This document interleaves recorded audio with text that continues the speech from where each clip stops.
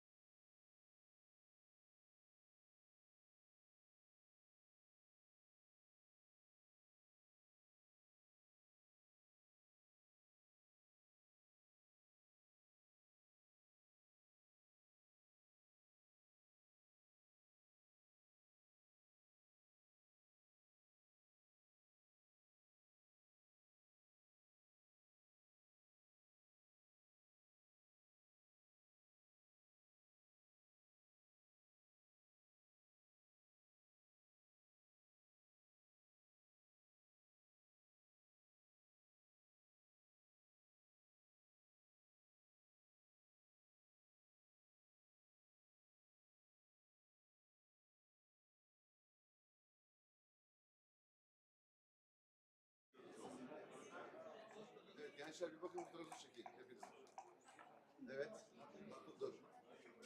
Bakın Atilla hocam bak. Tamam.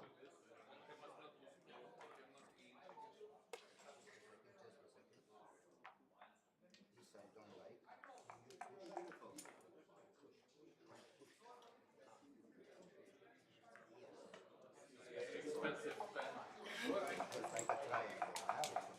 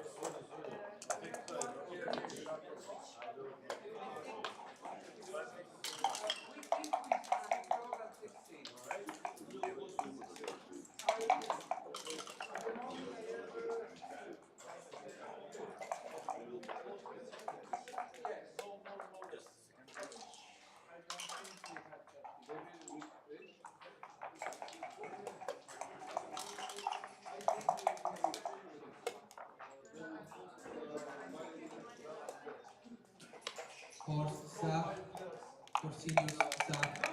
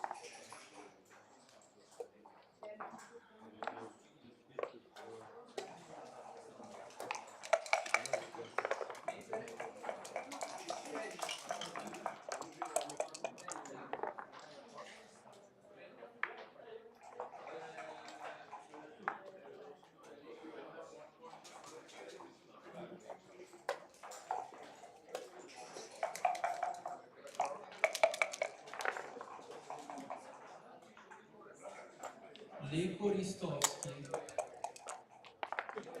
Leko Ristovski.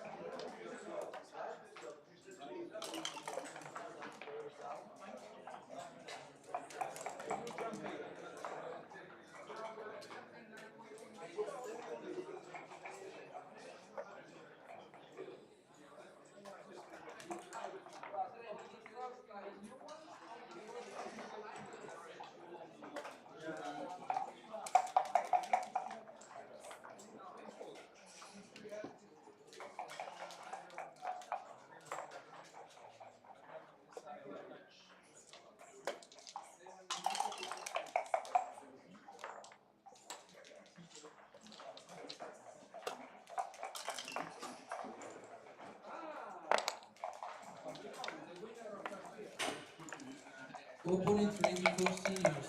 For registration. Opponent ready for seniors.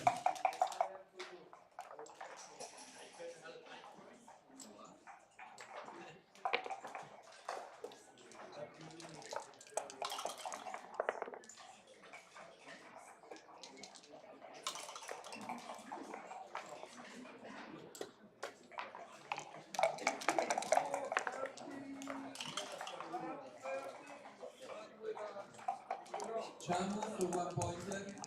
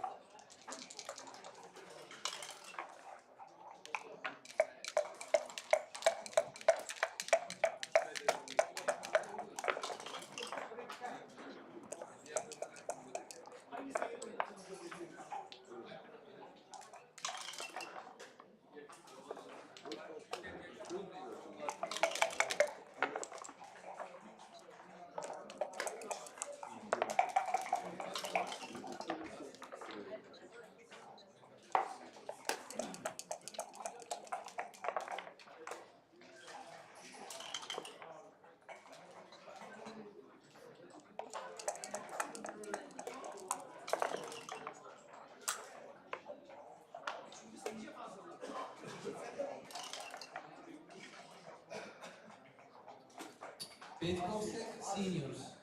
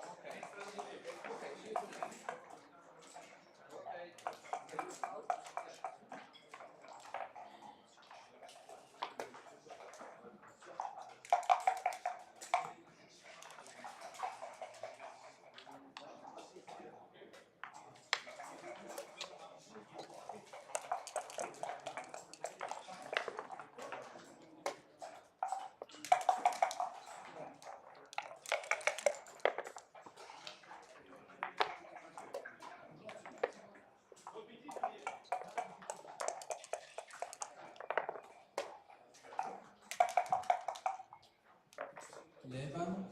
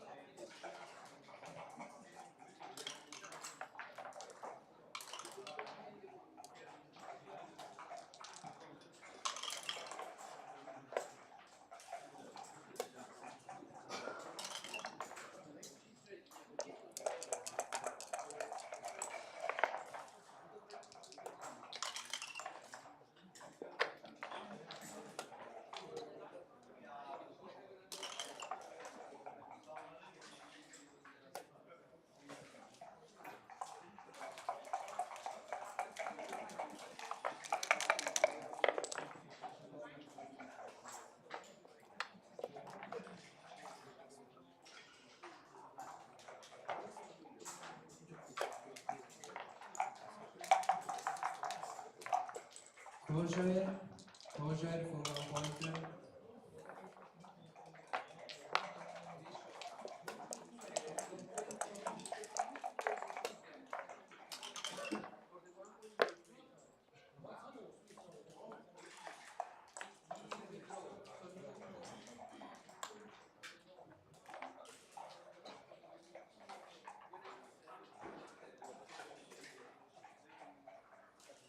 Last spot for 1 pointer to play right now.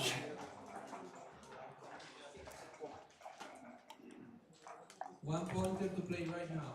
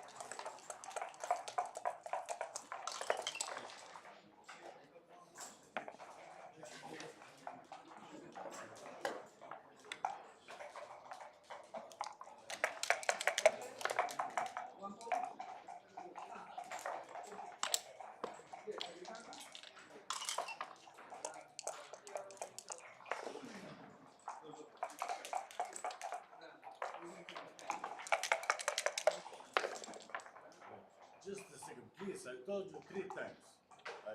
When I will put you gonna shake. I told 3 times I told you. Okay. When I put this, you're gonna shake.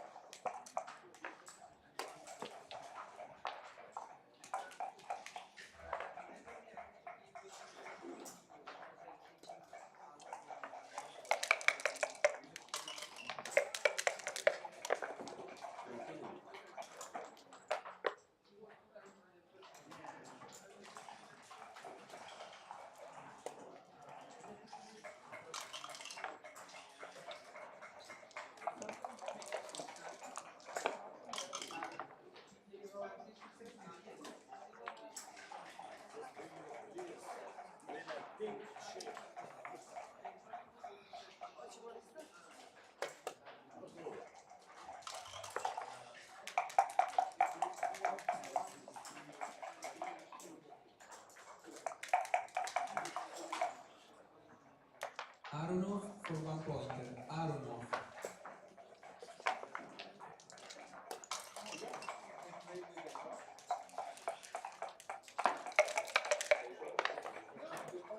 Belid.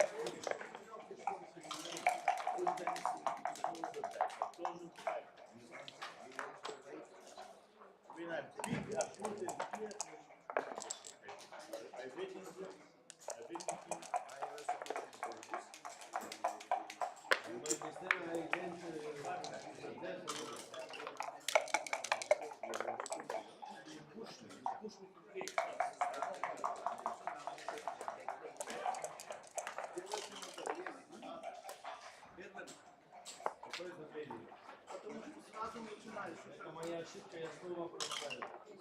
Если я надо просто, я снова прощаю. Футбольных-то нет, ничего, я не знаю. Что? Стресс я пил,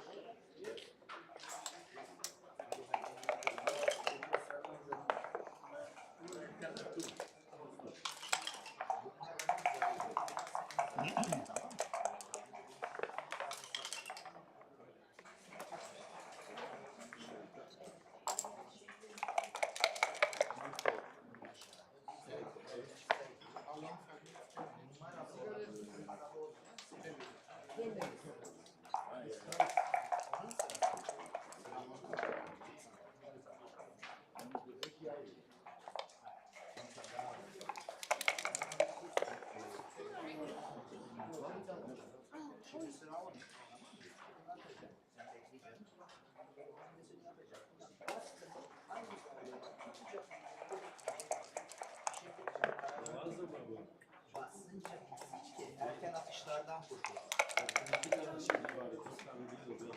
Nasıl bitireceğim hamleyi? Ben nereden anlayacağım? Çalıştırmayacağım sadece. Sadece hamleyi bitiren bunu basacağım. Buna basmadan bunu almak gerekiyor.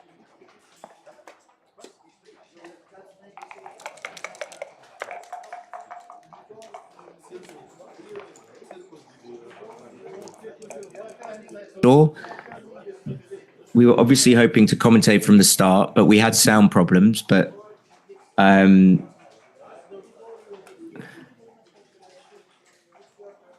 need to look at the right board.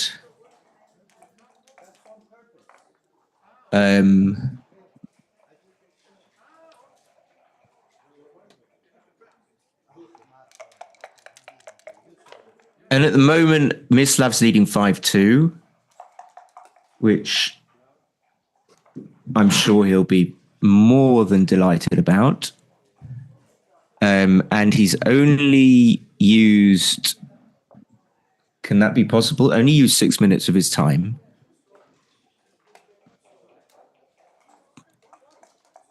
And I'm still waiting to know if I can actually be heard. I'm just waiting for Marta to tweak the screen and make it full screen, because at the moment I don't think I can be heard.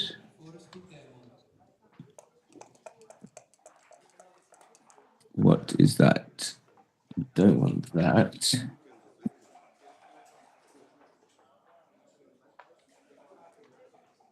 Don't want that.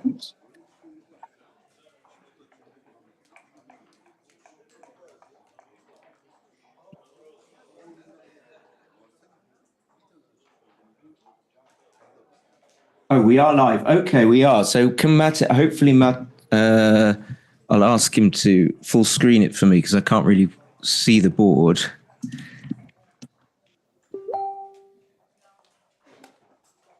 So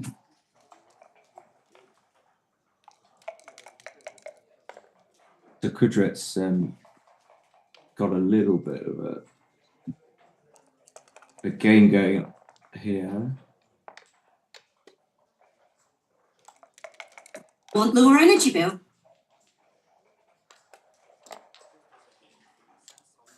How can there be so much twiddling?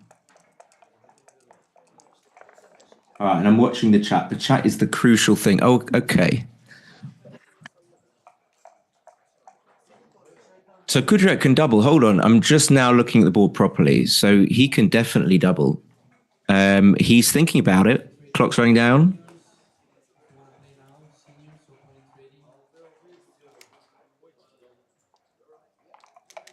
He's not going to keep. I was just thinking I'm not 100% sure that it's takeable. He's a long way up in the race. So probably since he hasn't doubled, he's just going to clear the midpoint. What are the consequences of doing this?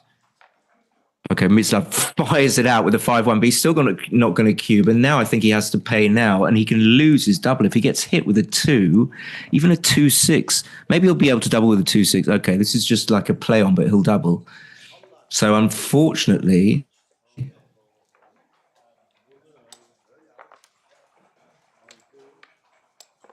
he only gets to win 1 point. I think if he had doubled before he rolled the double 5, I think Mislav probably would have taken, but I'm not 100% sure. I'm a little bit sure.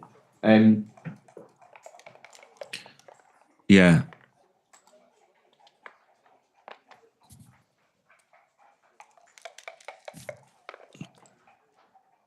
So 5-3, Mislav slots with a 2-1. Kudret hits.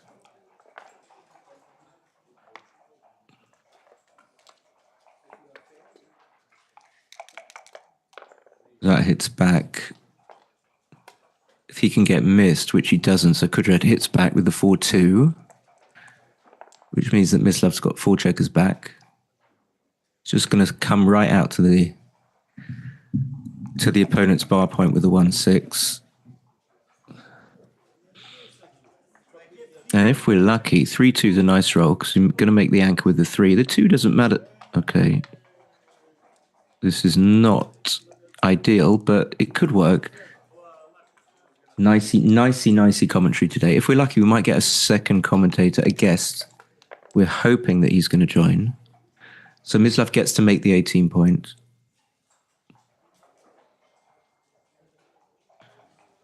And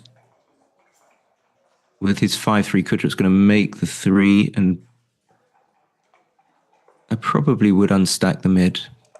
I don't know. I just don't know which is better, but that can't be too bad. And then Mislav's probably going to hit on he's behind in the race. So the 2 I would play first, not that it really makes any difference.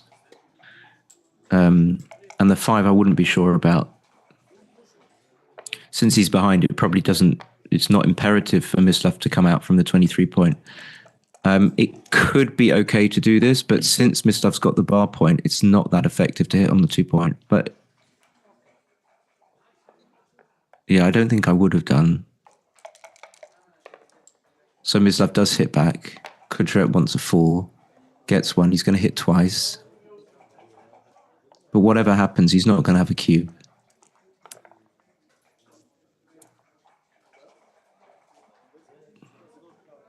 So even here, because of Mislav owning the bar point, it really lowers the strength of Kudret's position.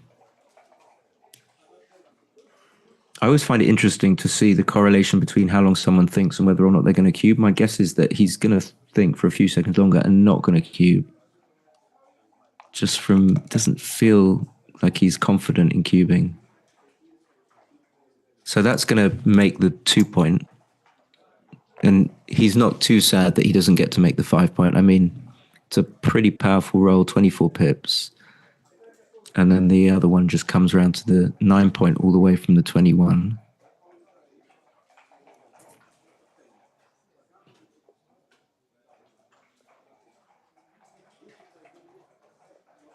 I think he wanted to keep the point. Yeah, okay, but good. He does that.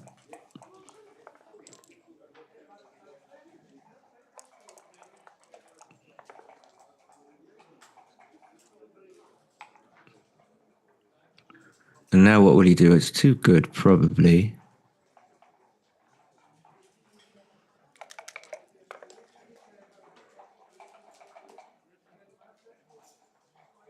Five, I think, comes to the 8 point for diversity purposes. Diversity and inclusion. Yeah, I wouldn't do that. Now you don't have as many numbers that hit on the 4 point. If Mislav comes in with a 4, I suppose it destroys the 2 good, but since he doesn't, I think it would be a mistake for Kudred not to play on. Just try and win 2 points. 2 points is a lot better than 1 here. And yeah, the double 3 doesn't get to hit, so he's going to have to come out to the 15.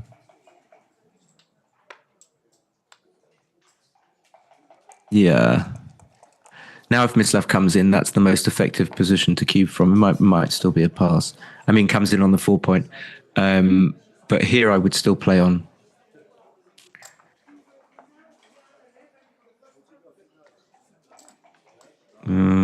Just trying to work out whether he will.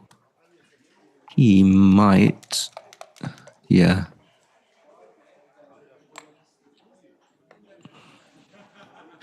So you're going to leave it slotted. Can you duplicate 4s or 1s? Which are the numbers that Mislav needs to come in with? 4, 5's going to hit and cover. And now he should cube, but I'm sorry, because I don't think he will. 5-4 makes the 10 point. So it's a question of when, if Kudret didn't cube then, he's probably not going to cube at all in this game. Which is sad. But 4-5 was a good roll. Didn't he roll 4-5?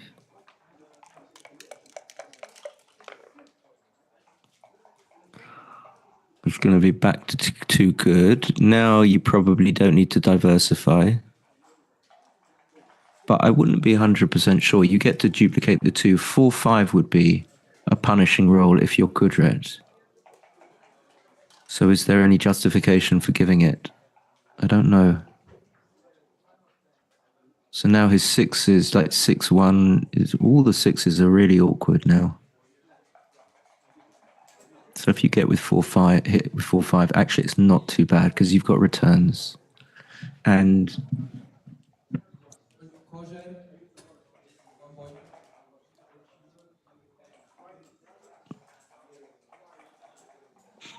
yeah, it's always be interesting to know what people are thinking here. Why he's taking time over this. I think he knows that he wants to fill the hole on the 4 point. Maybe that's what he's thinking about, and whether or not it's too dangerous to leave the checkers spread. So he's not going to double, and I think it would be too good technically. And now Mislav might not come in, and it just will be too good. So at least, oh no. So again, yeah, he's going to have to slot it. This would be a pretty big pass, I think. I think he has to double.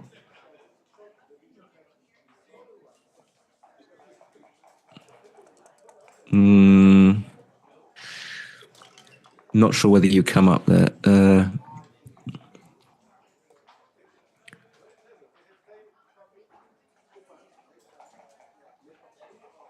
This is really tricky, actually. If Mislav makes the natural play of 8-5 and 6 to forwarding loose, it leaves the one thing I noticed, it leaves Kudret with very good sixes to hit on the 4 point.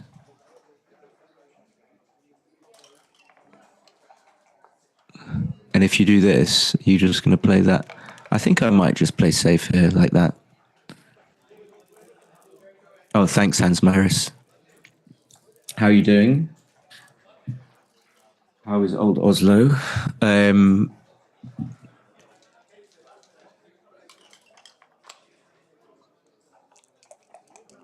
really wonder about that 3-2. That was the first difficult play for Mislav, but maybe it was obvious that he couldn't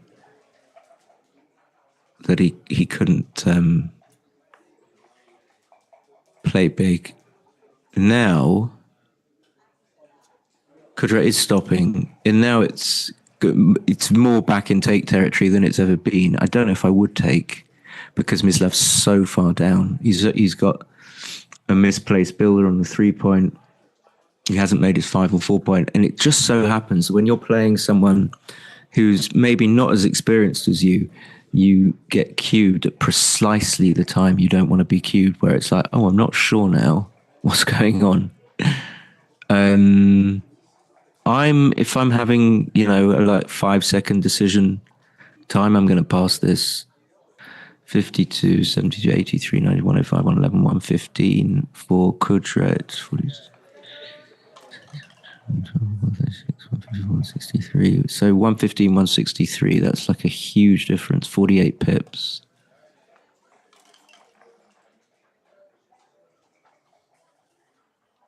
So like double 4, which wouldn't get the checker safe on the 11 point, is going to probably switch. I wonder about that take. I really wonder. Okay, that cleans up very nicely. I wonder what Hans thinks about that. No, I'm pretty convinced. I'm gonna go against Mislav there and say that is a pass. It can't be a humongous one. Okay, I think I would probably want to play 3-2 and then not make the 2 point. But then I'm going to get attacked with any 4. So maybe I do need to withstand that pressure. If I'm going to double slot, those are the points I want to slot, but I do want to unstack the checker on the 3 point more than anything. What's the priority? Double 3 is playable.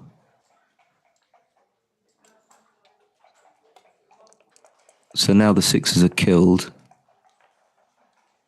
That's a pretty good, actually, strangely, it's a great roll for Mislav, but strangely, that's quite a good configuration for Kudret, since the 6s are not going to play. Don't know what he rolled, it glitched. I don't know. Should he? If he doesn't go, he's gonna have to break. What's his plan if he doesn't go break from the 18? Is that gonna be okay?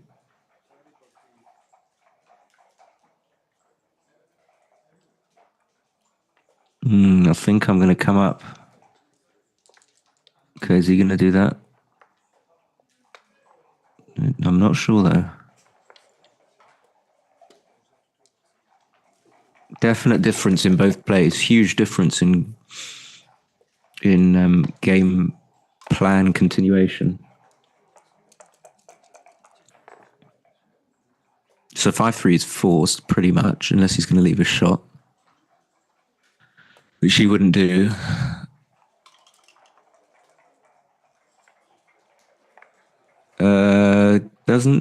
Don't some of the numbers leave a shot for Kudret, meaning that you probably should make the 2 point?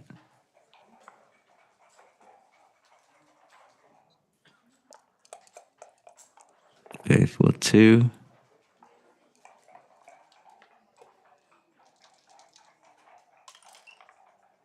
And I don't. Okay, this one. Yeah. Technically, I don't know. Could that be right? Could be. I didn't see it. think he has to bring it in. And now at the very moment when Mislav's going to have his strongest board, 6-1, 6-2 are going to leave shots. 4-2 is fine. 4-2 is absolutely fine. 2-1 just stays back on both anchors and makes the 1 point.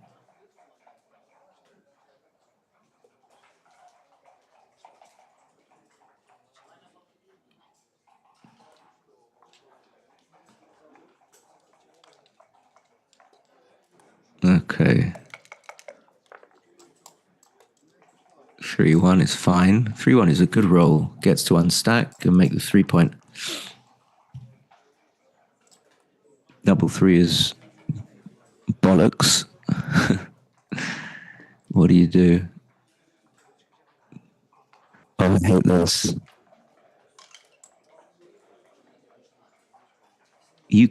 Can you win with a 4 point board? Yeah, I think I. Oh God, I don't know. I think I would do this, but there's the 6-2. Because you can win with a 4 point board.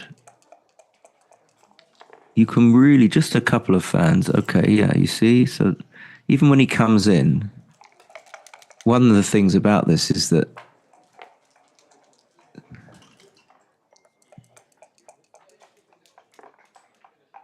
you just need to get him to fan like maybe once. Okay, 2-1's going to block 6s and 3s, and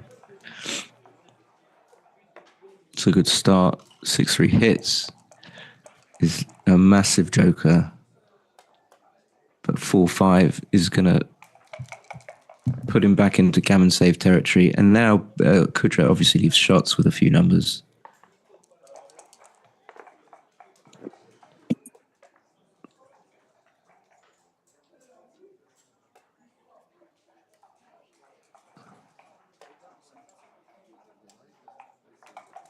Which one do you slot?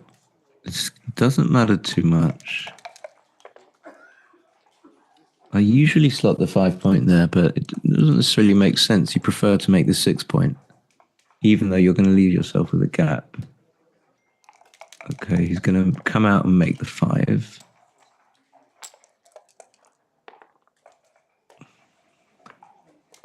Yeah, I think Mitslav took a pass there. No, he's left a shot. Maybe you don't hit because you leave a bad configuration if he fans. But taking a checker off isn't great either. But having been missed, he's going to win. It's going to be 5-all.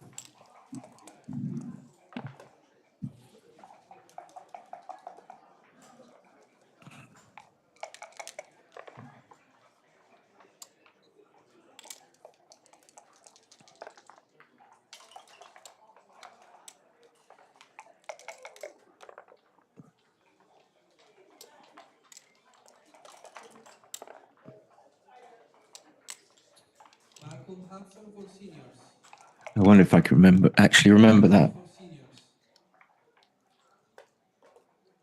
position. There was also an interesting 3-2.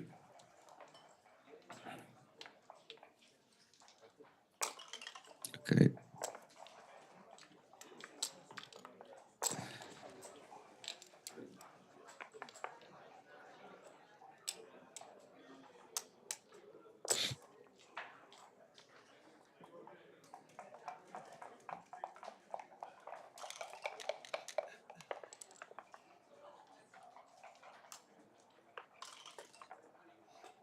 Mislav's not abusing time so much in this match. And I can't see his box of tissues, although the shirt is there. He seems ageless. 5-3, 5-3, 5-3. Yeah, with only one checker on the 8, my first thought is that a 1 spare that you just make the 3 point. But yeah, I think you make the 3. I think it would be a mistake maybe to make the 21. I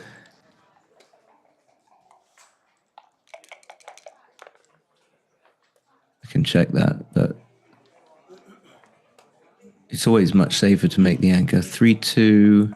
He could play 13-11. I think he needs to unstack. I don't think he should come up against those big stacks on the 8 and 6 point. 4-1 just makes the 5. So Kudret kind of gets away with it, but he's going to need to escape.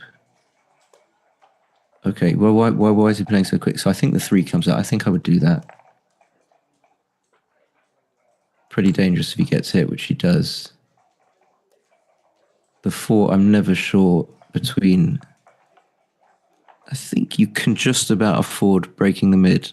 I usually play 7-3 here. So how many shots is? Is that right? Coming in there. That just makes the 5.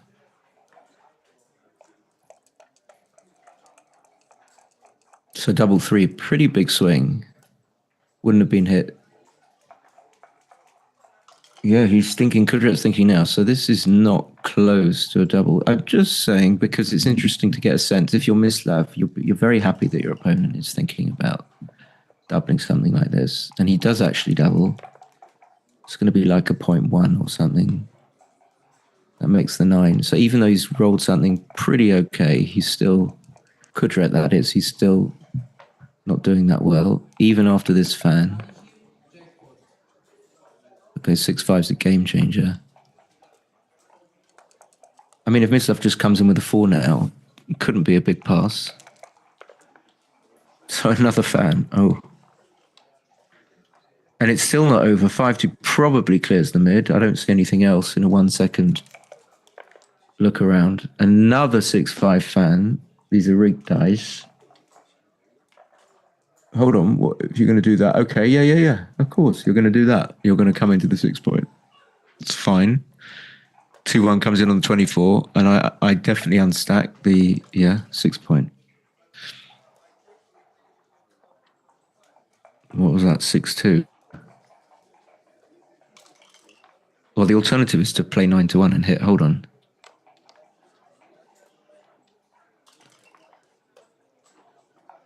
What she's looking at. Yeah, I think you can't play 11-5, 8-6 like this. I don't think so. I don't think so. Definitely a tricky one though. Because Mislav improves his board.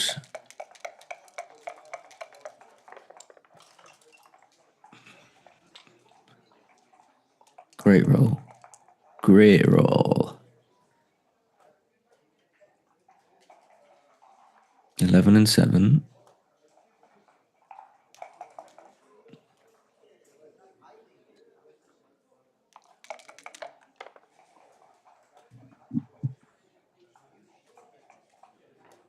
Now he has to play safe.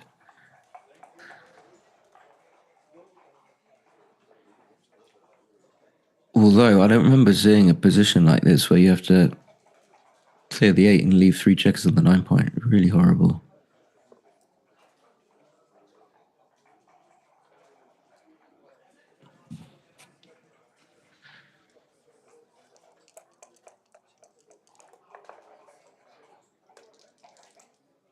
Okay, that just makes, I think you just continue to try and make a 6 prime.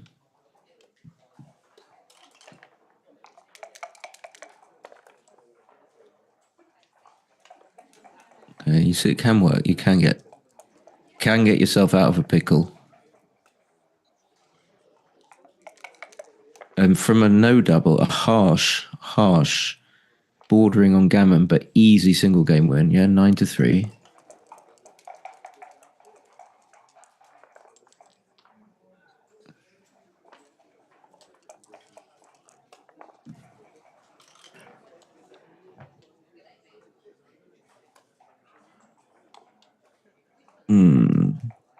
Well, I would just slot the 3 point, but I don't know.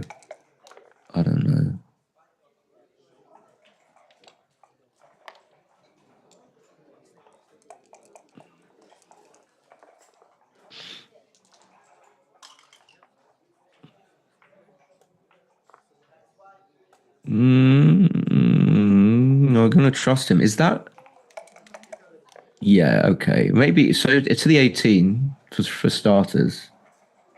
For starters, well, I would have been hit. Yeah, 6-2-3-2-1. Yeah, he played that really quickly. That was quite impressive. I mean, at least coming out, I didn't see immediately that he should come out. I'm assuming he should. So I think with the like I said with the 3-2, should have slotted the 3-point before. I don't know why he's gone into gammon save mode.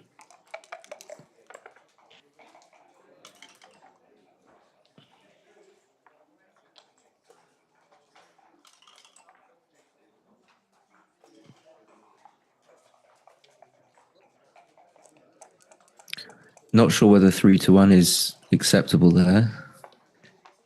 I'm not sure. Okay, yeah, make the 3-point. Make it. And just bring one in. 5-2 leaves a shot as well. 5-4 doesn't.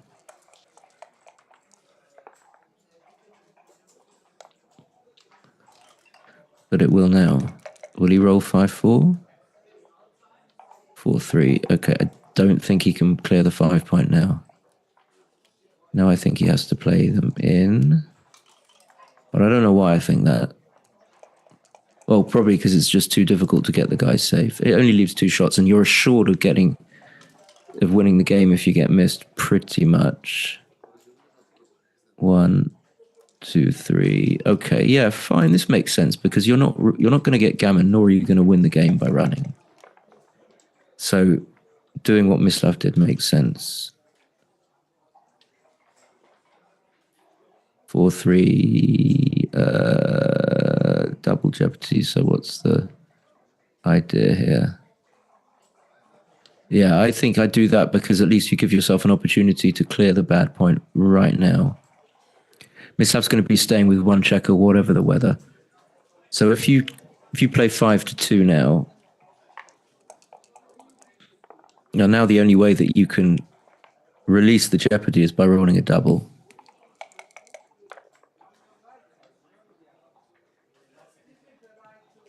Double 1. Just play to the... That can't be better than sliding to the 4-point, I don't think. Now you leave more shots. Okay, it worked. And it's going to be a 2-point game. Yeah, the World Team Championships in April. Yeah. Guess you got Dagfin and Elias and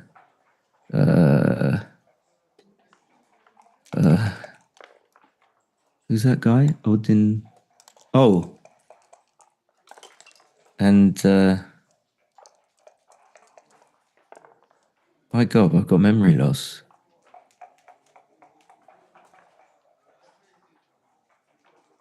Well, anyway, you got a good team. UK sending a slightly sort of alternative team this year with a few new faces, with the Dan Rivera and the Andy Darby, and got a women's team as well. A women's team or a woman's team? So Kudrit takes the lead, 7-5.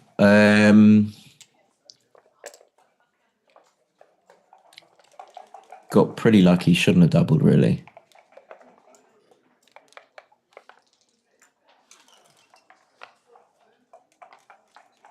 Six three is going to split him down.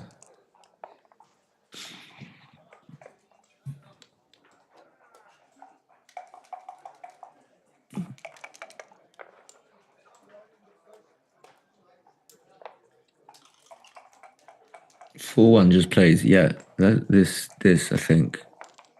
It's my third rolls. I need to just play dice on checker. Why on earth would Arda not want to play dice on checker? 6-5. I don't think you can run here. I think you have to play 2 down. Can you run? Maybe. Some of the numbers are duplicated. So what's the... Maybe you can run. I wonder. You get to get one checker out of that burgeoning prime, that incipient prime. Okay, double five would have destroyed you. So I'm glad that you didn't run. 4-3 is going to hit and come up. You don't really want to come up, but there's no other three. Or maybe you do want to come up to try and escape. Double four. And so we see how Kudret kind of thinks about the cube here. Some more grist for the mill, some more evidence. So 3-3. This is what I mean. It could be a long way too good, but I'm going to suggest respectfully that I would think about it for a while if I'm going to play on. And then I'm going to think slightly turning to the. I'm leaning more towards the DP here. I don't want to roll like something that doesn't cover and get hit back when I'm leading 7-5. I wonder about that.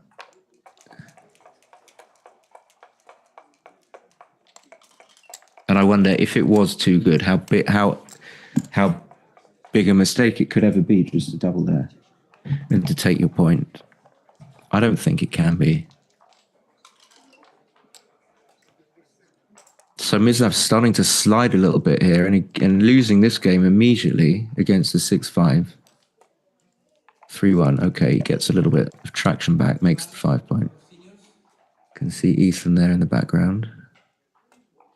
4-3, you just you even though you run with 6-5, you come down.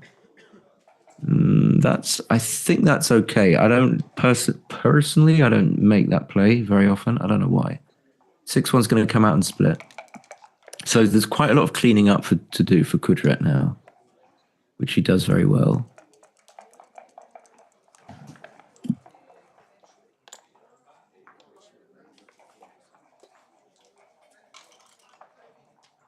Two six.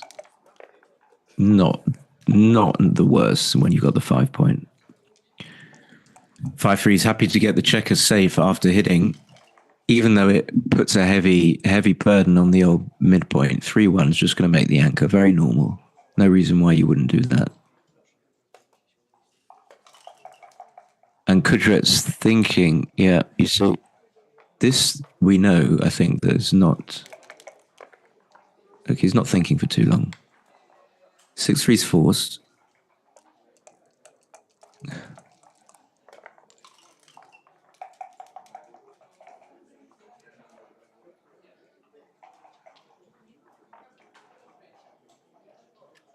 I'm not going to rule out making 21. So what?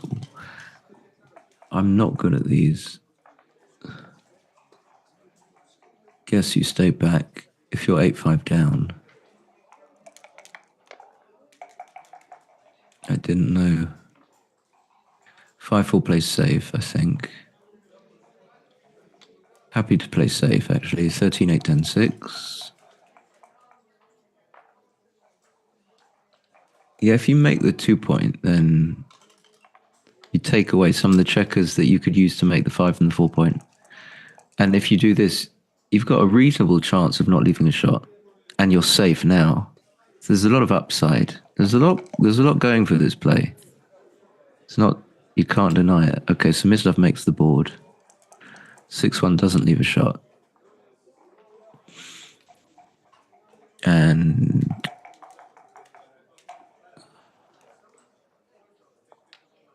what's the 3? I don't know what the 2 is. I suppose because you want to try and make the 3 point, give yourself more numbers to make it.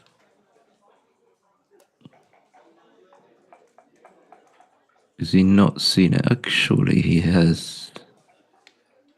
Okay, he has.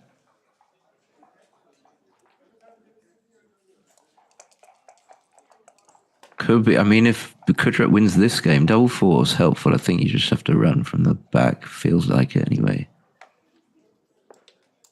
1, 2, 3. Okay, maybe not. Maybe that would be very, very bad, actually. You can hold the timing. 4-3 makes the 4 point. So that was my point 2 blunder. 5-3 makes 3, don't know. Either one. And this is a cube, maybe. But he's not even going to think about it. Even at 8-5 up, I would have thought about it. But having rolled the 6-4, his position's like weakened, but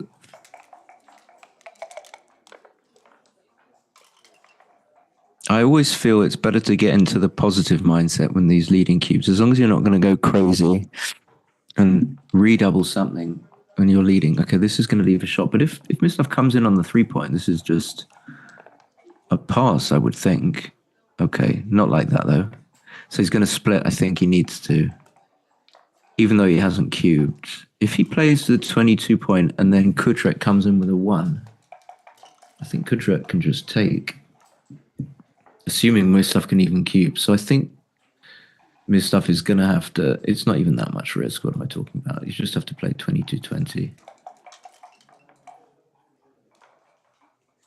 But I imagine that Mislav's thinking similar kind of things. So now if Kudrek comes in with a 1 something, okay, this is just, must not be a play on.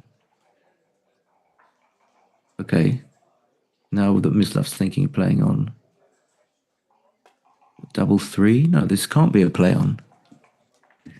Mislav, I disagree with you.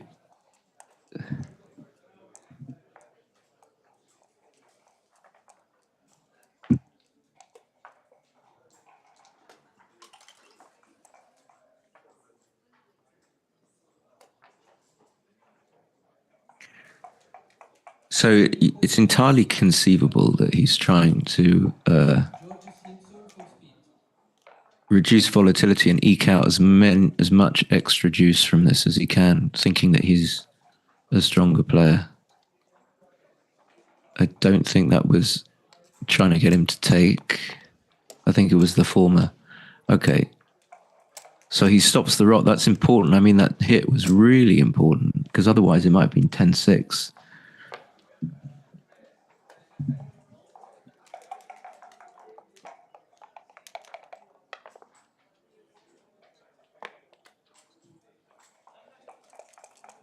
Yeah, 6-4. He should have ran, and that makes it even. What I mean, that's a really kind of punishment actually, because you're leading 8-6.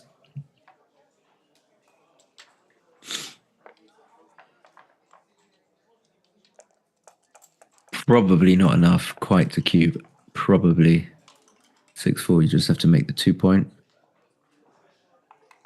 I don't know whether that's average or slightly below. 6-3 makes the 18. Just going to be a holding game. Opponent ready for €100 jackpot to play right now. €100 jackpot. We can just close our eyes and go to sleep. I think Mislav's slightly ahead. Yeah. We'll probably just play 13-8. No real need to make the 3-point. But I suppose 6-1's going to play. Okay.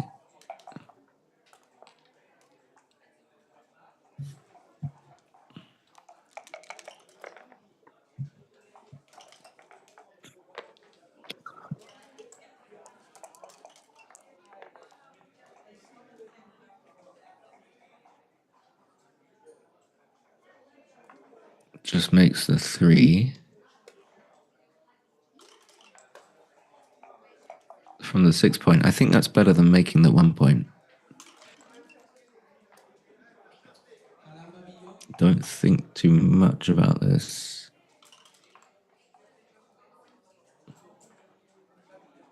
I mean, you're not going to leave a shot and play 8-5 because you've got a decent raise and you don't want to jeopardize it. And the best place to put your checkers with the roll that you've got is to put a checker from the 6-point onto the 3-point. I don't see. I don't see what Mislav, like, why he's kind of puzzled. What is he puzzling? I mean, either you make the 1-point or not, but I wouldn't. I would just. Okay, maybe that's in combination, but either way, do one of them. That's in communication with the 8-point, that open 2-point. 5-3 plays 13-8, 3-2. 6-5. Doesn't feel like he can run 40-60s. Yeah, okay. Could have cleared the 9 point.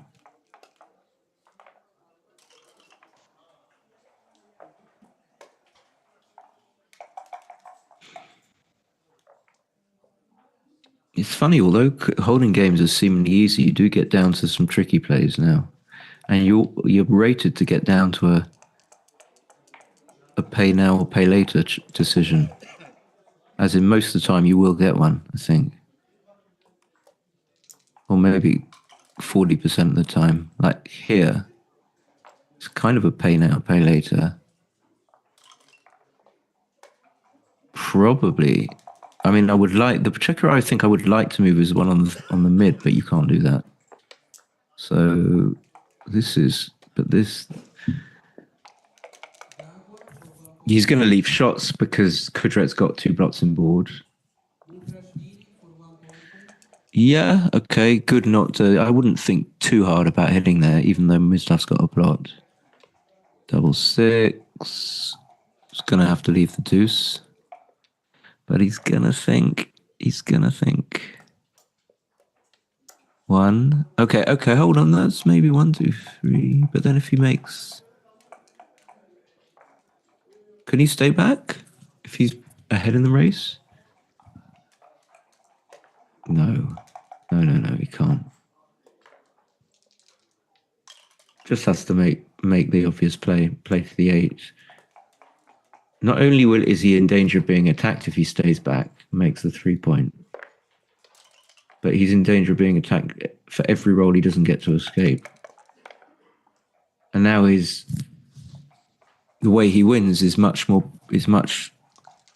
strongly precipitated. This is just. So I would think about definitely. It looks like he's just gonna roll, but hold on. 673 over 1894,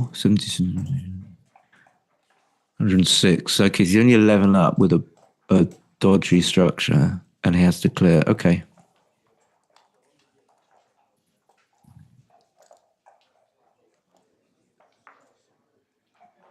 And with that checker on the 9 point, not assured of getting safe. Actually, that's wrong. Everything gets it safe.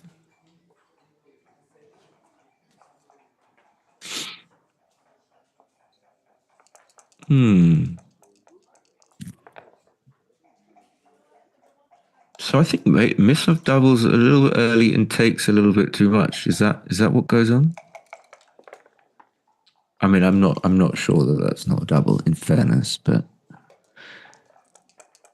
6-2.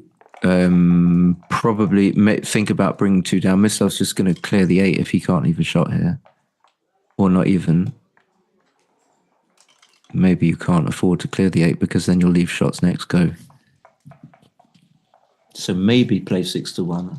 I hate doing it. If he brings the 2 checkers in from the 8, then Kudret's just going to play 2 checkers from his own mid, and then if Mislav rolls a 6 something, he's going to have to leave a double shot. I mean, he's going to have to leave a shot, not a double shot.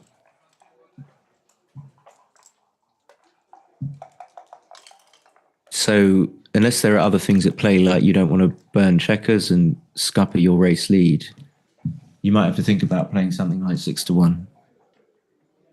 But I do want to bring those checkers in for efficiency purposes. These are hard. I wonder why are they hard? Because you have to think about all those things and weigh them up.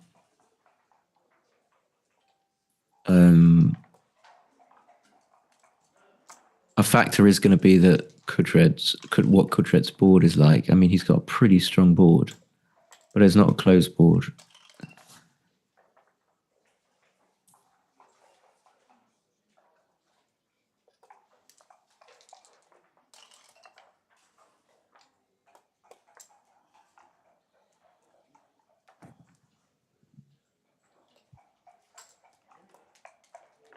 I could put it in.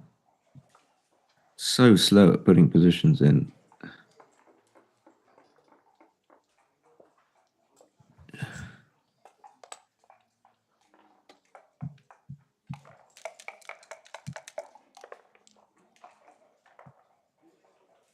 So he does choose.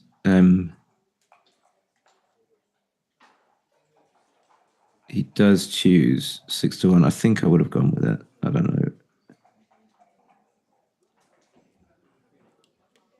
know. For money, centered cube. Okay, is it going to make a difference? Still, computer still wants to bring in 2 checkers. Is the score going to make a difference?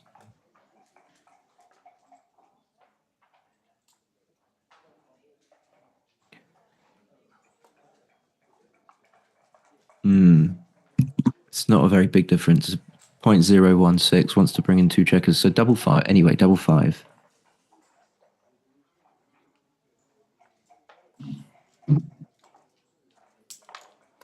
Has he only moved? No, he's got to run. I would have thought Mislav's got wastage anyway.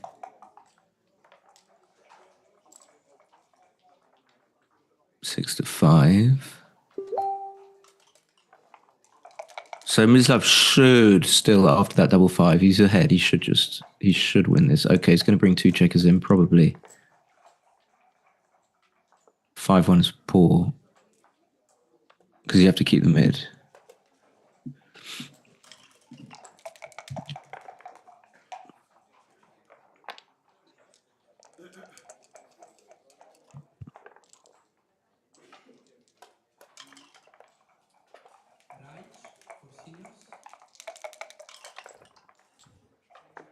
Oh, I turned away for a second. What happened?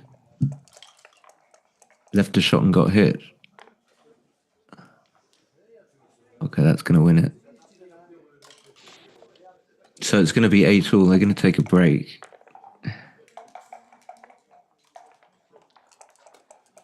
The one I would probably play 6 to 5, but it's not going to.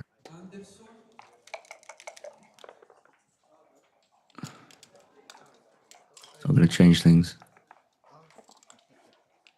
Hey, hey, hey, hey, hey, hey, hey, hey. It's still not going to be a winner, actually.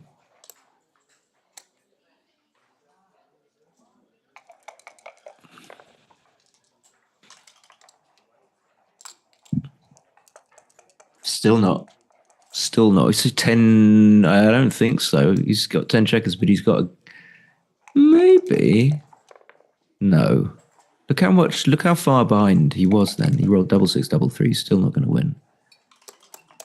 Okay, he's going to win now. I mean, 3 doubles. 3 kind of working doubles. It should be thinkable recube, but he's not going to do anything. He's just going to roll. Maybe not. Maybe it wasn't. But now, it's like an 85% at least. Depends what Mislav rolls. Okay, it's just a huge pass. Oh, nowhere near 85. It's like 99. What's he done? What's he doing?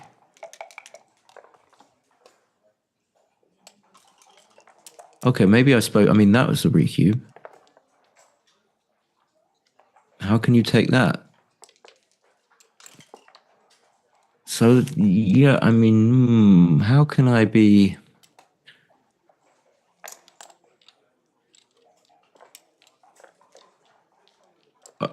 I'll put it this way. Like I said, I would love to be playing an opponent who just... I can feel he's just not going to cube. I can sense that. I don't know why people... I think it's kind of a mixture of fear and emotion and excitement, and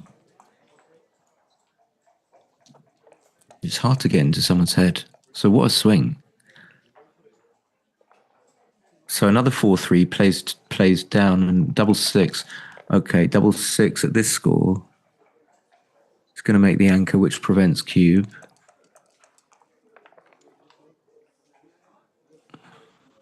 Two one's going to hit. No. What? Don't you have to hit here? I mean, you're stuck on the 18. You don't want to stay there forever. Am I wrong? Anyone? Am I way off? I think you just hit. It's funny. I mean, it's fine. We all make mistakes, but it's just interesting. I didn't think he would not. I thought he would hit, so I'm surprised. Okay. That just probably makes the 3 point.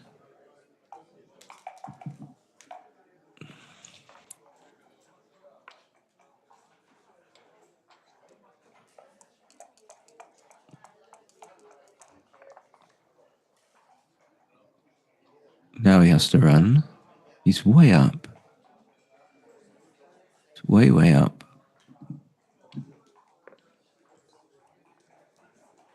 So now he leaves shots anyway. Gets hit.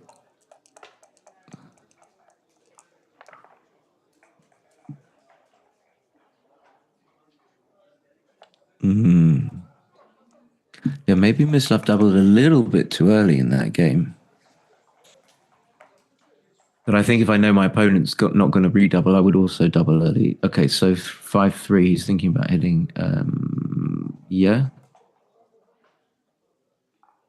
Even leading 10-6, just hit. Fine.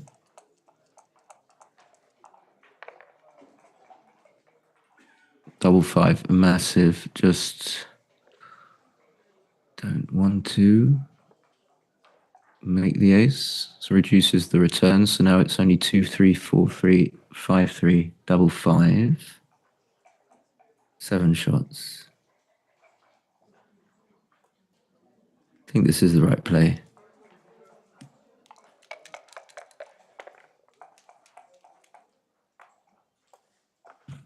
And now Mislav's going to cube. I think it's definitely takeable.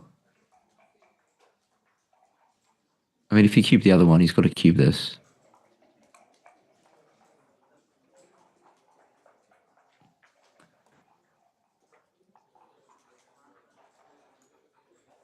So my thing with these is that I don't just automatically take them. So sometimes I tend to pass them wrongly, but it's just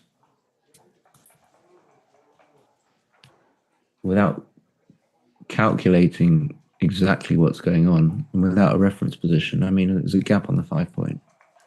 And I don't really care how many pips he's down. He doesn't care too much about losing an extra point.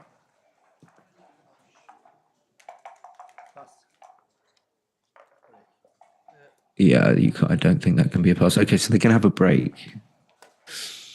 It's going to be 10-7.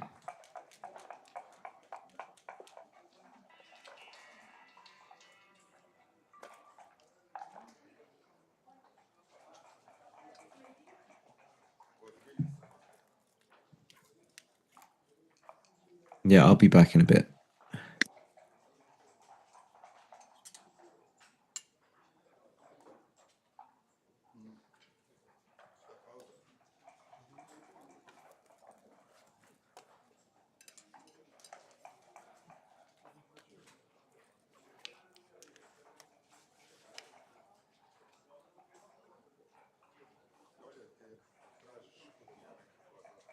Da, znam.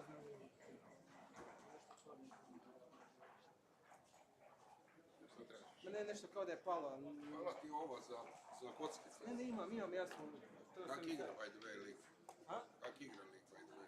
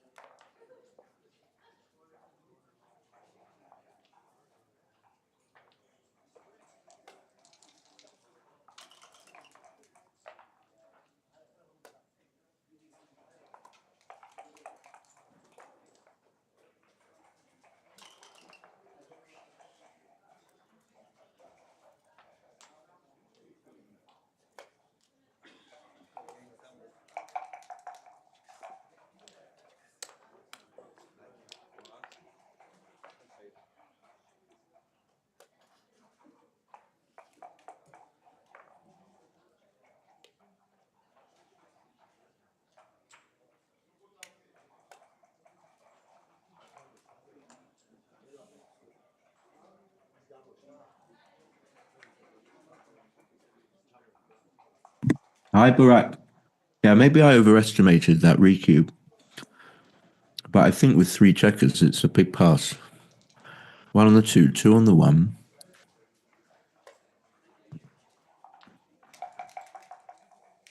Recubing to 4. So your opponent can pass and be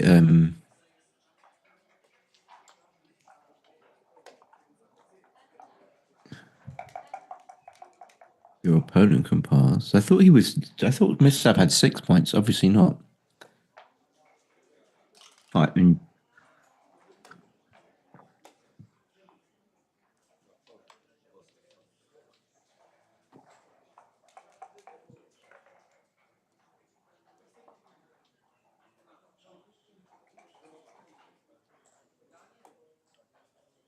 yeah, I thought Mislav was.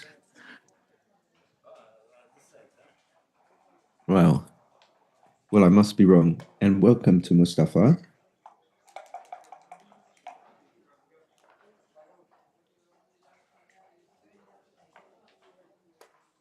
In any case, whatever the score was, I think it's a big pass with 3 checkers. That's just something I should know.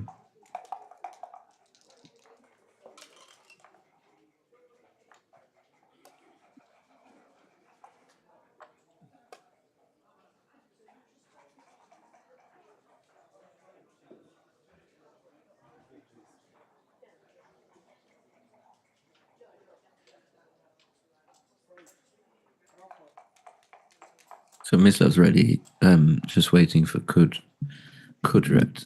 How do you pronounce, Borak, how do you pronounce, is it Ustaolu? Ustaolu?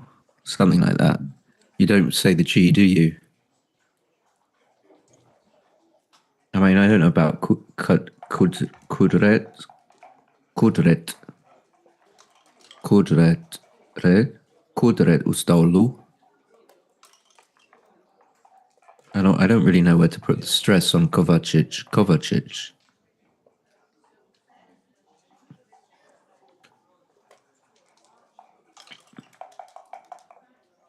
Anyway, just waiting for Kudret to come back.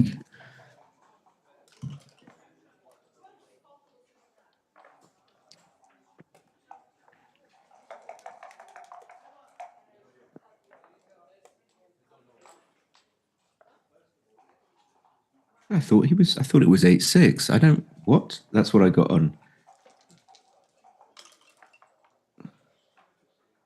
Since when was it? Since when did Mislav win a point?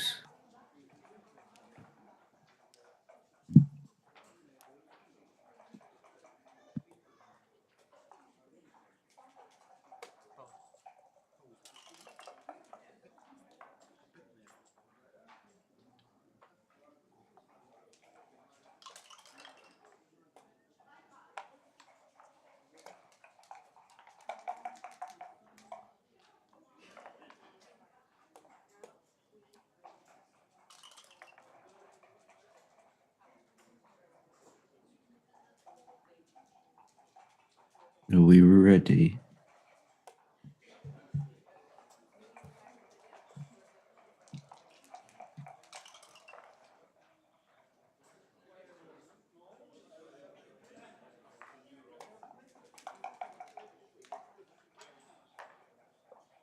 Or maybe while I wait, maybe I can put a position in.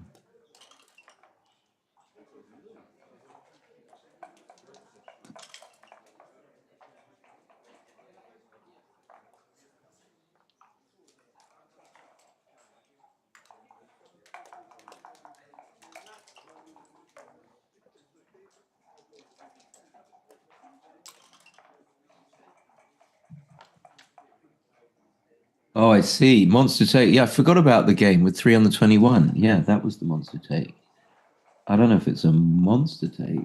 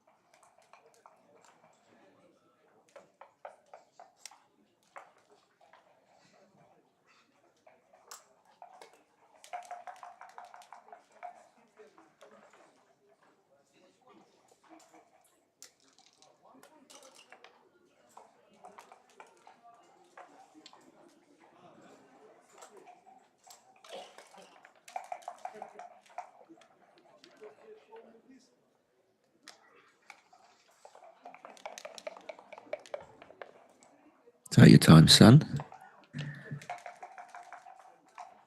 Okay. Gives himself a 3-1.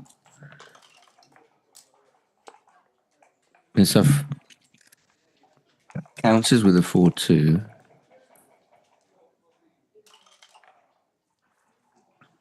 Now you're very happy to be leading 10-7.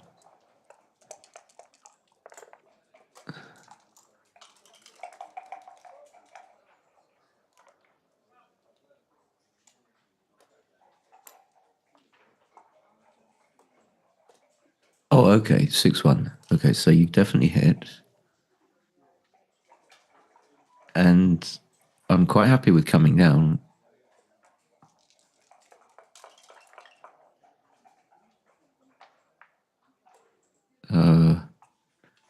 I'm pretty sure.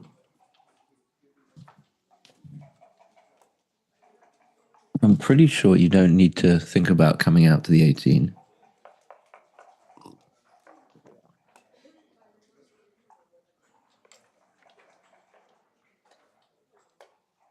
Yeah, definitely. I thought he might have been thinking about this. I would be surprised. He was duping forward. So the two I would bring up actually with Kudret's 2-1.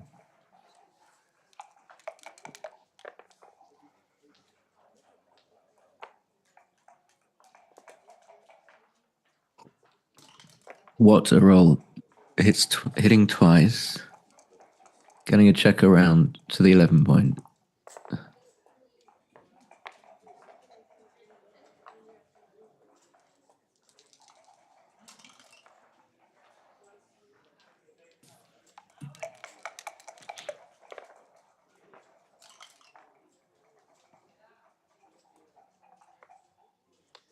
Yeah, of course, he'll make the bar.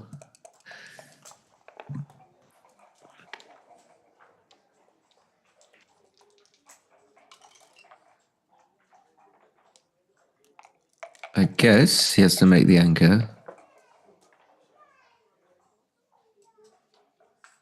That I would come out to the 17 point. I don't think he will, though. From the back, so that you still have daylight with the guy on the 22.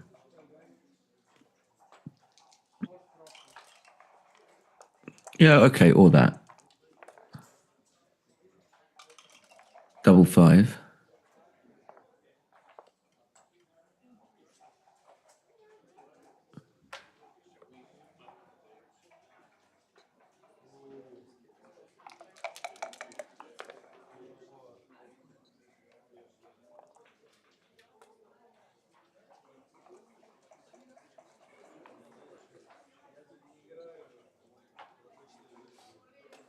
Yeah.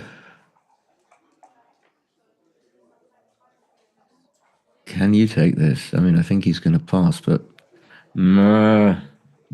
just at least. Only the is because I didn't know and I wanted to have a look at it. I mean, it's not even a double for money, so probably can't be a pass. I don't know.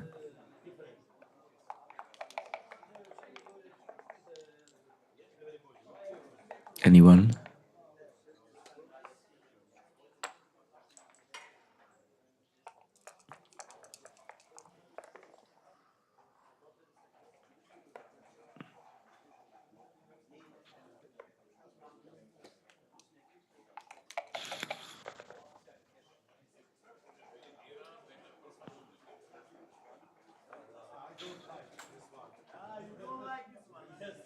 I think that's fine. It duplicates some of the sixes. Not sure whether 10-4 is better. And he needs to hit in some form or another. It's probably 24, 21, 6-2, something like that.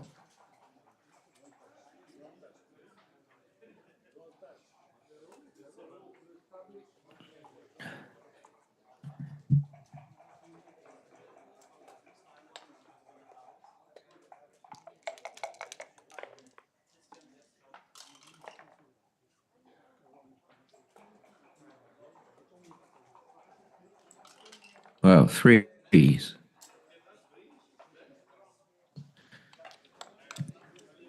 Yeah, my stream is slowing down a little bit. That's why I'm kind of even more lethargic than before. But double three is a fantastic roll.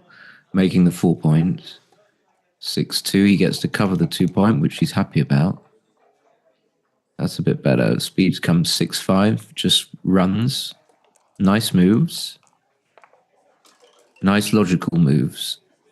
Maybe a 6-5 for Mislav. 5-1, does he have to anchor on the 23? Possibly, yeah.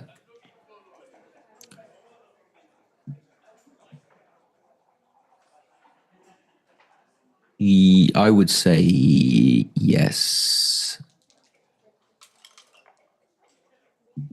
I would say yes. Why would I say yes? Because he's got... Kudret's got so many checkers, specifically on the 5 point, that he can attack Mislav with.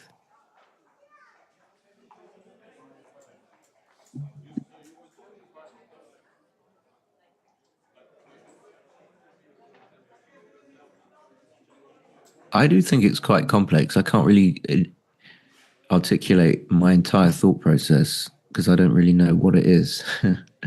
But you really don't want to make the 23 ever is the starting point. And I think you only do so when it's really necessary. And what really necessary means is when your opponent is threatening to, one of your opponents, let's put it this way, one of your opponent's main points of strategy is blitzing you. And so you go away from the default position of not wanting to make the 23 to doing the opposite, which is to make the 23. But it's often hard to judge where that tipping point is. Here, however, I think it's quite clear that even though you're trailing in the match and it's not so dangerous for you to be attacked, I think you still need to make the 23.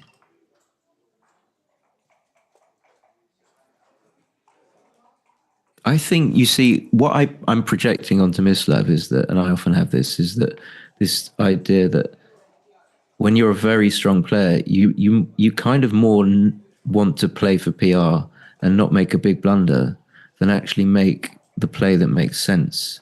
So I have that, and I'm owning up to that. But I think the way that I can see Mislav moving is that he has this same kind of thing that he's maybe thinking, oh, well, what my XG think is a big blunder here. I remember. Okay. Anyway, so he's gone for something completely different.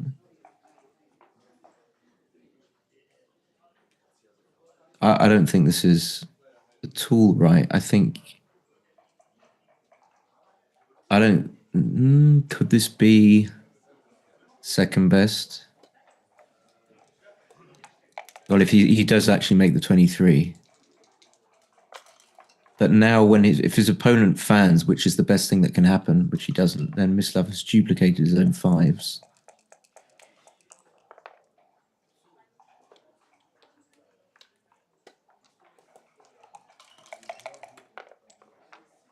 So leading 10-8, probably not a cube. Now this is a monster. And I think it's just going to be a pass. Really, almost whatever Mislav rolls, even at 5 away, 7 away. But we know that Kudra, theoretically it's nice. He won't. Oh, he is thinking.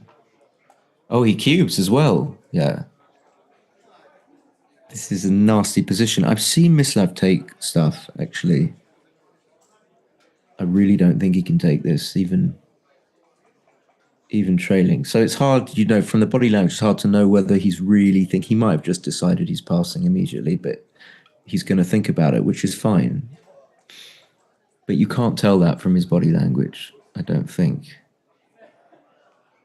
If I had to guess, I think that it's quite conceivable that he's already decided to pass, but he's just checking, judging from what he's doing with his body. But I'm completely wrong. Okay, I think that's a big... It was 5-2, high zenk. It was 5-4-2 take. Not this. This can't be a 5-4-2 position. Can someone check this? I know there's a delay. Okay, I think this is a pass. So I think, Zenk, you're talking about the The 3 men on the 21 point. I'm still surprised that that's such a big take. It was 5-4-2 take. Okay, so it was only worth 458 after he doubled. Could that be possible for that position? Okay, it's really worked out for Mislav, so maybe it was an easy take. I don't know. I wouldn't have taken it. 5-2. Okay, well that's another good roll. It's just going to run all the way. Fours are duplicated. So Mislav's going to recube, maybe, at some point. Yeah, Zenk, if you could tell me 5-3, okay, doesn't roll a 4. Not rolling a 4 is a lot worse than just making a point and board. Yeah, the only good number that Kudrat has, obviously, is a 4.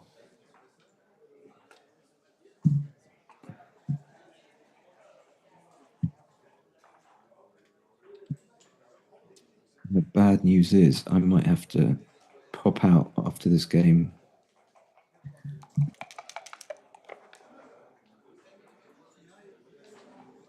And this is just going to be a pass.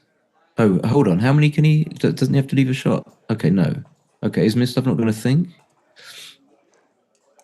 Okay, I thought he had to leave a shot. I missaw the position.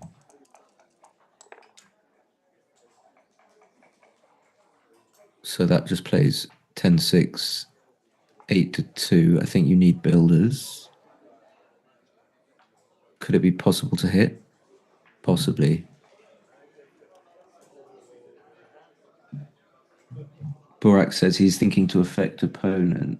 Otherwise, he took his pass in mind. Yeah. Can he hit? Yeah, maybe he can hit. Maybe that's it. So what do you? If you leave it, if you hit, you leave yourself a 6 to cover. That's a very good thing because you need a 5 to come out. So your numbers are diversified. Yeah, I think you do. I think you play 7-1, 10-6.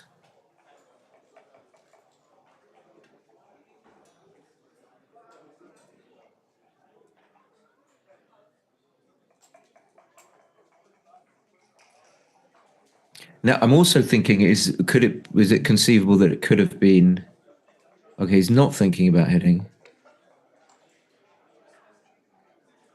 Now, what are you going to do for your next trick? So now a 4 is good, but even if Kudret doesn't roll a 4, he's going to be able to handle. Okay, he can't. He can just about handle that. Now that the thing is, how has Mislav configured his checkers to either make the 5 point or do something productive? And I think without hitting, you weren't able to set up a position that was viable for you. So I might have hit, and now he can carry on not hitting by all means and just stack them up on the 2 point. Semi-final of intermediates undefeated bracket is completed. Our first finalist is And the Richard Pickett. perverse thing about that is there would be some sense in doing it.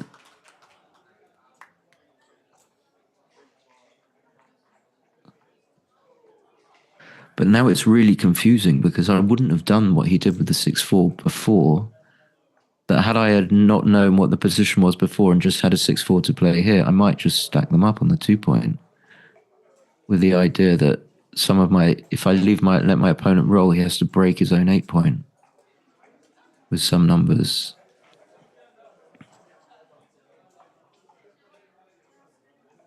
I need some help. I need a bit of help. What will people... Okay, how far is the delay? Okay, no, there is no delay. There's a delay of a minute or so.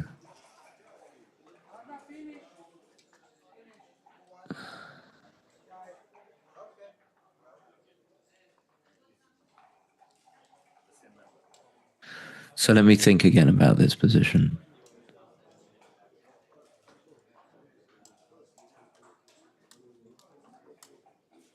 Yeah, I think I would hit anyway. Just play 7-1, 8-4.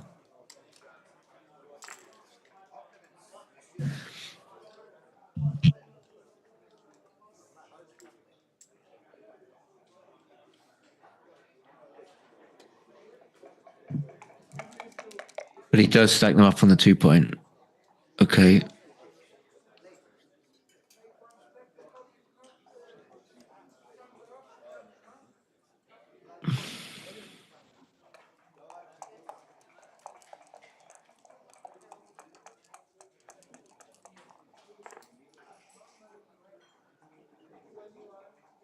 Now, if he did that, of course he has to run. It wouldn't make sense to have kept the 7 point and just to then have voluntarily broken it. Oh no! See, this is what I don't. If he made that play, then he should just play this very quickly and not have doubt. Too much doubt.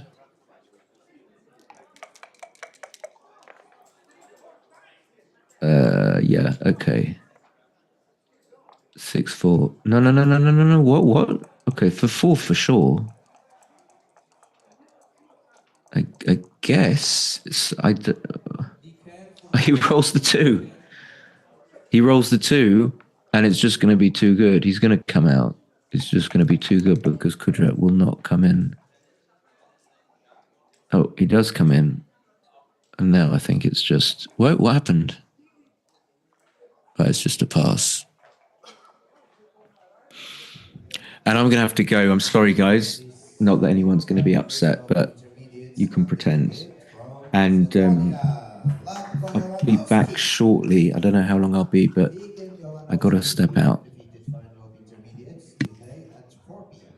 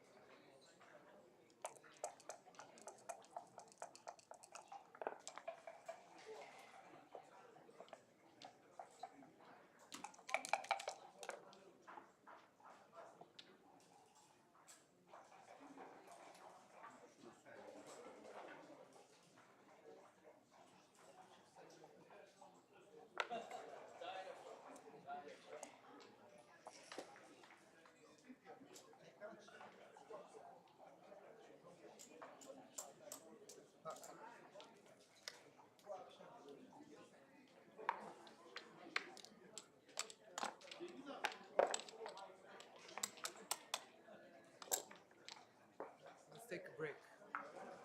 Break.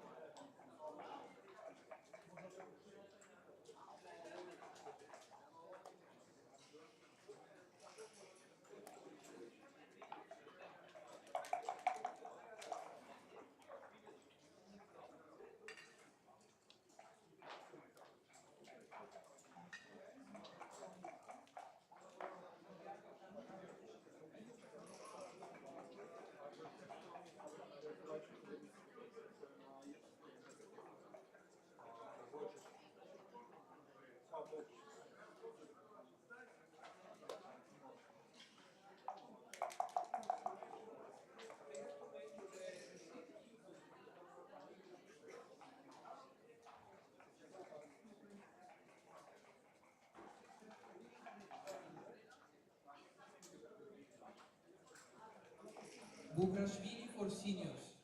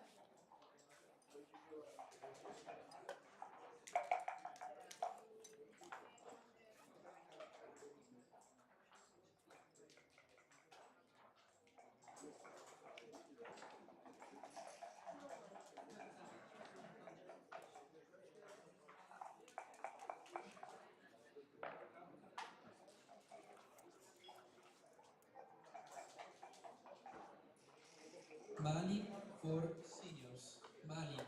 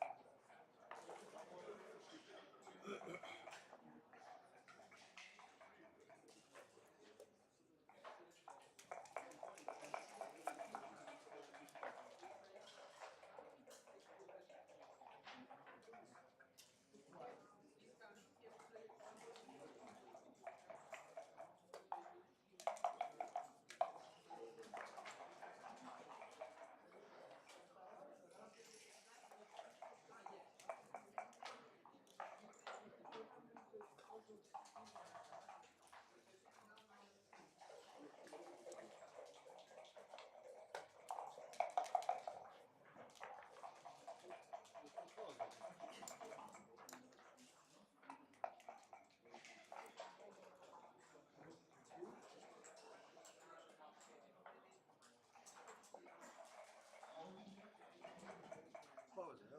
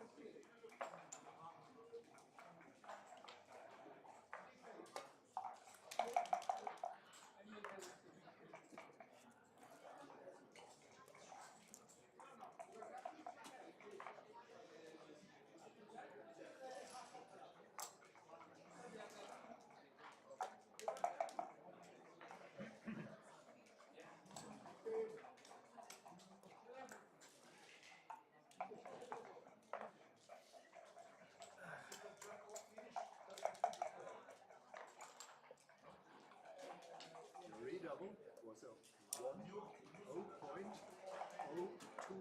redouble. 0.02 redouble. Oh, really? And he passed. Wow. Okay, I thought it was a stronger cube. Almost a reveal because I saw it. Yeah. I thought, oof, I don't redouble. But the score, Yeah, the score. I score thought I is had to the score. Yeah, I'm surprised it's so, but many will drop, I guess. yeah, Some percentage, some percentage. normally. But I didn't think it was a bad. Therefore, I looked. Yeah. You never know what they do. Yeah, I know. Sometimes I also. Yeah, we have to like think in their terms. Yeah. But you were fast. Yeah, that's what I usually do. Yeah, if I think, then it's Because you reflect about every move very long. yeah. I don't do. Normally I But, give uh, quick but cubes. cube, Yeah, But the cube decisions are yeah. I like to snap cube. It scares them. can have can have higher damage. Yes? Therefore, I think you have more to think about the cubes than about. I mean, often before my move, I'm already defending what kind of have an idea if I'm going to. But Of course, he can roll anything. good roll. Yeah, 5-6. Came in and could clear the block to the 2 point. Yes, that was good for him. Yeah. You couldn't have thought that he was really good. Yeah.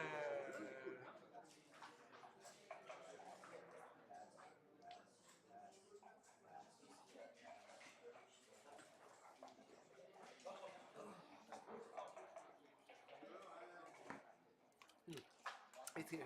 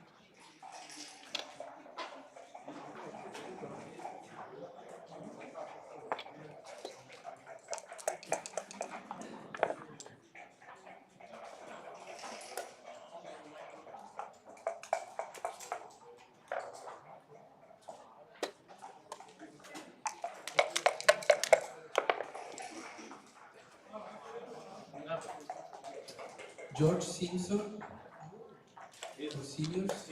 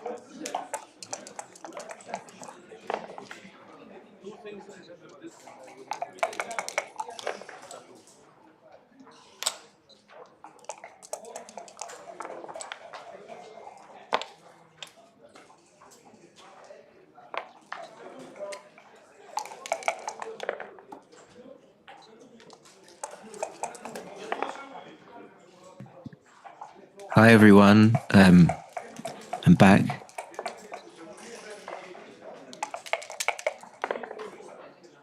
And we're going to carry on as long as, as long as it doesn't, the dreaded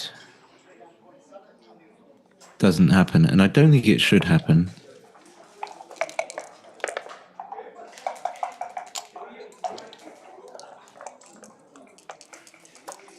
And other than that, at this juncture, there's not really that much to say.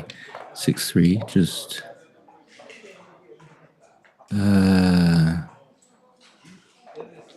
he's down to 52 seconds. My instinct is to bring it in, get hit. Yeah, bring it in. I think that's actually...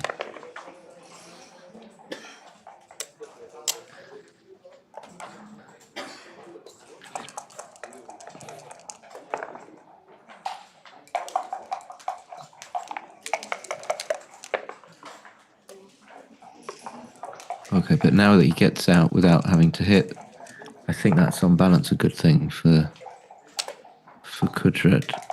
I don't think there was much future in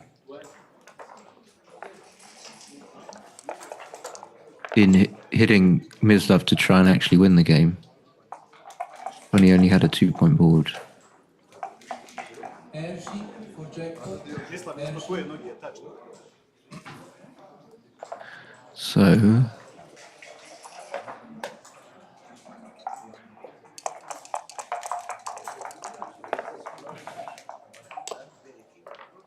there's definitely no backgammon now. It's almost completely impossible. You make a 2-point board.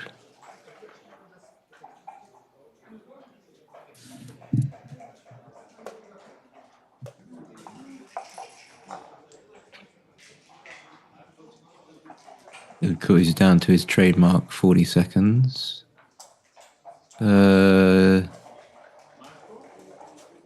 If I had to play something, I think clear the 6. Oh, this is better. Yeah, that's better. That's a nice play. Okay.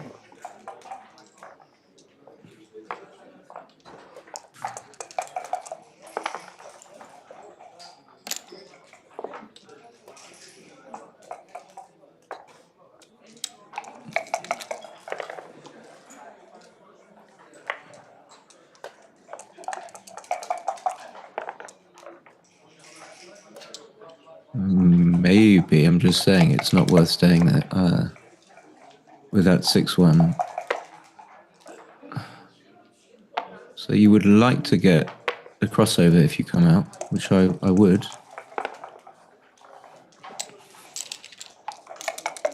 It could be a small mistake. Could certainly be like a 0.0005 mistake. Hello, Alex. You cheeky chappy.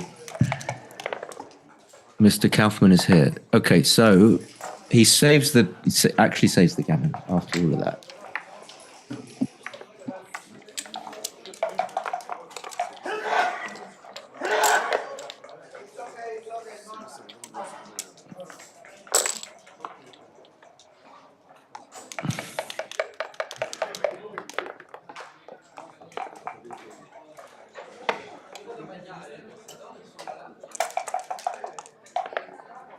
Oh, what? Okay, I misunderstood the whole point of 15 and 12 and 15 minus 12 being 3, not 1. I don't know how I managed to do that. I think it was the trick, the cube being in the middle trick. Okay, 6-1 double 6, just about bearable, but I think I prefer to be... Oh, yeah, look at that.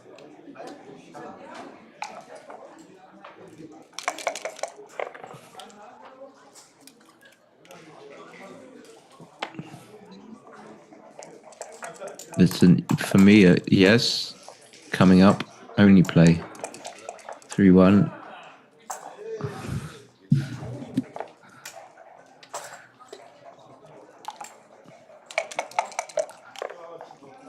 I didn't see that you could do that. Yeah, of course. 3 is gonna play 13-9.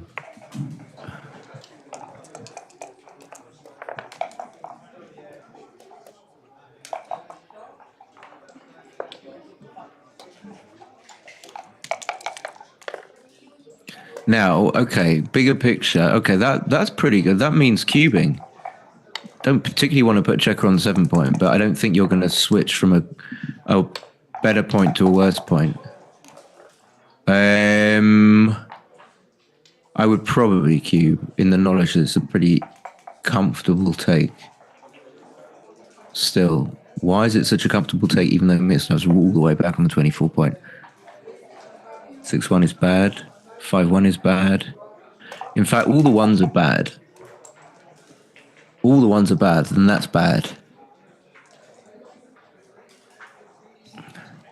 He's going to pass. I disagree. Anyone? I went to the hospital. I don't think that's a pass.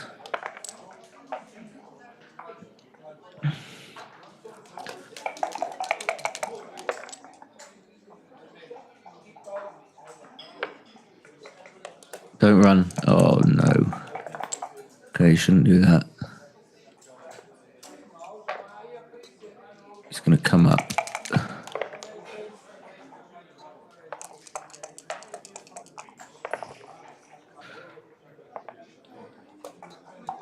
Oh, double six fan, 5-2 makes the 4 point. Another fan, yes. Maybe a little 3-1. 6-1, okay. Maybe like a 5-1. This looks like it's coming home very easily. Double 5 makes the 3 point. Could there be a reverse fan now? The reverse, no. Okay, 5-6 just comes out from the front, I think.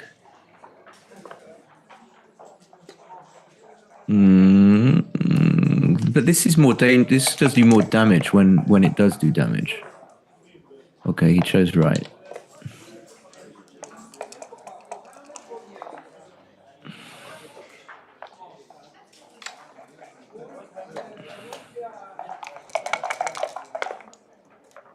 So Kudretny saw like a 4-1 to just be even, have an equal chance roughly in this game. Is that the best he could do?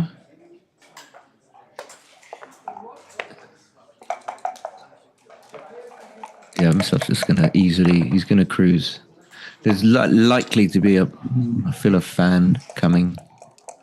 Double 5 is not a fan. Till 1-6, just come out. Missing for sure. Okay, not quite got my eye in. Now, that's important to hit and cover there for sure. 4-2. I think you have to come in high. What do you do with the 4? Okay, I'm gonna say come in high. I'm taking anyway if he wants to cube me. I'd much rather be on the 21 point. Okay, so now Kudret still might miss a cube. I feel he still might.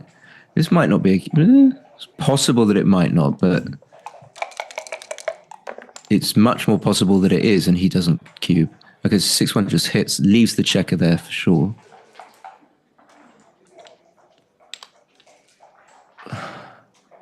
That's a big blunder. Very big. So hits. That's not good. Okay, he's still not going to double. Yeah, so it wasn't about whether it was a double, it was about... Okay.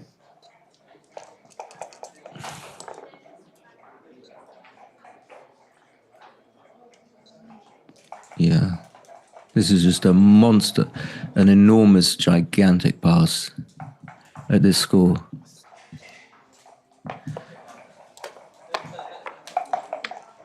Very low take point at this score. Oh, I would have taken at that other one.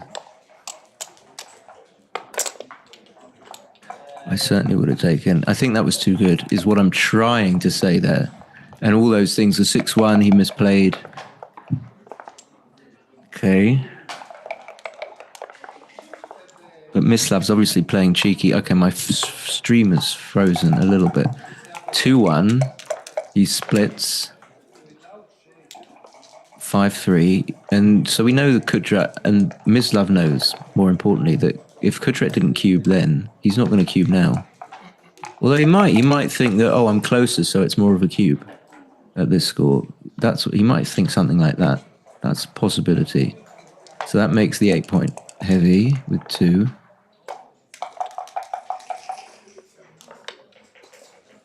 Four, 6. I don't think this is a double. That's not a good roll because I think any 4 and any 6 is better than that. Oh, no, no. Wait, what? I don't think so. And of course, he's going to make the 5.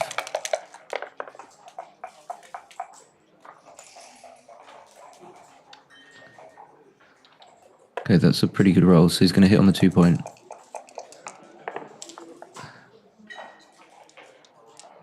And that's also a pretty good roll as far as Kudret's concerned. So he still just needs to cover, and that's good. I don't know about the 2. Maybe 8-6 is better than this. So he's duplicating his own 6 by playing 13-11. But usually it's right to put a checker on the 11 point when you're thinking about builders. Okay, the 4 is massive. Now he just needs to come out. Double 3 makes the 5-point heavy. No, I don't think so. Okay, I thought he wouldn't consider it. And that's it. It's over.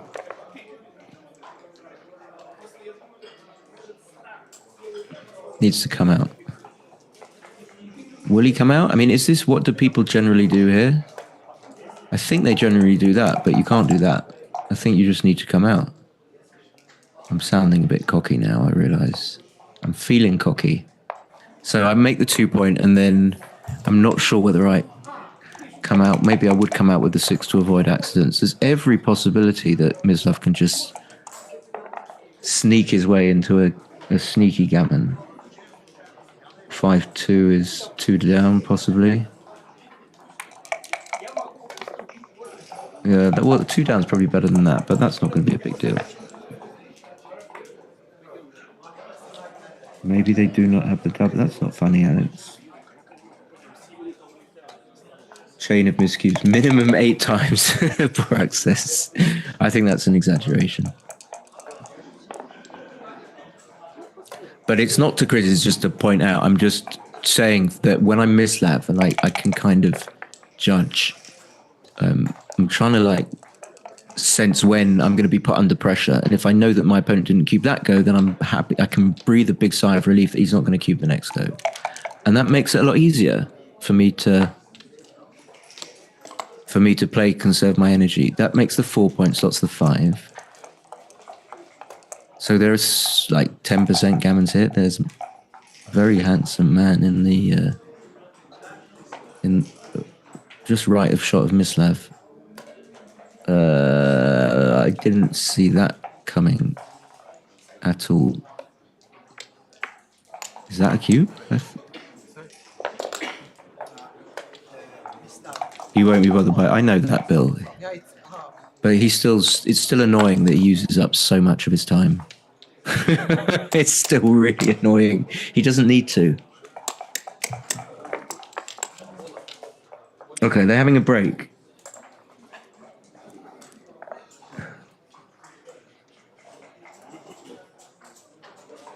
They are, okay.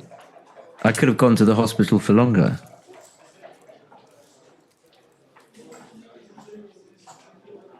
Okay, I don't know why he doubled that, actually. Was that a double?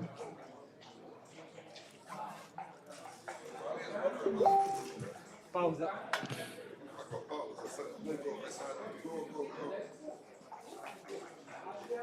All right, I'm going to go on a little break. So Mislav's leading 14-12. And I'll be back. Čekaj, to ti je ostalo još 28 minuta, jel? Što si igrao? Šta? četvrtfinale.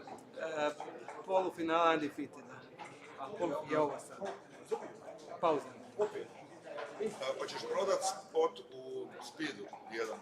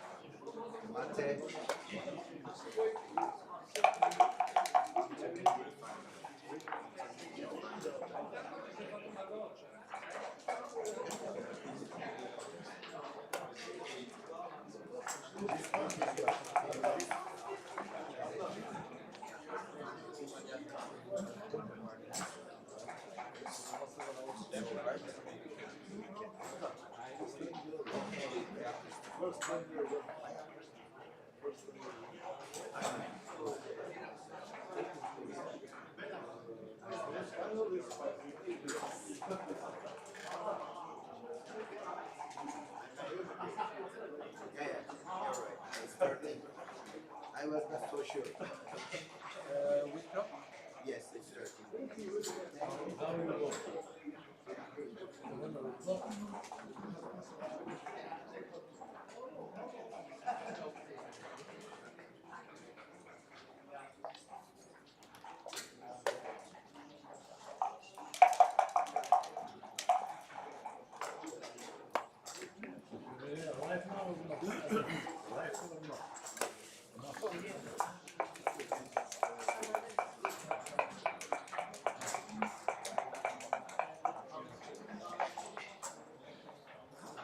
I wish you wish.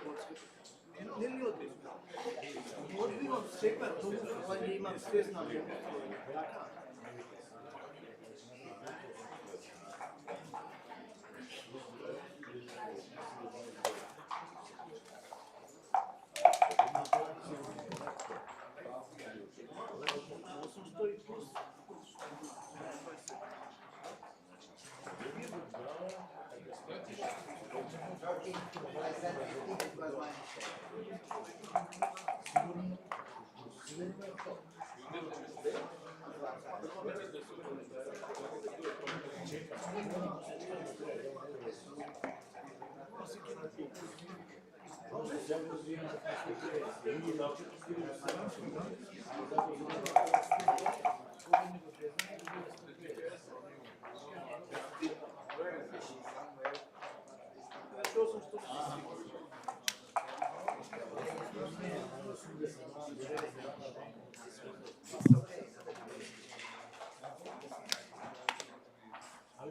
Hi, everyone.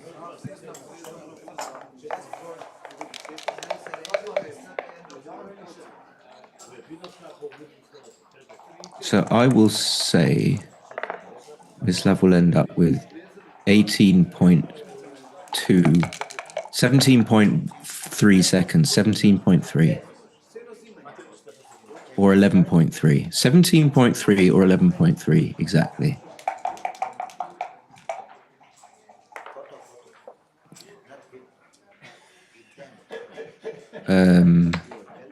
61654.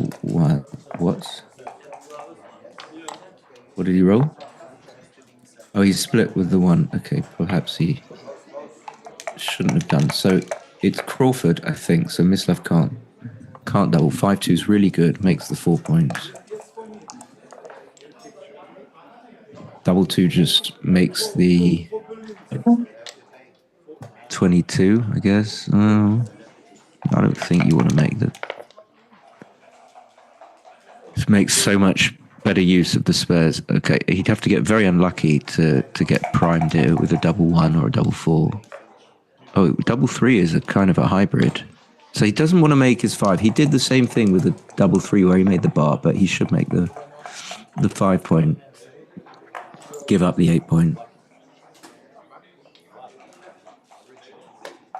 Maybe you can think about hitting. So here's some seconds off the old clock. Yeah, I don't know. Maybe you can hit here. He didn't. 5-3 is just going to run.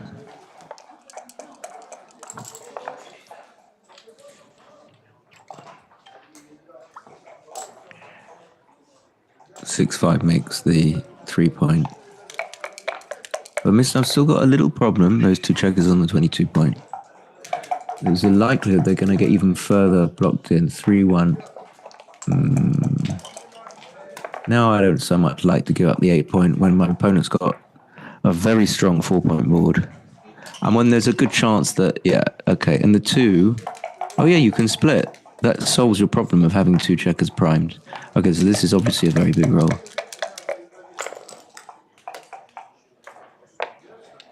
He'll take it. I mean, coming, you've got to take that. Coming in. And... oh, what do you do? What do you do? He's so far behind. I suppose he has to clean up. Does he? He's also not sure. I think what we're not sure about is that not hitting allows Mislav to consolidate, which was the problem with Mislav not hitting with the 4-2. 6-5. Runs from the back, probably. The back guy is primed more. I can't get Gam. I think I want it. There's the 11.3. If he doesn't use any more time, then I am absolutely right. So he's got to make the 2 point. But it's very unlikely that he won't use it, like a tenth of a second. Okay, are we going to stay on 11.3? I'd love it if we did. 4-3. But Mislav's going to have to get something like really lucky and easy to play, like double 5. We'll stay on the 11.3. But if we go to another game, it's going to be difficult. 4-2. What do you do? What do you click? Do you? Okay, maybe just leaving another builder on the 8 point, giving yourself a good 3-1, 3-2, which you don't have. So Mislav's not coming in. Kudret's, the fact that Mislav's got 2 plots hanging about, there's not going to make too much difference. Didn't consider slotting. I mean, this just loses you the game immediately.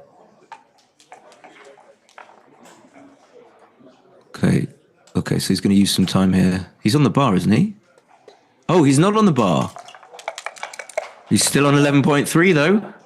He's still on 11.3. You can go back and check. I said 17 point something, and then I said either.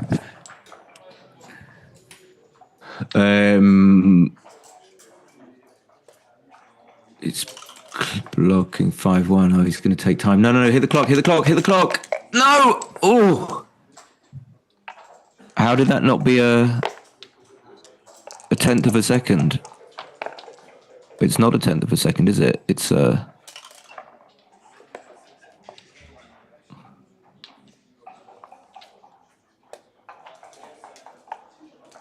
No, he's got it. Why is he using so much time? 7.3. Nowhere near.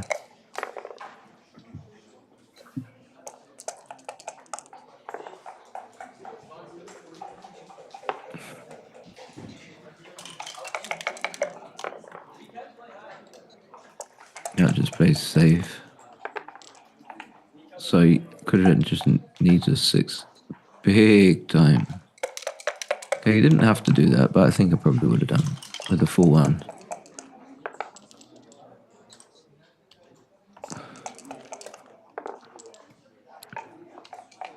You certainly shouldn't get to reset your clock if you time abuse.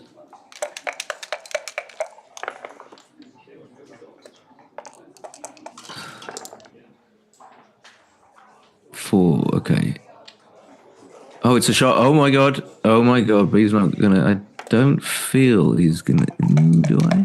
No, I don't. It's like 50-50. Okay, no, he didn't. No, he didn't.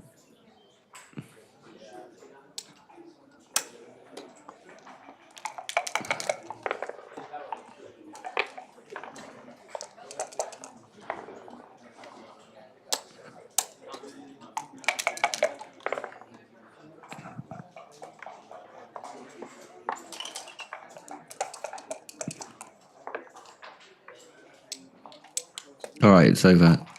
It's over.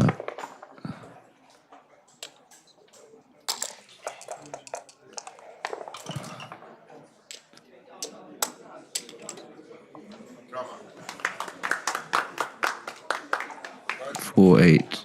It wasn't Jin, actually. It wasn't quite Jin. 2-1, 2-1, 2-1. So well done, Mislav. Worked through to the final. Unlucky Kudret. The grand Might be finals back for some more commentating. I don't know. for the We'll see how we feel. Mislav Kovacic, Bye. Croatia. Oğlum, Prostat yakaladık havasını olsun. Daha var The mı? undefeated Var bracket bizim final şeyleri ver. masters Tabii tabii. will be played today. Kızlarını al, telefonunu al. Ay oğlum, burada Half bir an de hour şöyle mesela. means before the dinner break, we will know the first name in our grand finals. Good luck to our finalists. Jedva čekam da vidim. Dobro smo onaj 4-4 vidio s malo vremena. Zajebam potez. 100%, ali kad kontaš 100% ispravno.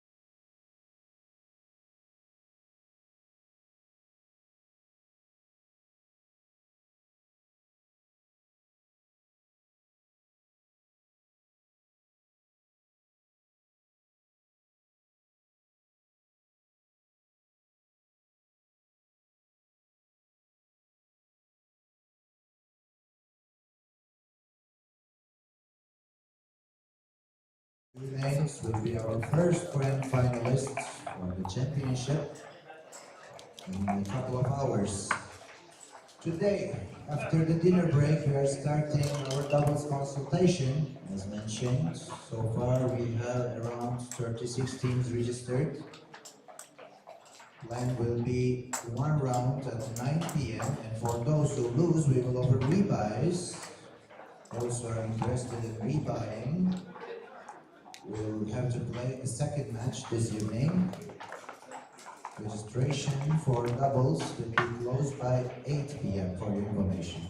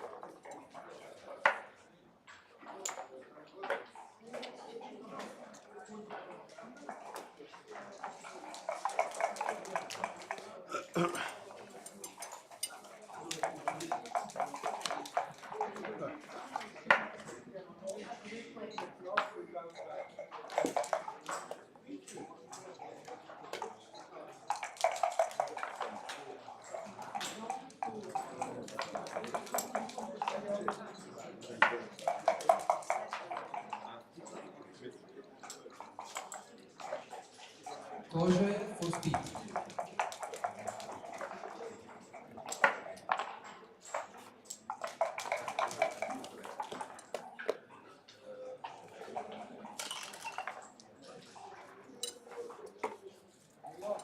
buradaki sorununu istedim.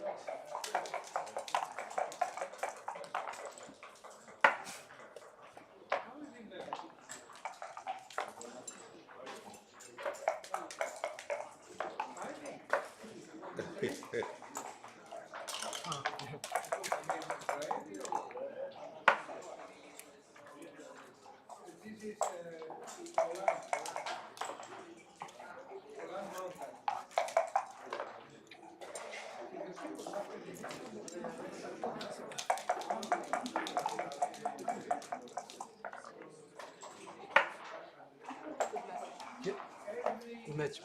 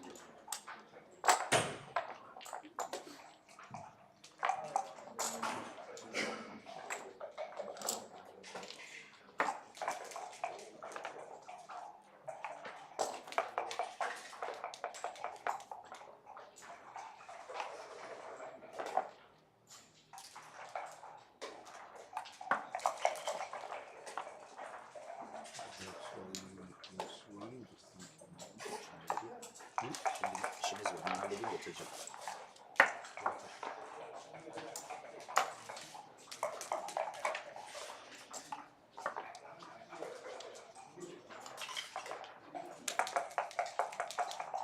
Pause the clock, please. This one is still a 15 pointer. Okay, sure. Grand final will be 17. Yep. Bu maç 15. Öyle mi? Esas o grand final, büyük finalimiz 17 olacak. You should correct the clock also. Actually, maybe I leave it like that. Okay. Tamam, aynı süreyi düştüm o zaman.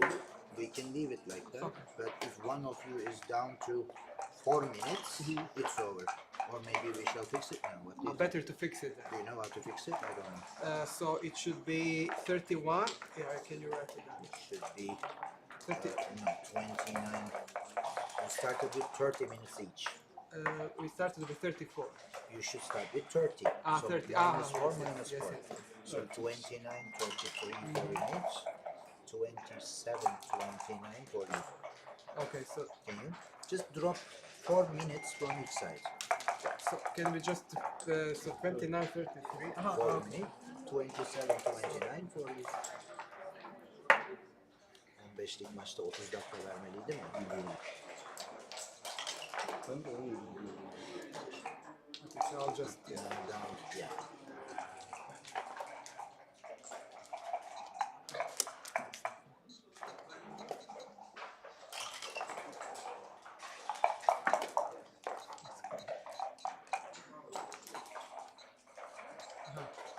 okay, now. So third, 29, 33. 29. Yes, 33.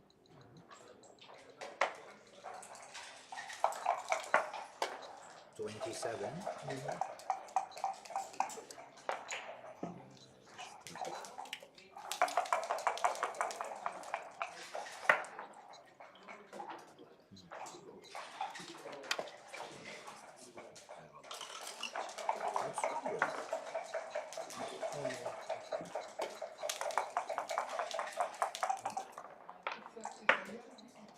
29. Yes. 33. Yes. 27. Yes. 29. 29. Now it's very good. You can set it.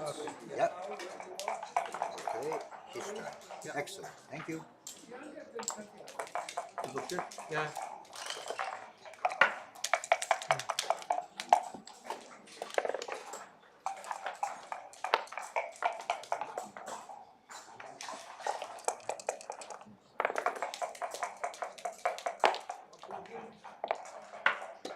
Malcolm Hudson, seniors.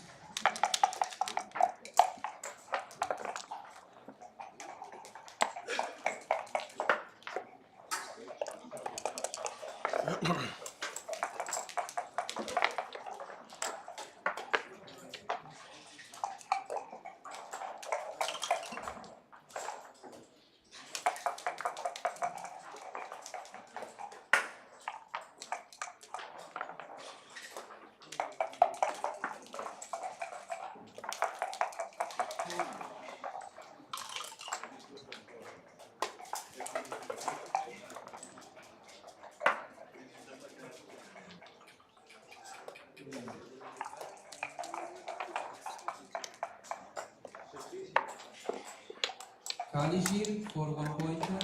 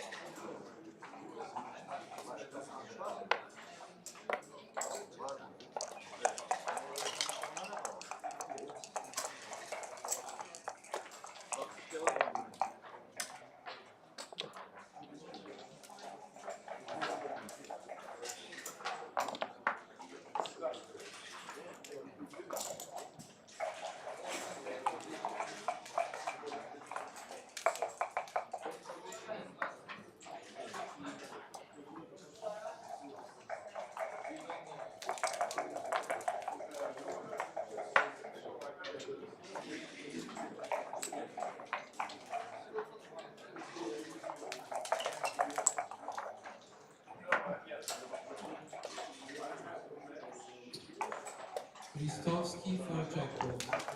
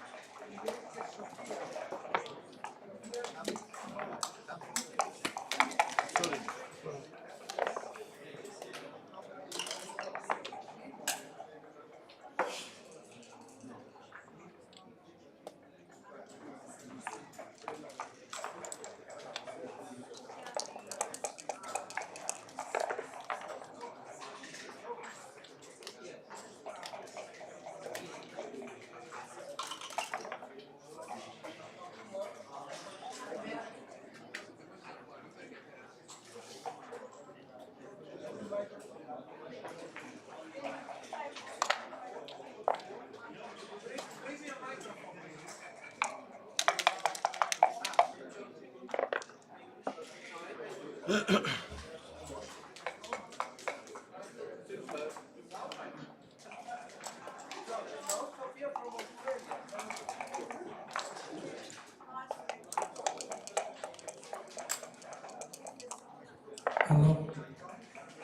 If somebody search a partner, Sophia Hudson search a partner from the doubles. If you like to play the doubles and you are alone, please come to the desk.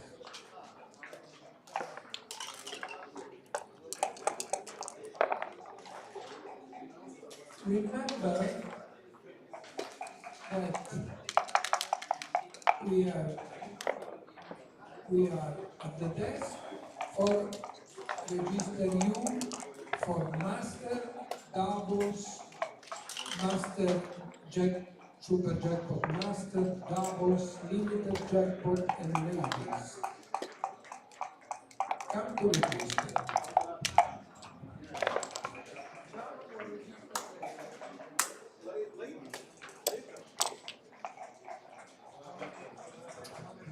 Alan Babillon for Speed Gammon. Babillon for Speed Gammon.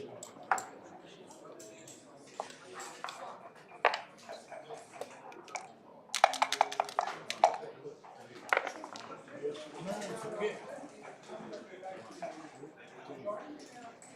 Vai encontrar os clientes. Blackout.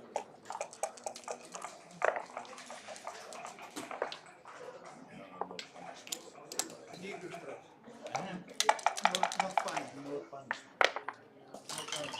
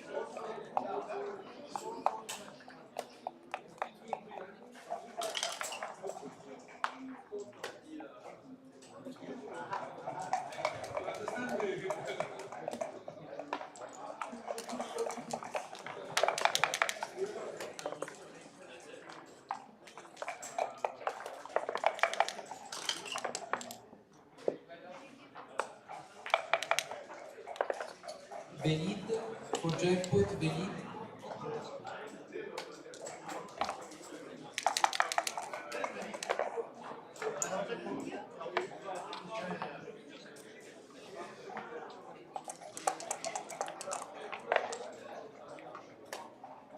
Evet, ne oluyor?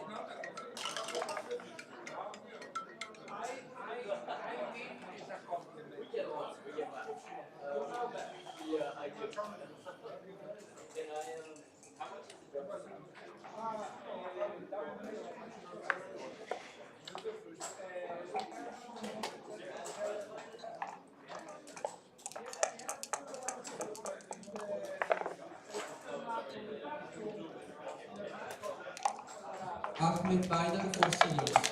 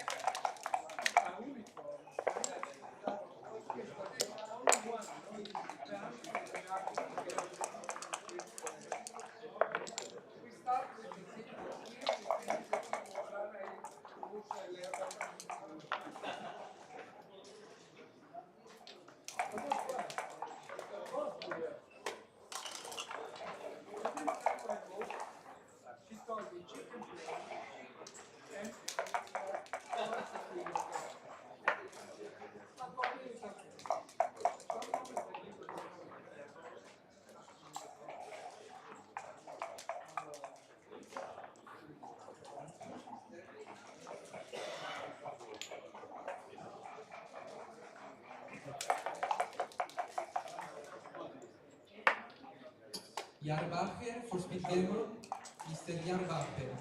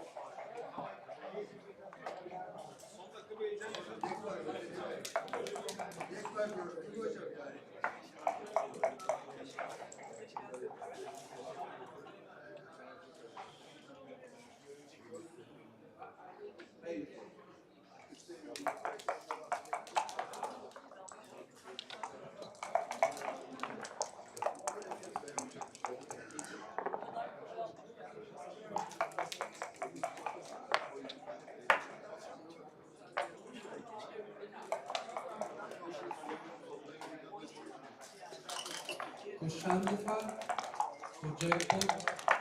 Vegan Koshandefar.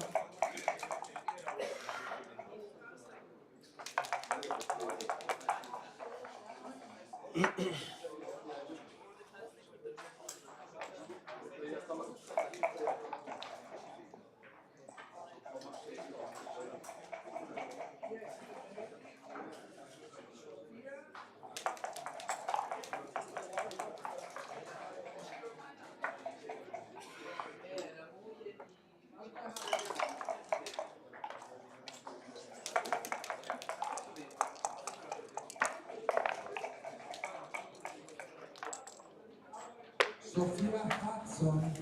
Sophia Hudson.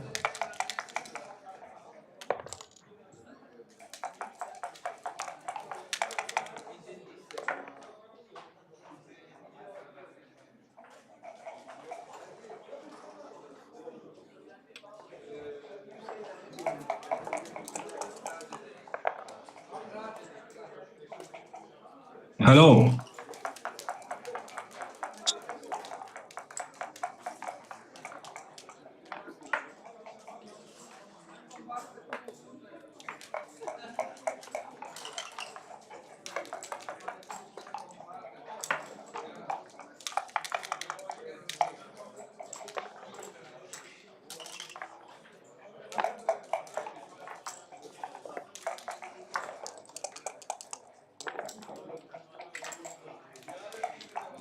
Sebastian Wilkinson. Sebastian Wilkinson.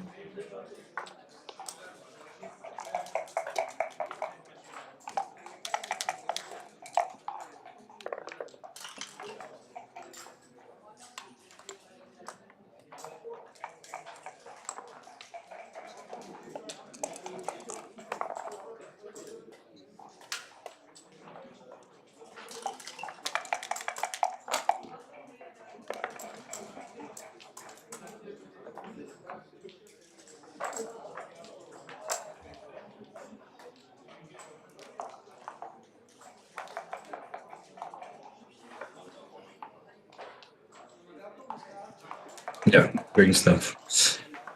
Hello, hello, hello, everybody around the world watching now and in the future. My name is Sebastian. I've been asked to do some commentary. I don't really like doing commentary, but I do like watching backgammon matches with commentary. So I've been following the stream. I'm sure many of you have been doing the same over the last couple of days, catching some great matches. We are joining this match at 3-2. We have the very familiar face of Mislav and a Turkish player called Umit, who is just doubling. What do we think about this? Okay, I like that. He's got a 2 to close the 4 point, a 4, he's threatening, a 5, it's 3-2 down. Still got a lot of work to do though. Bring all the checkers round, gets a pass. Yeah, I probably would have thought about that a bit longer. Anyway, I hope everybody's doing well. Unfortunately, I don't have a co-commentator, someone I can bounce some ideas and some comments off with, but you never know, someone might show up. In the meantime, I will do my best to try and guide you through a couple of games. Okay, so 3-all, so it's essentially a 12-point match. 4-3, standard opening, 5-3 is going to hit, of course, escaping a checker. 6 here probably comes down to the 7, but you could do that. Duplicates the 4. Oh, I quite like that, actually. But the 4s are blocked from the 15. Does he hit twice? Does he just hit and bring it in? What's he thinking here? He's got his best shirt on for the undefeated final. Really lovely venue this. If you haven't been, Montenegro, Budva, come and check it out. Sun's been shining. He goes for the hit and he's going to leave the 5 from the bar. That looks quite balanced, quite nice. I mean, he has to leave some shots anyway, so this is in the best position for when he gets missed. That's a hit. And things are kind of on level terms again.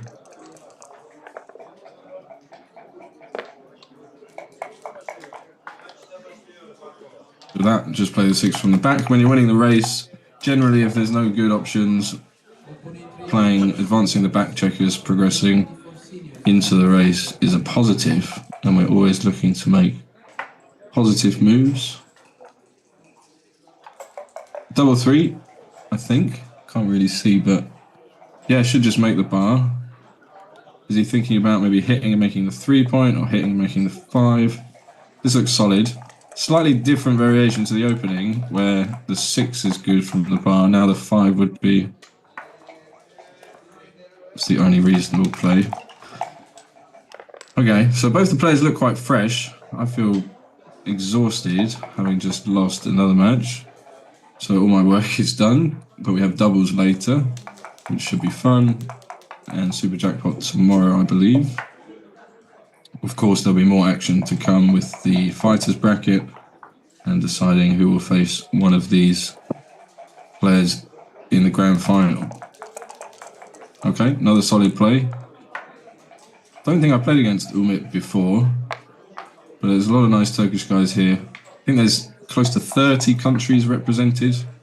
It's really great to have all these different people from all over the world coming together and having a laugh, playing, joking, enjoying backgammon.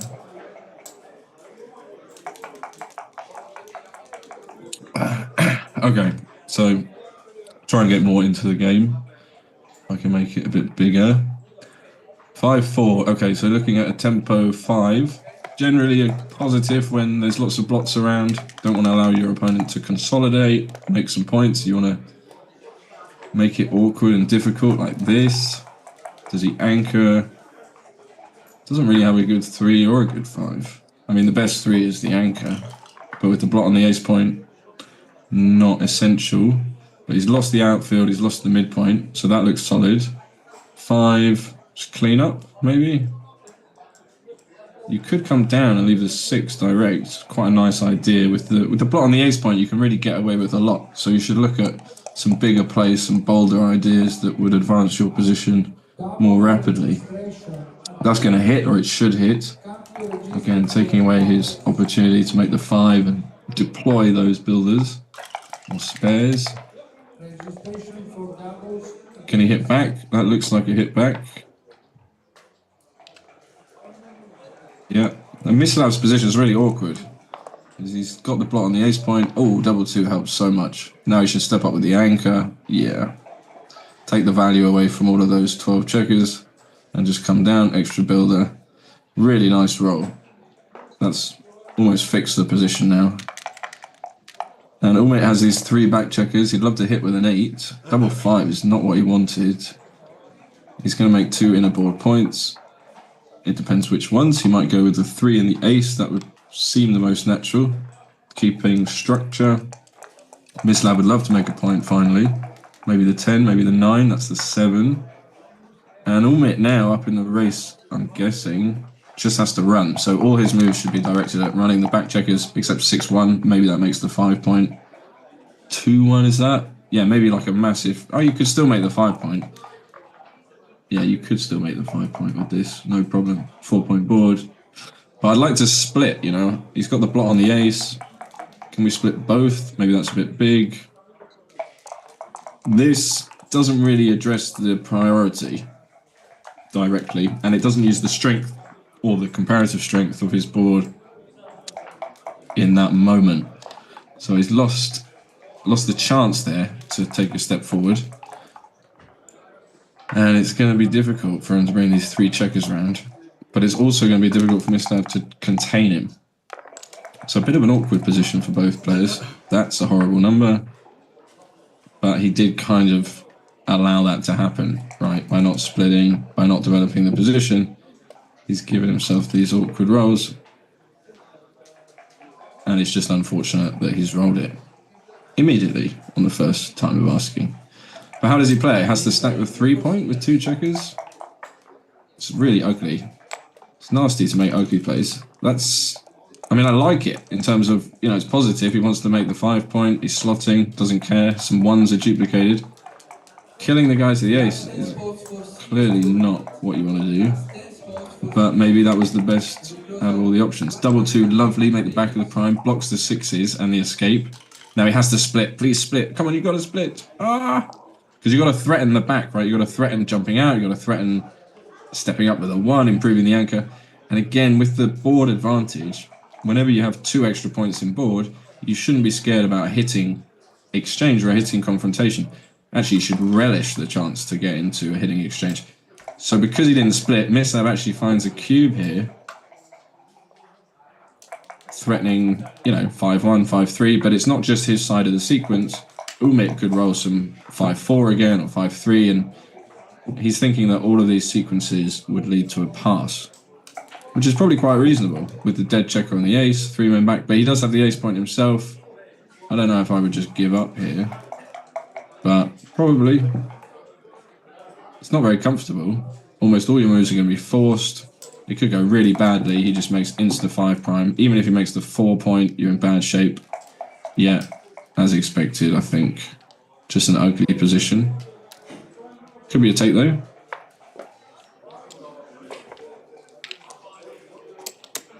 Never quite sure. Very difficult to be sure. We just do the best we can. Try and make the move with the highest value in any given moment. And hope things work out. Almost changing direction there. Mid-match. So 4-3, what are they playing? Oh, they're playing to 15. So that's 12 away, 11 away. So a long way to go. Just chipping away every game, every decision. Can we build a good position? Can we get into a good spot? Can we cube? Can we win the maximum when we have a good opportunity? Can we lose the minimum when things aren't going well? Okay, so he ran with 6-5, so he runs with 6-4. That's the game plan, especially with Mislav having the advanced anchor. No other plan. Double 2 is maybe best. Double 6 was probably quite good as well. Okay, he plays it clean. I like it. Oh, that's a cube, surely on a dance. Oh, insta. I like that. No, he just passes. Okay. Okay. I mean, maybe it's just a clear pass. But you want to think, you want to give yourself the chance to assess the position, to analyze the merits, the deficiencies, maybe visualize some sequences. It's just a good habit.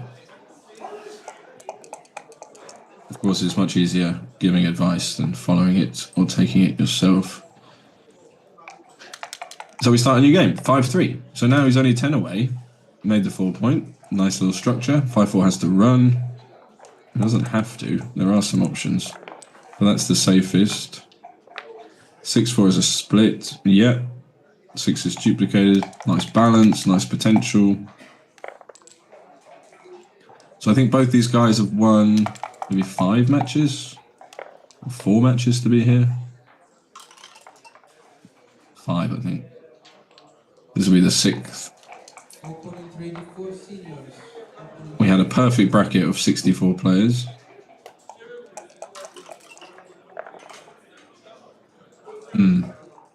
Stacks like this make it awkward. 2-1. Surely that just makes the bar point.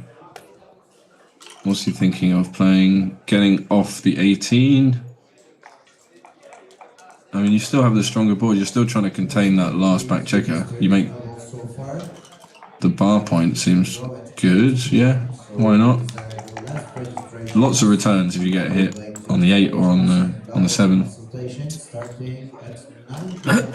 Just give me 1 second. Yeah, 2 down, almost forced. Oh, double 1. That's what you're hoping for. That's what you're hoping for there. He splits. I like it, I think. Put extra pressure on not just the block on the 18, but the block on the 15. Boom, it's 10 point. How does he clean up everything here? Well, he's going to point on him. That protects him, minimizes the return shots, and makes a 3-point board, and gives him some dancing numbers. And that's very efficient to do so many good things in one roll. 5-1 makes the 8. That's a 5 prime. Another interesting position. So 1s and 3s and 6s to cover, 2s to step up, 2-6. So maybe step up and down. You don't need to jump out right now. Or maybe I do want to get to the edge though. I mean, you could come down to the 11 point. Then you got loads of builders for the 5. You don't really need the 5. You just need to run the last back checker. Getting hit with a 1 is annoying though. Okay, he goes for the builders. Yeah, maybe you have time to roll a 2. Mislav will slot the back with a 4. He's going to split the midpoint here. He should, I believe, because that covers 2-6. The best and gives you 4-3 to make it, and extra numbers to hit at the front of the prime if he scooches up with a 9 or a 10, for example. I don't see the value of 7-6. But I often miss the value in things. Already learnt a lot since I've been here and analysed all my matches, seen all my wonderful mistakes. So he did do that. 2 must come up, so that's forced, and then the 5 comes in. That's actually quite nice to have an extra spare on the 6. Now Mislav will hit at the edge. I mean, he hopes he rolls like 5-4 or 4-4, 5-5. 4-3 is even acceptable. Lots of good rolls. That's not 1. That might be a cube for Umit. That might be a cube. So he's threatening to jump out with a 6. But if he makes the 5 point, like 3-1, 5-1, is he going to think about it? Oh, Umit, you're 5-3 down. And that looks like a market loser. Am I wrong? So let's say he didn't roll a 6 or made the 5 point. He's still not in bad shape, is he? I think I would have liked a cube there. Now it's just over. So he does double. Feeling more confident about it now. But again, I think he missed a moment there. I could be wrong, could always be wrong. Did he miss a moment there where he could have got 4 points? At least the chance of 4 points, and maybe 2 points. Maybe he rolled a bit fast. You've got to visualize the sequence. Like, what's going to happen? Is his prime going to break? Is it likely to improve? Is he going to escape? Is it easy to do this? Is it easier for me to do this? How likely is it that the sequence is going to bring forth positive results? I realise I've said that word too many times now. But we're trying our best. We're always trying. All right, he slots with the 2-1. I like it. 3-2 should split against the oncoming priming structure, which the efficient 5 point will make. He plays it. It's the same as you would play the opening 3-2. A powerful shape. 6 covers, of course, and 5 is forced to come down. So now we lower 3 as Umit. I love me my advanced anchors. Who doesn't love an advanced anchor?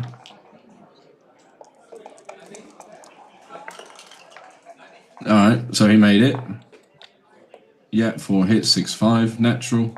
Just fighting for the valuable points, fighting to develop the position. He's thinking about splitting with the 1, also good. If you get a hit, improve the anchor. But when you've got the 5 point made, dropping a checker from 6 to 5 with a 1 is really efficient. Does he hit? He has to hit, right? Yeah, just hit. Send the guy back, that's 3 men back against 2 men back. Don't let him make the 4 point. You can't even... Yeah, okay, he does it.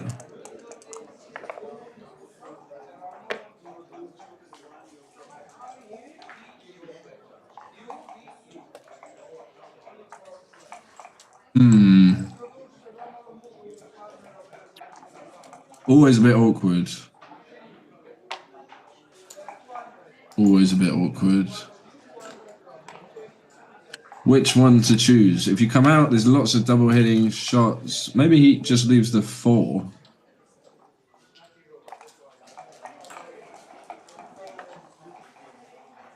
Prix for getting low on time. Makes it very exciting.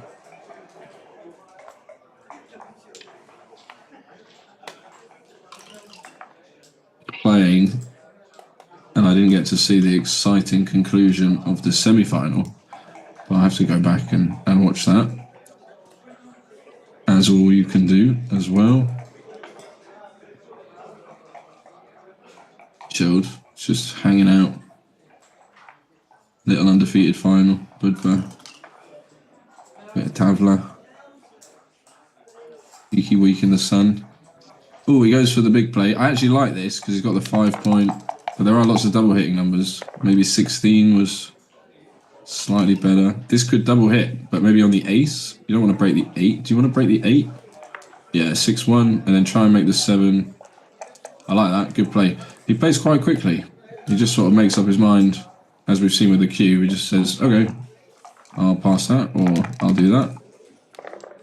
Natural instincts. Love to see it. It's going to hit again. I'm sure he's going to anchor and hit on the 3. Protecting the slot on the 7 point, hoping to make that solid 4 prime. Or cover and make the 3. This is a clear play. So can Mislav hit? There's so many of these moments built into the match. 75%, 25%. Does he hit? Does he miss? It's the accumulation of all these tiny moments. Boom, double 4.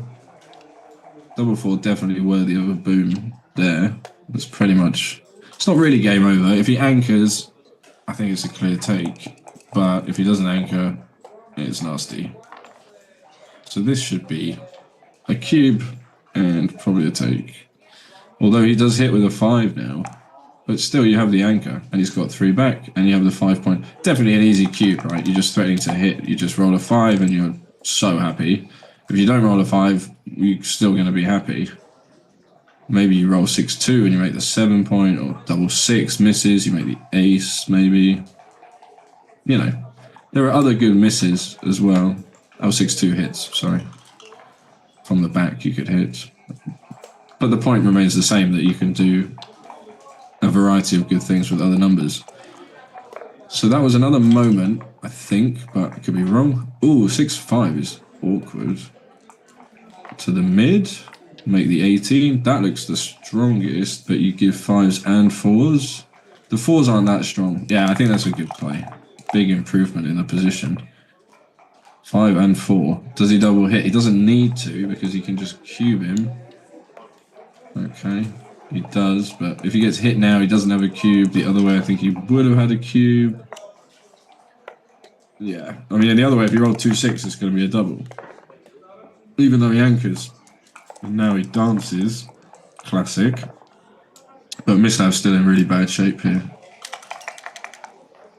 Not in terrible shape, just not really happy.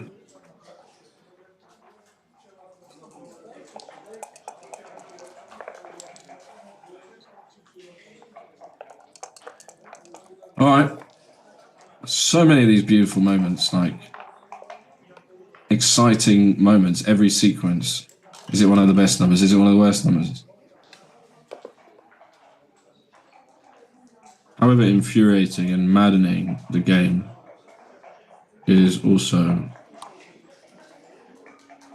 beautiful in its strange way. Beautiful and other descriptive words which do justice, whatever that means. Okay, so he's turned things around, as you can see. All the moves kind of forced.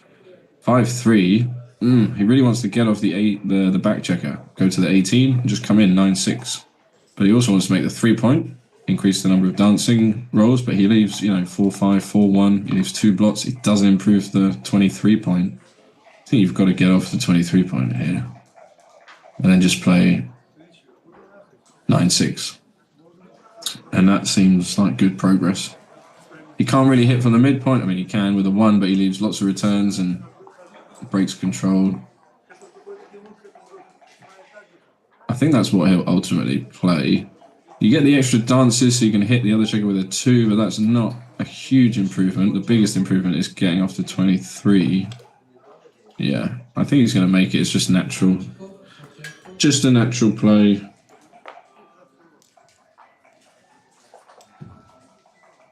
Just getting message to play a speed match. Maybe I have to go.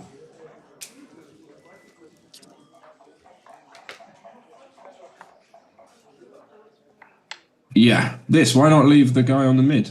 No problem. This is good. This is the 5 you want to play. It looks balanced. You got some nice distribution of spares. Ultimately, he's got to choose this one. He agrees. We could both be wrong, but still, I like it. The idea is good. Then we can learn from the answer. We can adjust our ideas and recalibrate our settings. If we don't have a reason or an idea for doing something, and it's just kind of lost in the wind, and it's hard to grab hold of making progress, which ultimately we were all trying to do. We're all striving to be better. 6 is how you can be better in this position. But how do you play it? You make the 2 point, probably, yeah. And then you probably hit on the ace. I mean, can you come out? You can't really. Could you just come around? Yeah, he just pointed at it. I like pointing at the the possible plays as well, because I think the key, or one of the big keys of the game, is giving yourself every option, every roll. So if you see every possible play that's available to you, you have a much better chance of making better decisions than someone who only ever considers half the possible plays. And you also build a strong habit of running through all the options, all your alternatives, every possible combination that you can achieve. So he goes for the double hit. I like it. Would he cube a dance? We won't find out because he came in with 1. He's not cubing this. Still got 4 men back. Threats, he needs to cover. What is that? So he's going to have to play 8, 6, and 17. Ugh. And now you're just in a world of pain if you get hit with a 1 and a 1-5 especially. The cube's still in the middle though for this very volatile game. 4, 4, that doesn't hit, but it does some good things. You can come out. Yeah, just 2 out, 1 to the mid, cover a bit of the outfield, try and pick him up. Not much else he can do.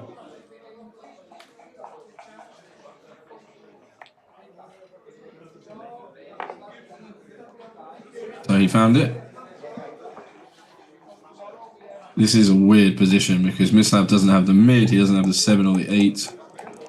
All his moves are sort of forced from the back.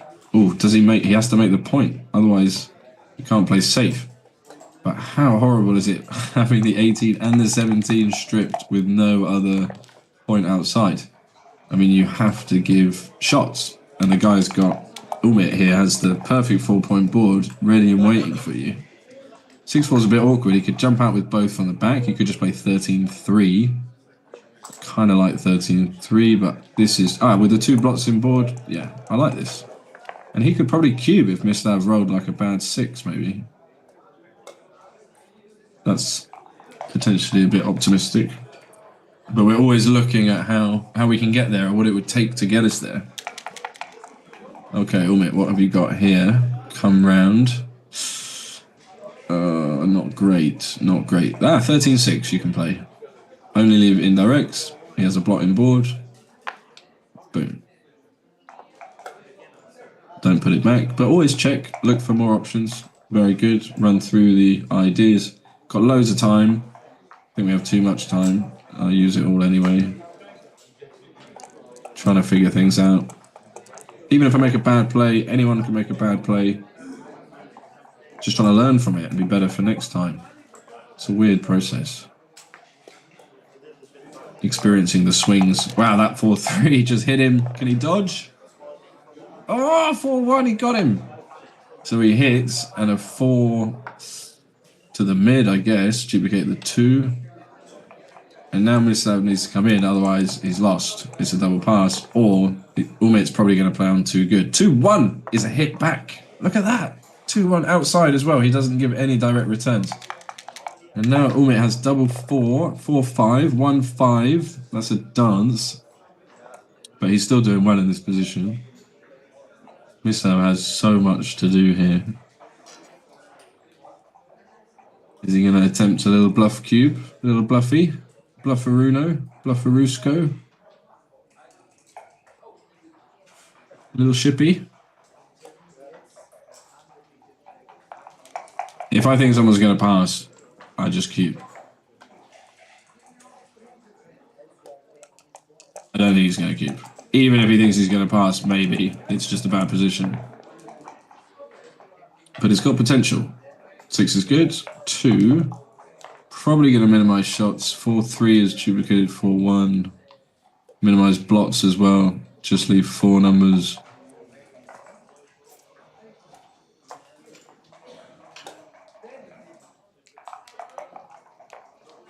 So he's running through all the hitting combinations. He's running through how valuable he thinks the position would be when he gets missed.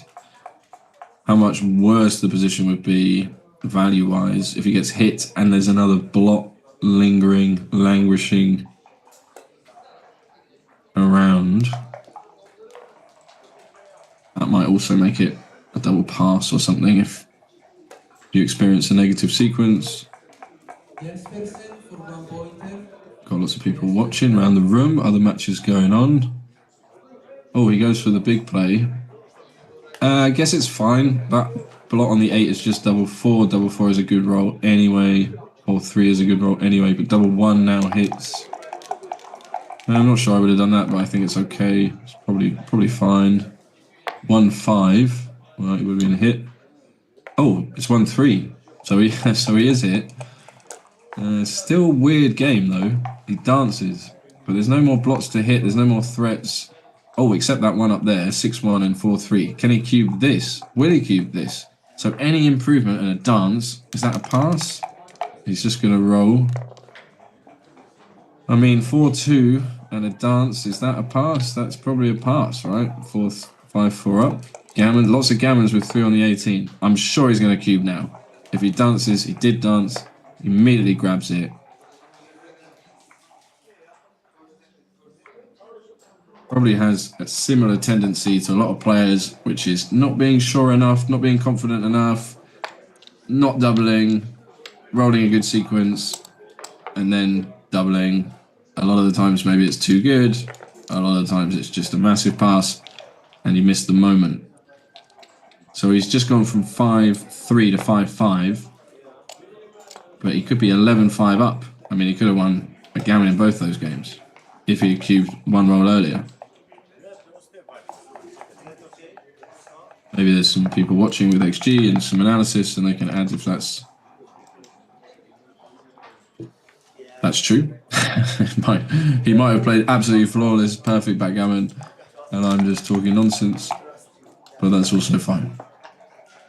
They're just thoughts and ideas at the moment. I'm all alone in this room. I want to be in the other room where all the people are doing things. 5-1, 4-3, I like that. Nice priming structure. 6-3 is going to imitate. Not as good a structure. Bit stacked on the 6, no spare on the 8. You know, all the details are important. So does he split here against this awkward, stacky structure? Where's the 3? 3 comes down. I mean, you really want to play 13-10, 6-4 and just, you know, fill your boots. This is actually not clear. 24-22, 13-10? Yeah, maybe this. Or maybe 8-5. 8-5 is also a reasonable 3. So not easy. It's down to 16 minutes. So what's he got? 10 points to win. He's got loads of time. Loads of time. He goes for the 8-5 variation, not introducing another blot into the position, but splitting. So he must have reasoned that splitting is important here. He's got the 5 point. Takes a defensive advantage. That double hits. For lack of a better thing to do. Also takes the tempo away, stops him developing. 4-1 is a monster, hitting and coming in. Locking contact on the other blot as well, so there's pressure there. 4-1. Ugh. You really want to come in with a 4, but then it's... You're going to have to... I mean, you have to come in with a 4, don't you? Oh, okay. Cool, thanks. I was wondering. He made the safe play, but I mean, can you really? I mean, he could be right, but can you do that? Now you're just sitting there. You let him improve. Yeah, okay, he would have pointed on you. I don't know. Double one classic. Good play. Can Misav come in? He can. Is that the best come in? Probably. Alright, Umit, you need to fight here. 4-3, just 13-6. Now, is this a cube? He's got 3 on the ace. He's got a stripped... I know it doesn't look like a cube, but it could be a cube. Because if he rolls another awkward number, is he going to think about it? Is he going to think about it? He is. Got the same kind of tingling sensation that I have. That maybe this is okay. But he's got good structure. He's got a nice little formation, but 3 on the ace. 10 away, 10 away. It just can't be that bad. I mean, you're winning. You've got to be winning on every roll. And there's some really nice sequences like 6-6, 3-3, 5-3, you know, whatever. And then he rolls 5-4 or 5-5. And you're going to have some threats when he splits with the third checker off the anchor. You're going to have some threats to hit, to point on him. I think he might double. I think he's really close. It's like 50-50 in his mind. But he might just send it. Might be a big deal. It can't be like a massive no double, can it?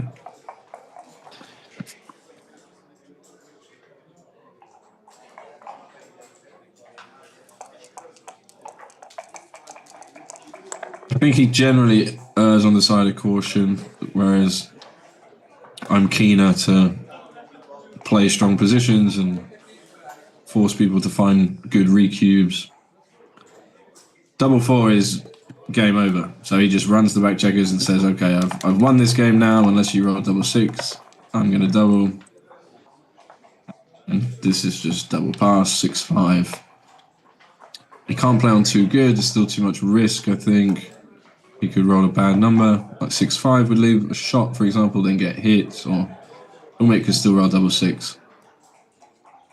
But you see how quickly that developed into like an amazing position. And those were some of the variations, some of the sequences that he was, or I imagine he was visualizing. And now he's got here, you know, sort of perfect sequence, 4-4. Sell this cube. Can he possibly take this with 3 men on the ace point? I'm a bit worried now because he passed the other one so fast. What are you doing, Umid? Don't touch those. Away, 10 away. I don't like this, you know, when someone's escaped full freedom and they're up in the race, they're going to have about 70% wins. Maybe it's slightly less here, but around 70% wins. And then he's got the gammons because it's a deep anchor game. Oh, the postman's here. Need to open the door. Oh, coming. Hey. Oh, thank you so much. Good.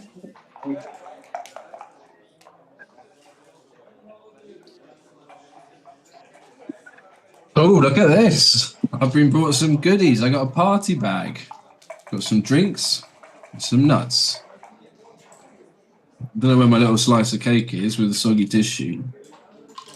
But, you know, they can work on that for next time. Oh, look at that. Look at that. I wish they brought me some chocolate. Okay, so he did pass, which seems reasonable. I mean, that doesn't look like a good position to play. 6-5 seems like better than taking there. Ooh, I got a Raffaello. Oh, they're spoiling me now. Look at this. Look at this. Well, how you get in my good books, just bring me chocolates and sweets and cakes and that's it. Yeah, forever. I'm happy. Okay, so next game. I guess it's 5-1, 5-3 or 5-1, you know, whatever sequence got us to that position. Double hit. Who doesn't love a double hit? And a dance. Will he cube this? Little blitzy, little gammonish. 2 on the par. Go on, Umit. Send it. Oh, he loves it. Send it over. He has to take, doesn't he? So many winning chances. But the blitz can go well. It can go well. And he starts with a cover. Does he get a dance? That's what you want as the blitzer. He doesn't. 2 in. You hate that. You think, oh, come on, 1 in. Does he find a good follow-up? That's a hit. Is it a hit? Oof. Maybe 10 and split. Oh, 3-1 this way. Okay. So at the moment, the blitz is on pause, which as the blitzer is not much fun. Excuse me while I sustain my existence. Chardonnay and Raffaello's is an unknown but incredible combination. 6-3, not what he wanted. What does he do? He really wants to hit on the 5, but then you're loose, and where's the 6? He wants to run, but he's down in the race, so he wants to stay back. All these conflicting ideas. Very awkward, this. I mean, he'd prefer just to hit the clock and not move. Can he play 8-5, 13-7? Can he go for the big play? And if he gets hit, he can anchor, he can defend. The big play, or even 15 and 8-5. Whatever he does, I think he's going to do it at around 12 minutes, 24 seconds left.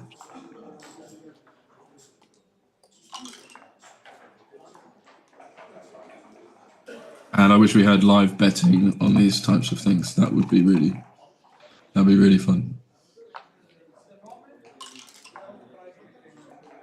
Someone taking the over? Who's taking the under? Yeah. 3, 6. Oh, look at that. Little duplication. He found a 3 duplication. But he's feeling happy with himself.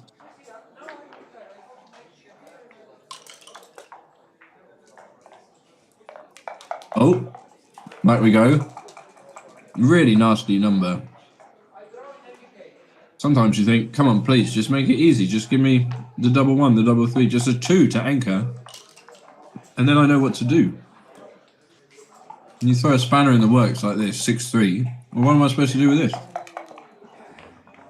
So many things I want to do. So many things I don't want to do, but have to do.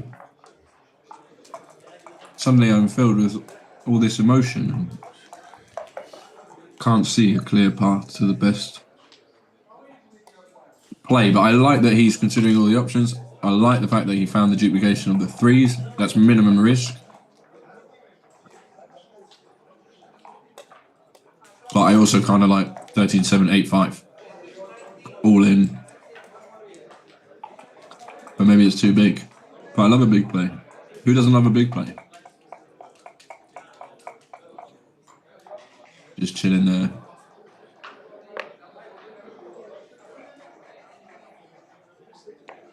Beady faced in the eyes. Are you really going to play that? He watches him take it back. Scans the room. Backgammon players frantically playing everywhere. Dice hurling through the air. Screams and shouts of joy, horror.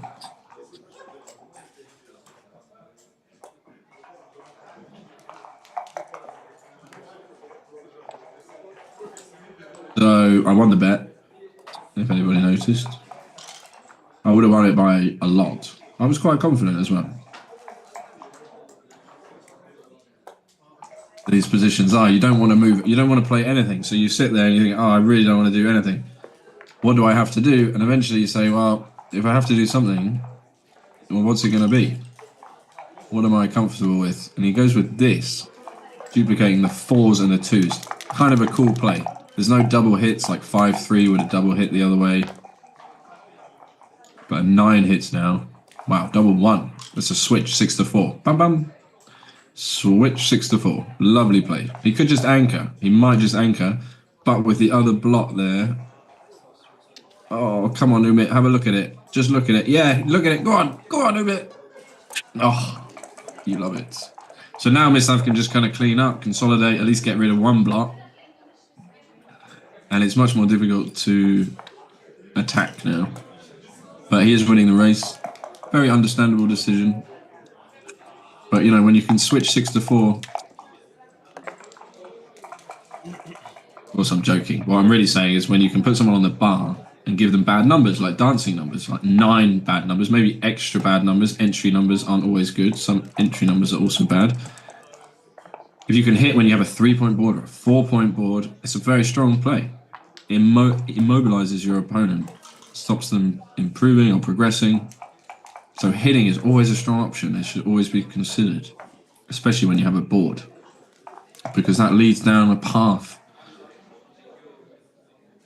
that's very good for you. A future, you know, you create the future that's best for you. You try to. In the game, of course. Much easier in a game. In life, it's incredibly difficult. 4-1, lovely. He points on him. Switcheroo scope, but there's no other block to pick up, so he's going to have to rely on a lot of dancing and a lot of coming home fast if he wants this gammon. Mislav straight in. 4 to 3 or 3 to 2. Both pretty similar. Maybe 3 to 2, then a 6 is good to cover. But not a big deal. Yeah. Umit's going to hit with everything. Hopes he rolls double 4. But more exciting for us if he rolls like 3-2, hits and comes down, and then 6-1 is a lemon, I've heard it described as recently, which I actually really liked. It's a lemon. But what's so bad about a lemon? I love lemons. Lemon juice is good for everything. Cleaning, salads. Lemons are awesome. So maybe a lemon should be like a good thing. I don't like that a lemon is not a good thing. I don't mind if you're with me, you're not with me. I don't need to be with anybody. Alright, so he escaped, you know.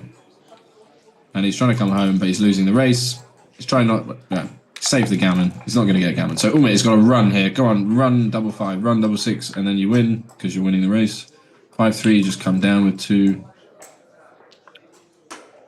Mislav will try and, you know, build a threatening position. Dankeschön. Rauchen auf. Es gibt was? Rauchen was auf. Dankeschön. Хорошо. Okay. He had to put an extra checker on the 2-point. You don't like to see it. You see it. This is 8 to 3. He's thinking, should I play 13-8? Because I don't want to blot him board because Umit wants to run. But this will hit and cover. This will make a strong board really quickly. And Umit might not be able to run. And you don't want to stack of checkers on the 8-point. Okay, good play. I like that. Threatening to close the board. Can he roll? He really wants to catch up in the race. That's perfect. Makes the point. But, you know, double 6, double 5. That's what he's hoping for. Umit the same. So double 6, double 5 roll off. He's got a closed board. So now he can leave the anchor and feel pretty safe about it. He's got a threat and a way to win. 2-1 makes the ace. Does it? Does it? Yeah, probably makes the ace. Because then you can hit and cover. Umit's going to leave, or he should be running with a lot of numbers. And then you can make a 5-point board, you can hit. And all the other variations look awkward, a little awkward. 8-6-2-1. You don't have 2 covers for the block. He's got a closed board. Do you really want this block? Yeah, just make the ace. What's wrong with that? And you also don't have to break the 8-point to hit. I mean, 8-6 is better for the race, I understand. But I think 3-1 is the best play. Then if he comes out, some 3s are duplicated, I guess. But you still have 2 covers. You get 2 covers for the blotting board. It's got to be better than 1 cover. I don't think 8-6 is... Oh, sorry, I don't think the race is close enough such that 8-6 is going to make a difference. Although I love making crossovers. I advocate for efficient use of checker movement. And join me for my yoga class where it's more like Twister. We move checkers on the floor. Okay, it's a party game. It's not yoga. It's not morning yoga. Well, I guess it is actually. But it's, you know, the morning after. Okay, anyway, we're getting distracted. He's going for it this way. It looks normal, but it's just harder, isn't it, to hit and cover. 4-1, 4-3, double 4. Fives are kind of duplicated. Maybe you want to play 13-8, but you also want to play 6-1 now. Another negative. So he's going to make this decision with 7 minutes and 52 seconds left. And it's not going to be this one, it's going to be the other one. That's my estimation. So he's gone back to the other one. And now I'm within 15 seconds of I lose. If he moves like that. Come on, Mislav. 8. Oh! It's 10 seconds quicker than I thought. And the other play. Wow. I'm way off. Double 6. Umit gets there. Patience pays off. It's all but gin, as we say. But of course, if there's dice, there's a chance. And that's a pretty good start. So how many pips is he down? That looks like 5, 10. And that looks like 13. So he's only 13. I say only, it's a lot. He can play 6-5 here. 5-4 also. 5-4 or 6-5. Slightly better than 7-6. So what did we say? 13 and 4, that's 17. That's a lot of pips. But it's just a couple of rolls, a couple of sequences. Open 5 point, also not good. That's limiting his possible recovery plans. 6-4, another reasonable start. Yeah, make the ace, man on the 4. You could also do it this way, doesn't matter. Creates a little bit of wastage, but gives you a bit more to fill in the 5 point with 2s and 3s now. That's a man off. So as red, you feel like things are kind of close. And as black, you feel like you've lost. Funny difference in perspectives. As red, you know black can just win easily. As black, you know it's really, really difficult to catch up here. But you have the cube, opponent has to get to the end of the game. So we're going to have lots of shakes at rolling a good number here. He's filled in the 5 point. Oh! Now that takes the lead, I guess. He's got 3 off, 3 off, just what we were saying. Can Umit respond? That's a 6. So you're going to have 5 men off. It's not going to be a recube. He's also leading. So he's got 1, 2, 3, 4, 5, 6. 6 rolls, he thinks. Maybe 7. And Umit's got 1, 2, 3, 4, 5, 6 rolls. Maybe 7. Okay, but he's got 2 extra men off. So he could... I mean, he also has the wastage on the 2 point Mislav. 2 extra checkers, wastage, possible gap on the ace. I'm never going to pass this, so the only question is, do I double this? I don't think so. Leading in the match. Wow, another double 6. Can Umit respond? He has to roll double. Look at the disappointment in his face. He just can't believe it. He's rolled 2 double 6s. Now he recubes. Almost shyly, hesitantly, embarrassingly recubes after a couple of rolls. 8-5. What a swing. And Umit thinks is that a break? No, Umit says you've got way too many points. Give me some points. I'm sure this is wrong. Mislav's got a very wavy finger. It's a waggy finger. He's got a wagger. Or wagger like Shagger. Got those moves. I could see Mislav busting some Night Fever dance moves with some disco lights.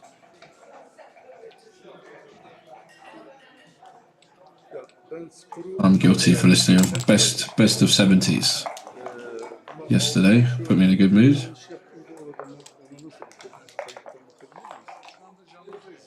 I've been singing Night Fever for the majority of today.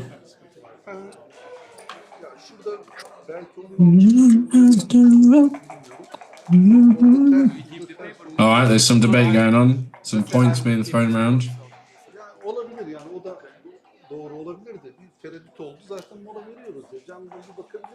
Okay, he's not happy. Oh, you want to break? He's up out of his seat. Okay, check. Oh, he's throwing hands. He's got his bag out. Got his handbag out. Probably it's like we double check anyway, but herhalde siz 8 olduysa 6'yı büyük Oh, I love this drama. It's a bag off. It's a bag on chair off. Look at my big bag. Takes up my whole chair. Small bag. And I can just take it with me whenever I please and wherever I want. Yeah, well, I can do the same. Look, I can just pack it up, put my water in there. Ciao.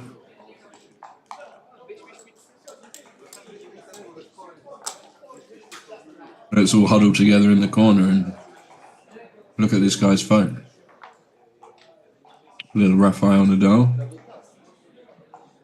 Alright, so I'm going to have a break as well. Oh, there's Marcus Reinhardt in the background against, is that Patrick Gibelli, the Dubai director?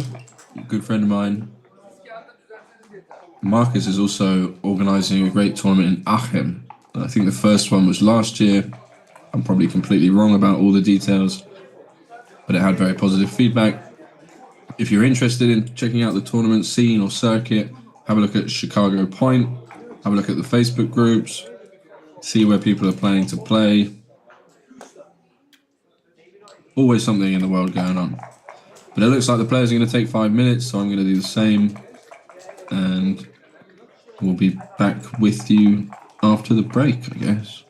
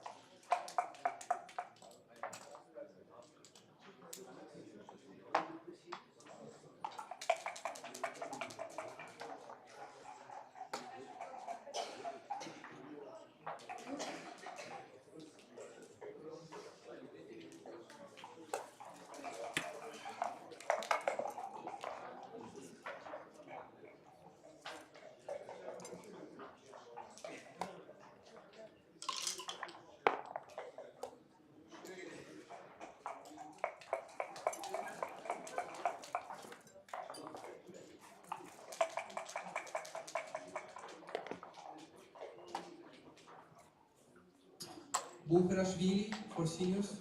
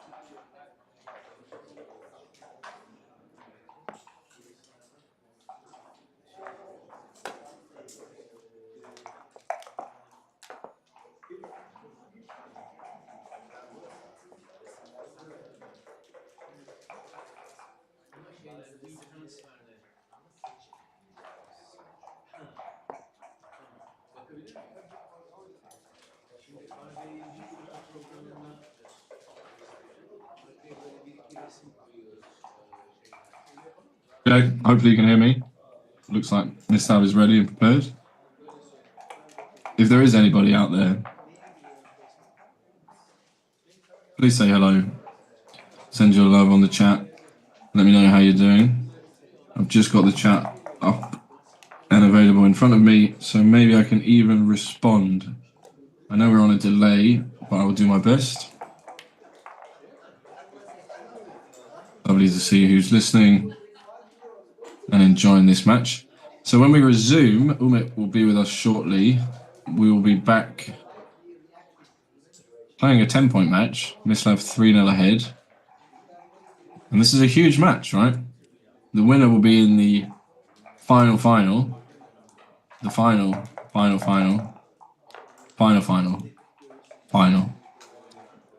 And the loser will go back into the second chance and have to fight, maybe win 3 more matches to get back to the final. So this is huge. This is the biggest match except for the final, because you guarantee second place prize money, guarantee the bonus in the structure. There's a bonus awarded for those who are not familiar or for those who are not aware. If you reach the undefeated semi-finals, I believe, you get some monetary compensation for your fine efforts, achievements, and standing ovation. Worthy awards. Okay, here he comes, bag in hand. I think they had a bag off outside.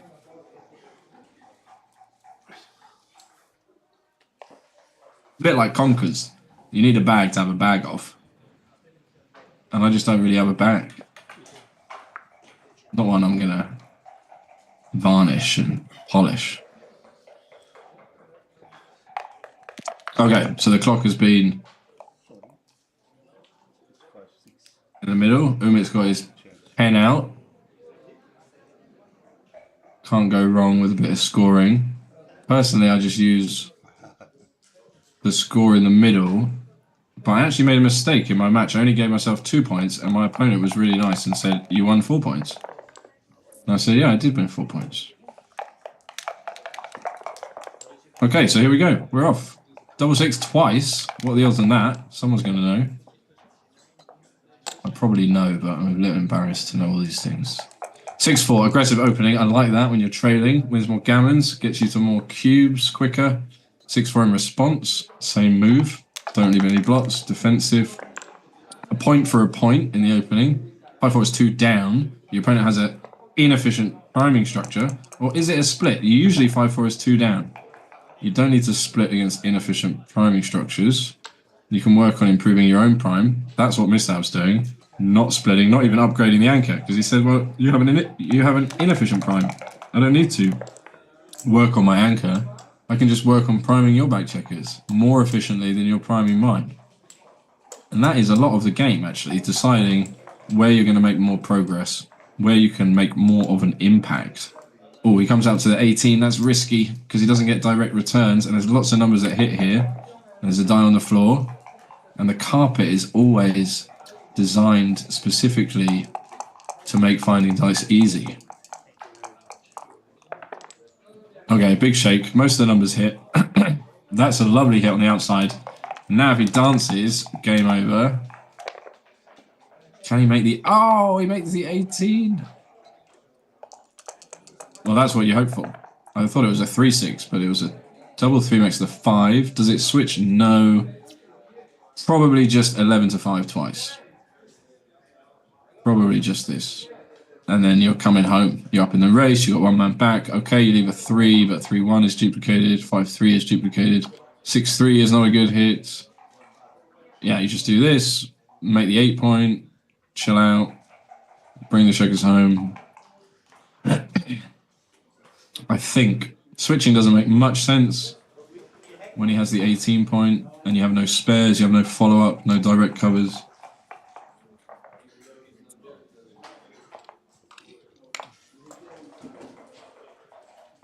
Oh, I just saw some chat messages. Thank you for the message. Pete, lovely to see you. Francisco Dominguez. Okay, yeah, a bit strict on the break. Oh, he went for the switch. I would not have done that. That looks really weird. And now he comes in. You hate your position. Oh, I don't agree with that. He could easily be right. And now, what do you do now? It's horrible. You got to try and come home. 5-2, come around the corner. Oh, I think he messed that up. He couldn't cube a dance either. Could he cube a dance? No, he can't cube a dance. So that switch seems wrong. Someone could check it. Hello, Derek. Thank you. Ace point backgammon. Love you guys. Bill and Tara, thank you. And thanks for your message and your email, Bill. I will get back to you as soon as I can. Try and work things out before I can commit to anything. 5-2, another awkward one. How does he do it? I think, yeah, just down to the 11. He doesn't want to break the 18 to hit. You're coming home. You've got some landing spots on the 5 and the 6. You could even step up. Yeah, he's thinking about it. Seems to make similar hand gestures. I kind of have a conversation with myself at the board. I just try and figure it out. Like I'm doing the Sunday paper. You know, what's 4 down? Oh, let's mull that one over with a T for a while. Before we accept that we just don't know. Oh, safe play here. He could play 18 and 8-2. And then just sort of not be in trouble anymore. And I think that's actually the only play. Because what else are you going to do? And backgammon often is about finding the least bad thing. Which is just another way of saying the best thing. 6-1, yeah, he's trying to run home, covers that block. Forcing Umit to find some kind of containment plan. 6-5, double 6, 6-1. Can he hit him? That hits. Or does he just make the ace point? Oh, he could, no, because he can go to the mid with the 5. Yeah, 5 and 1. That's just good. Lose 6 numbers. Yeah, why not? You can still come in with a 3 or a 4. Shouldn't be that stressed if you get hit, but you're not happy about it. Who's happy to be hit? Can he come in? Ah. Oh, insta-cube. That's the high pressure. Wow. Wow, it's almost like he said, I want you to pass. I'm cubing so fast, you have to pass. And Umit was like, look here, young man.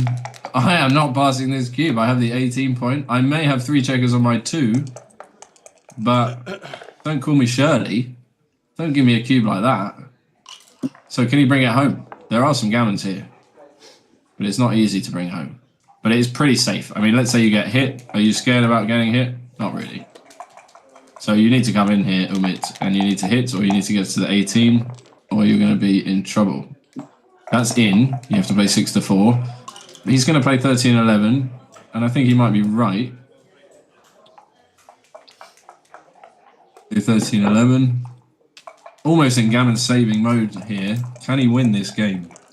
He's going to hit with 6s, 4s, and 1s. Yeah, so hit and 8-6. Go for the gammon, go for the closeout. Best way to win as well.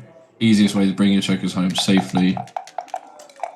Umit needs a 4. Special shake, up, down. 6-2. That's what he needs to cover. 4-1. Is a bit of a turnip. The problem with that is I like turnips as well. So what is the right thing to choose? Bit of a cucumber. People love cucumbers, but they don't taste of anything.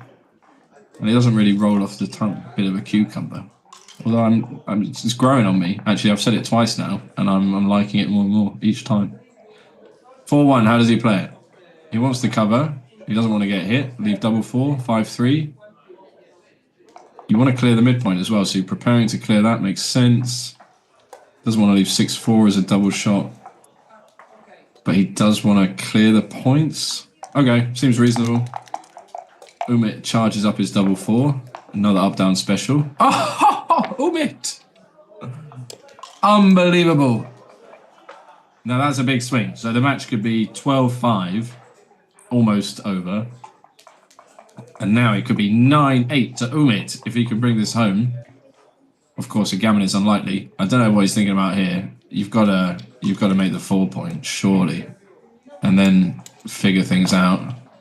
Yeah, 2 on the roof. Increase those dancing numbers. Does he have a recube? He's got to have a recube here. This has got to be a recube. Surely he's down 8-5. He can just swing the cube here. He can roll 5-1, 6-1, double 5, double 6. He's got to recube this. Come on, Umit's got to. He's found it. Oh, you got to hate this as Mislav. Look at the board. The open 3, the open 4. The guy could just roll 5-1. He's going to have to pass this. 8-7. He can still be 8-7 up. Wow, what a swing. Double 4, Umit. 8-7. Almost an even game. Big swing. Great play, though. Great recube. Was that switch good? Oh, hello, Mickey Laukkanen. I need to come and have a sauna in Finland very soon. Hello, Alex, as well. It was a fast cube. I'm old now. I'm retired, Alex. It's over for me. These young guns taking over the scene. All right, 8-7. 5 points good. 5-1. Pretty standard. Not much else you can do. Double 3. Umit's feeling the rush here. He's coming down with 2. Oh no, he's coming up with 2. How does he feel about the cube here? Oh no, doesn't want to dance. Definitely doesn't want to dance. Oh, how can you roll double 3 twice? Oh, insta-cube. He's passing. All day passing. All day. 8 all. 7-point match. It always comes down to a 7-point match anyway. This should just be 7 points from the start, right? Always comes down to DMP. Should just be DMP. Should just be best of 11 DMPs. No, that's not enough. We want some cube action. Okay, 7-point match. 5-3 makes a point.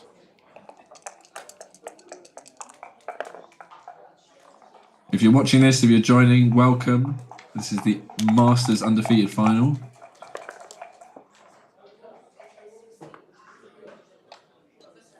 And if you're into backgammon, good for you. Great game. Best game. Double hit, 6-1. Is that the best play? Do you make the 7-point? But then you leave lots of things. Why don't you double hit? You've got the 4-point. Bam, bam. That looks like a strong play. Then you've got time to split your back checkers. You've got time to cover maybe, attack some more.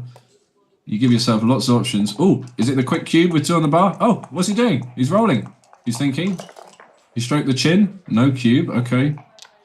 I mean, Umit has made his 3-point and developed a little, so maybe correct. But maybe he would have passed. So, I don't know. Maybe he would have passed. Mislav, suspiciously with over 5 minutes on his clock, must be feeling a bit uncomfortable. We're used to seeing him with 2 or 3 seconds left. 4-2 is a bit of a horseradish. But again, that's a good sauce and a good flavour. You know, it has its moments. That seems like a reasonable play. Makes a point. Solid. It's not unreasonable. It's Umit got. That's the anchor. You love the golden point anchor when your opponent has the 4-point. So he's set. Happy days. Hands free now to work on the offense against Mislav. Can he make some progress with the back checkers here? That's exactly what he was looking for. That or 4-3, 6-5. And we're in a mutual holding game. That's going to come down with 2. And we're going to play the race and see who can scurry home.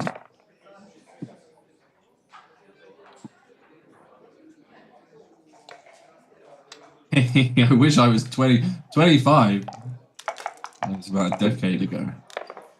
Feels about 2 weeks ago. But we got there really fast. Can't imagine how you must be feeling. All right, 6-5, 2 down. Probably, that's standard, isn't it? You break the mid, slot in front of the high anchor, you get a builder for the point you want to make, and the 5, some more points you want to make. You could break the 11. You could play safe. But why would you play safe? He's got a blotting board, he's got a nasty board, because you don't want to give up the midpoint. But do you really want to have 2 blots, like on the ace and the 2? You never really want weaknesses in board, long-term liabilities. Not a fan of those. He's looking at it. Ooh.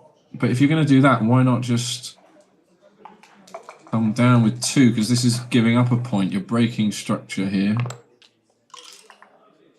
I'm not sure. I think with the blotting board, I would just come down with 2 and try and make the 7, try and make the 5.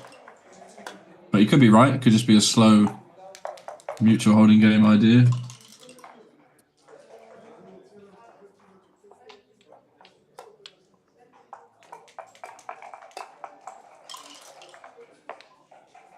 I would not do this. Although, I mean, I can see what he's thinking. If you're going to give up the midpoint, you might as well just come down with 2. Okay, he's decided. We can see from his body language he's going for that. 1-4 is what you want to roll. 4 must cover. So it's just 13-8 with a 5. And you recognise that your opponent cannot really hit you from the anchor. 3 is duplicated. He's got a blotting board. And maybe you want to make the 8 point as well. So yeah, he agrees.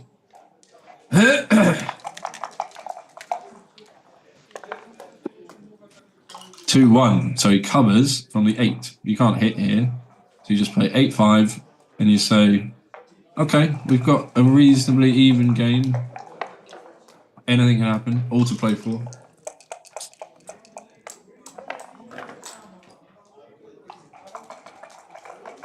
I'll be right back. 1 second. Can't imagine too much is going to happen.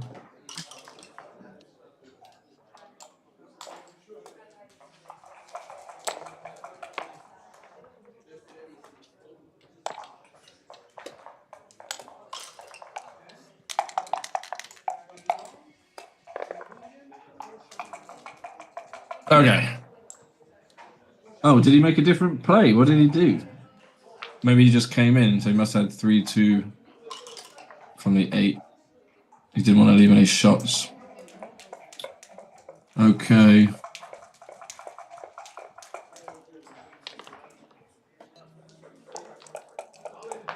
All right, so that's a chance. That's a moment to run from the anchor. Like now, you could run. Because there's 2 blocks in board, you leave a 5. You could come out with both. Double Falcon. Mitchie shout out. Does he look at it? Straight for the double Falcon. 3s and 4s. 4 duplicated to cover. Oh, he goes for it. Insta. Very nice. Very nice. Double 1. At least he makes the board. He really wanted to hit there, though, with the weakness of the blot in Mislab's board. And, of course, to contain him in the race. But he's still going to threaten. With a 4-point board, he's going to have chances to hit another block. Yeah. See, commentating alone is really weird. It'd be nice to have someone to riff with. I've seen these YouTube, you know, scammer payback Indian call center guys, and they do like multiple voices. So I'm sure there's someone who could do, you know, you would think there were 3, 4, 5 people here, but it's just one guy just doing loads of voices. I wish I could do that. Unfortunately, I don't think the first time I can attempt that is right now. But I'm really tempted, and I think it would be funny. At least for me.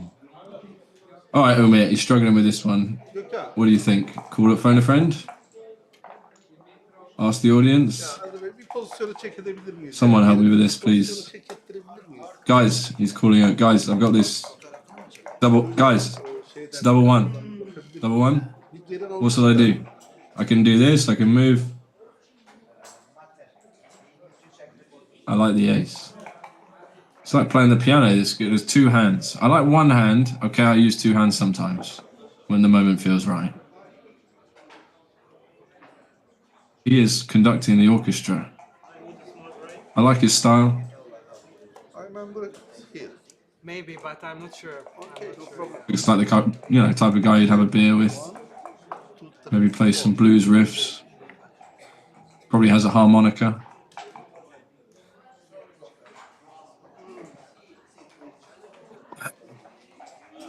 Okay, so I think he believes that the position is wrong and he's making some illegal play. It's better to check. Of course it is. What is he going to end up doing? Is he going to end up slotting? Maybe just 8-5. Just 8-5, 2-1. Challenge, say, go on, Mislav, can you clean up these 2 blots? I've got a 4-point board. If you can't, I'm going to hit you, then I'm going to cube you. If I don't hit you, you've got this contact 6 away. You have no spares, you have no 8-point, no 7-point. Good luck getting home. Getting home safely from there no small feat. When I mean safety, I mean playing no shots, no risk. Leaving shots and getting missed, that's another part of it. All right, so they're getting official confirmation. No harm done. They both seem hands off. We just need to check here all 1-1. Was this the starting? I think we'll see Umit coming with a big bag next time, though.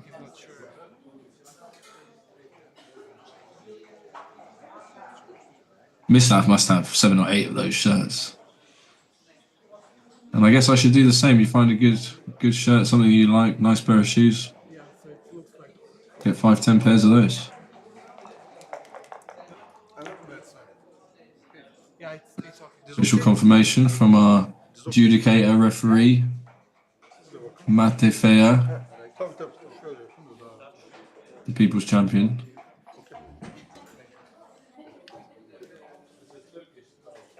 Mate actually qualified for the Hungarian team. He'll be playing in Greece at the World Team Championships. Oh, something just happened to my screen, so now I don't know what's going on.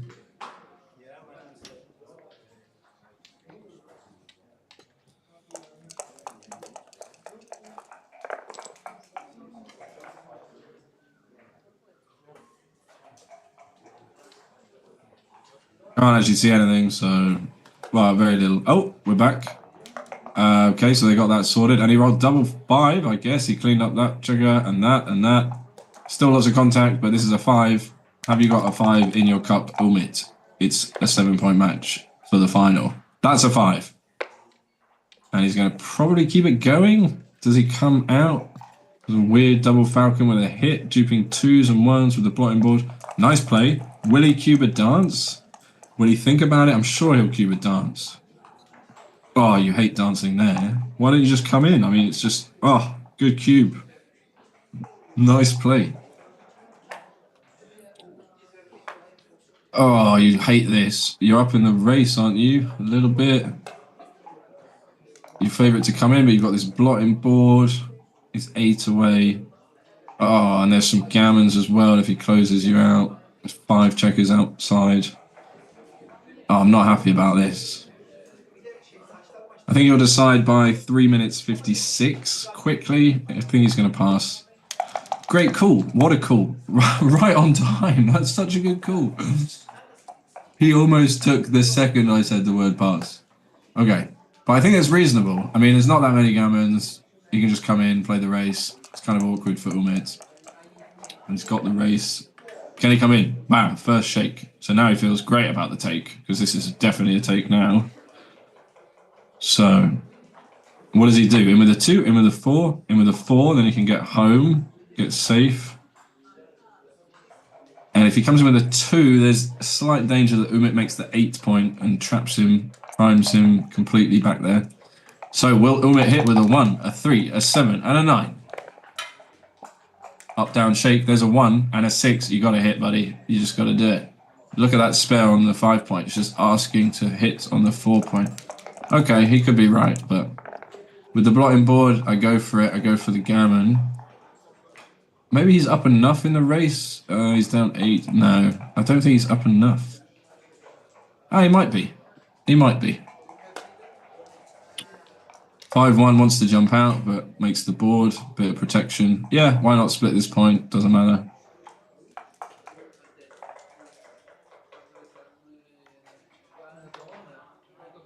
Oh, High Arts as well. I'm not sure about Istanbul. I had no plans to play anything. I'm retired, but I seem to keep finding myself at these tournaments. Alex, I wish I was back there with Fernando driving around LA. I don't drive, so I need to be chauffeured. Who else is around? Ehsan, hello.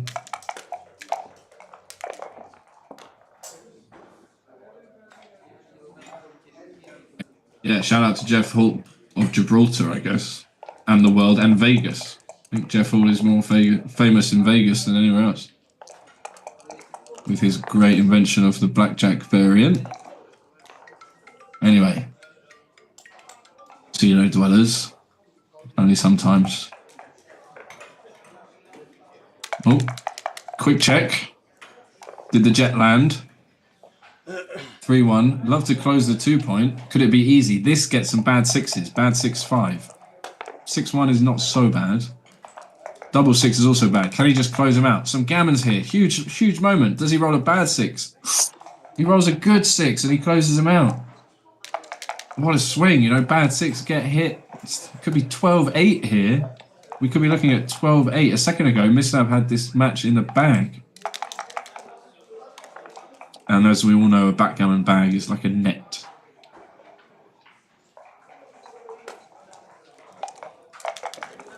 Okay. Safe distribution, like that. You can get behind that. 6-2, you love to clear. You want to see him dance. You want to win gammons. You want 4 points here. Mislav wants to come in. There's no shots coming. Couldn't find a 6 there. 5-2, clears. Okay, you still want him to dance. I know you have some bad numbers here that could leave a shot, but he has the 5-point open. You still want him to dance. And he's in. So 3 comes in, wastes no pips. Is it going to be close? Is Umit going to make it close? He needs a double to make it close. But I think he's going to save it.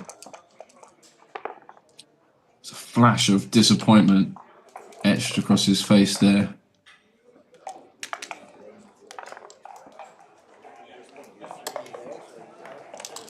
Yeah, it could have gone better. He acknowledges it. But it also could have gone worse. And 10-8 is not a terrible spot to be. I mean, you're just 2-0 down in a 7-point match. Still all to play for. Oh, there could be a really sick gammon here. Double 5 and then a double. Okay. And that's a bit cruel, isn't it? We kind of want to see it. What do we want to see? We want to see the double 5 for sure. And then we want to see like double 3, but it gets cocked on like the edge of the board. And then it spins, he rolls it again, it's double 3 again. But it like flicks at the last second and it's like 3-1. And everybody wins. Okay, I'll put my script notes down for the next match. See what we can give you guys in the final. Hopefully I'm busy playing. Alright, so 5 away, 7 away, 5-1. Mislav gone from the leader to the trailer. Going to be slightly more aggressive now. We'll see how Umit handles the cube as the leader. Double 4 is what you want. 2 points or just the 5-point? He goes 2 points. No, if you're going to make the 4, why don't you make the 2? You want to unstack the 6. Okay, I'm sure this is fine. They're probably very close. But I want the 3-point board because I want to cube the guy. And I might just cube him now if I had a 3-point board. He might cube him anyway. He might cube him anyway. Is he just going to run the simple play, 6 out from the back? You see, if he had the 2-point, this is going to be a cube. He's thinking he wants to hit first. And he's looking at the board. And it's still not a hit. And we're still looking. No, it's still not a hit. So let's make the 3-point, maybe? 20, what can we do? Slot the 5 and the 3, also reasonable. Just make the 3. Why don't you just make the 3?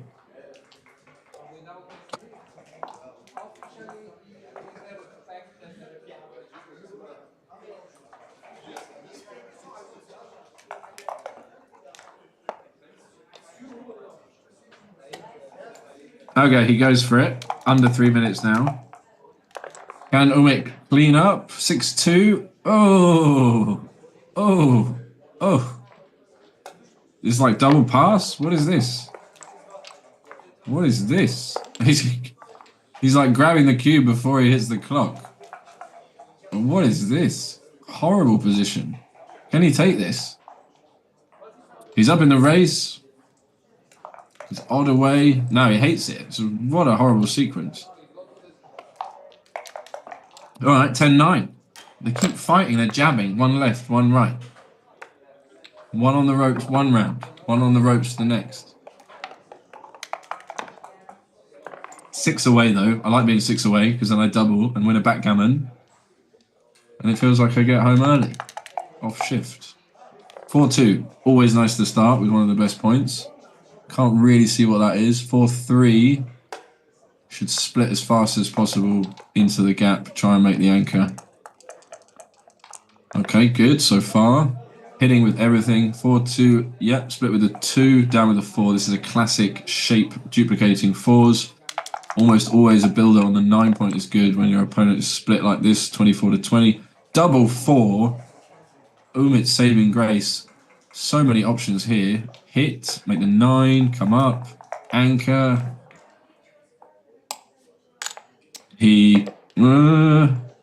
I like the 9 point in the plan. I think the 9 point should be part of the play. Mainly because your opponent split to the 22. Against the 22 point, the 9 is super strong. 6 away. So why don't you hit and make the 9? Then you do more good things. Don't you do more good things? And this is a game of efficiency. Whoever can do more good things at one time, every time, is going to have a better chance. All other things being equal. He's mulling it over. It's a bit awkward. Okay. He feels like the 9 is good. All right. But I mean, it does leave some numbers. He leaves 1s and 4s. You're not happy with leaving return shots like this.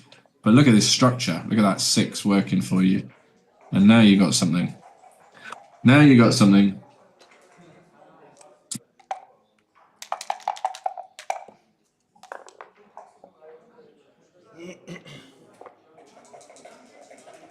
Okay, that's a hit. Comes round. What a lovely position. So Mislav, of course, favourite to anchor. Which one will he choose? Can he hit back? Oh, dear. Oh, dear. He grabs a cube and just dance. Oh, what a sequence. That is not the time to dance on a 1 point board. And what a great cube leading 10-9. Yeah, it's got to be a pass. He gets to 4 away. What a luxury to get to 4 away. Horrible sequence. He must be feeling good after that.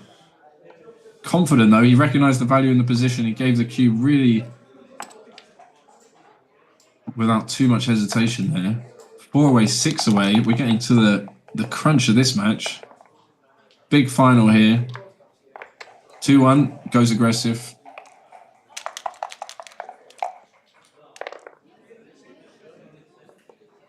We've had this opening already, so he knows this one. Oh, why is he changing it?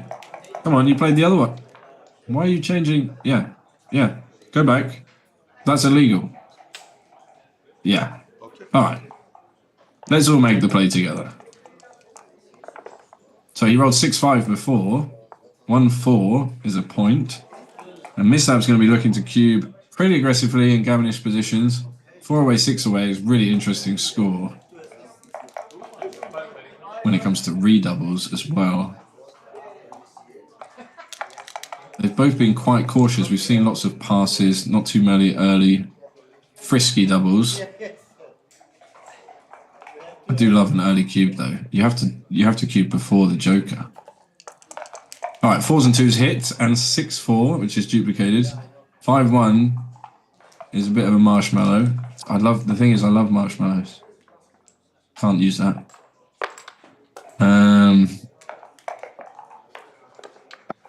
Bit of a dud. Maybe a bit of a blank.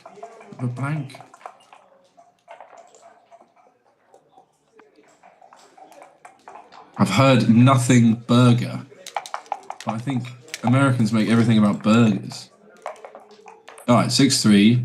That's a 5 point. Could be 10 point though. 10 points. Cleans up that blot. Cleany.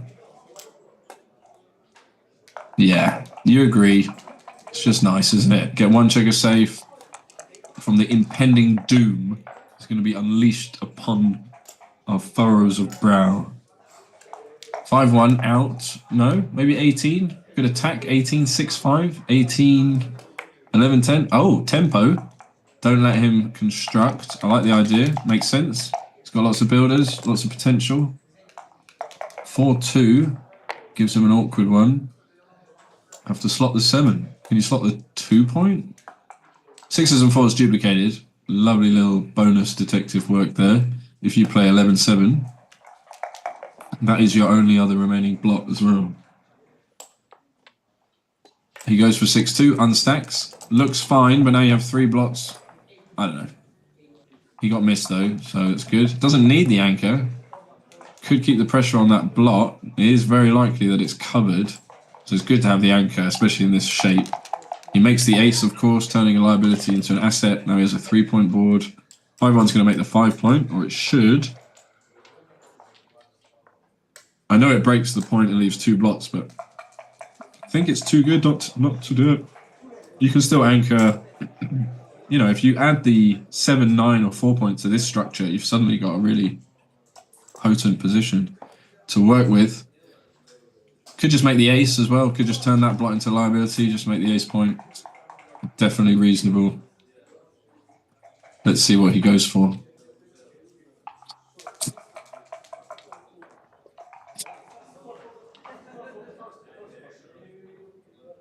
Yeah, he can't decide either. Both choices. Okay, he goes for the cleaner variation, a little bit safer. 6-3 is perfect. Probably what he was thinking. Maybe double 4 he was thinking. Double 1, scooch up. Could make the 9, scooch up. Yeah, you don't need to scooch up to get out. I like this structure. 9-point was so good though. Again, he played it quickly. 6-1 is 13-6. Can't see hitting. Can you hit here? Maybe you can hit here. Oof. Yeah, this is standard. But he's definitely thinking about it with the other block lying around. Some cube potential maybe if he danced. 5-3. He's almost safe, isn't he? Needs to dodge here. 6-2, double 4, 3, 2, 1, 4, 1. So does he think about the cube? Race is not incredible. Still got a lot of work to do. This will be a very easy take. So he agrees, thinks he has to improve a little bit. Very nice number, no blots. So will he stop and count the race? And then cube, or will he not cube? What's he going to do here? He's going to roll. I think that's right, given the race. This is bad. Is this bad? This is bad. 10-2? Is that the 6? Only leave double 4. Good anyway. 6-2. Yeah, just play 11-5, 8-6. Nice structure, nice spares. Basically only giving 2 shots. The other way is 4 shots if you slot the 2-point. I think he's going to find this. It's the only reasonable play. Yeah, there's a 6 and there's a 2. I know it's nice. That's where you want those builders anyway. Can he hit here? 6-1, 1 pip off, and he has to leave a block. Wow, the difference between 6-1 and 6-2 there. Now will he cube with the shot? He could hit him with a 1. Does he cube here? It's 4 away. He might be thinking gammons. Can I win the match here? No, let's hit him first. Let's be sure. 4-2 could make the 9-point, but he'd have to give a direct. So probably just play 11-5. Very interesting position though. He'd also have to give 6-4. You don't want to give shots against a 5-point board. So ultimately we'll see him play 11-5, I believe. But he's looking at it. Got to give him credit for thinking about it.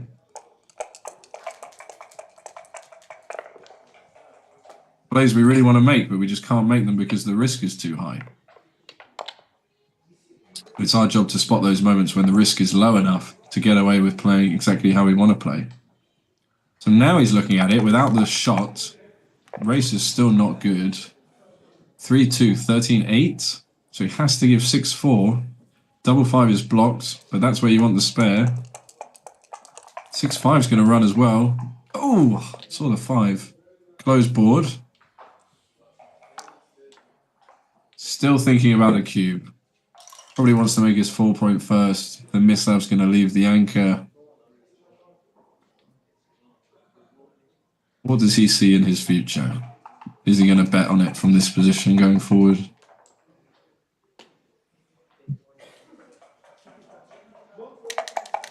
Sits back in his chair. Special shake. 13-6. Could make the 2 point, but do you really want to leave 6-4 with a closed board? And don't you want those spares and builders ready to point on him and threaten to do stuff when he leaves the anchor? You do get more coverage of the outfield, but this makes sense. And now if he doesn't move from the back, cube seems pretty fine. I think he's going to cube now. 4 away, 6 away. Let's see him cube this. The board's broken. The pips are wasted. Umit with an umlaut.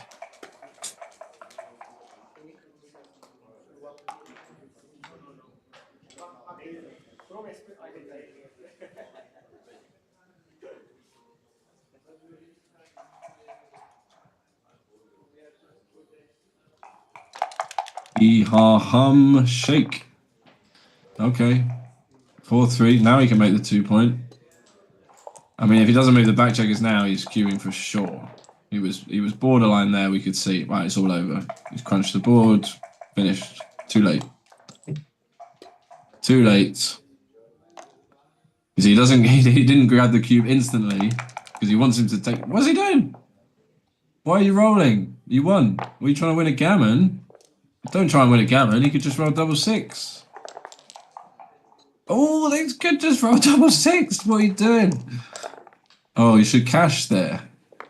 Oh, yeah. I mean, this might be too good. I mean, 6-5 is still okay. Is this too good?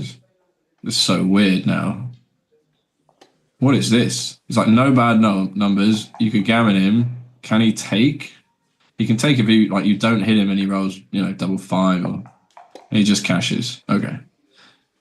That was an interesting sequence. I don't know what he was thinking there. If he was thinking it was too good, he was trying to gammon him, or if it wasn't good enough. It seemed like he'd just been waiting. He was on the precipice of cubing for so many rolls. And then when the moment finally arrived, he just kind of acknowledged it and watched it go past.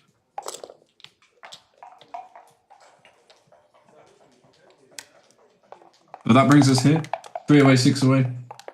And I could be completely wrong. He could have smashed that cube action perfectly.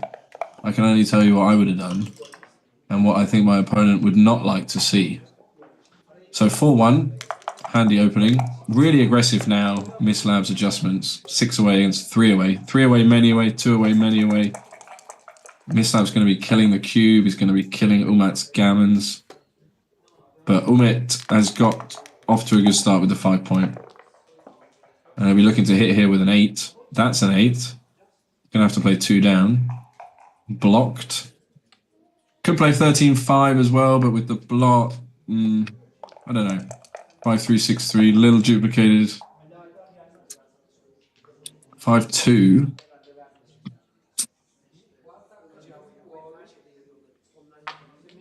Dirty handkerchief.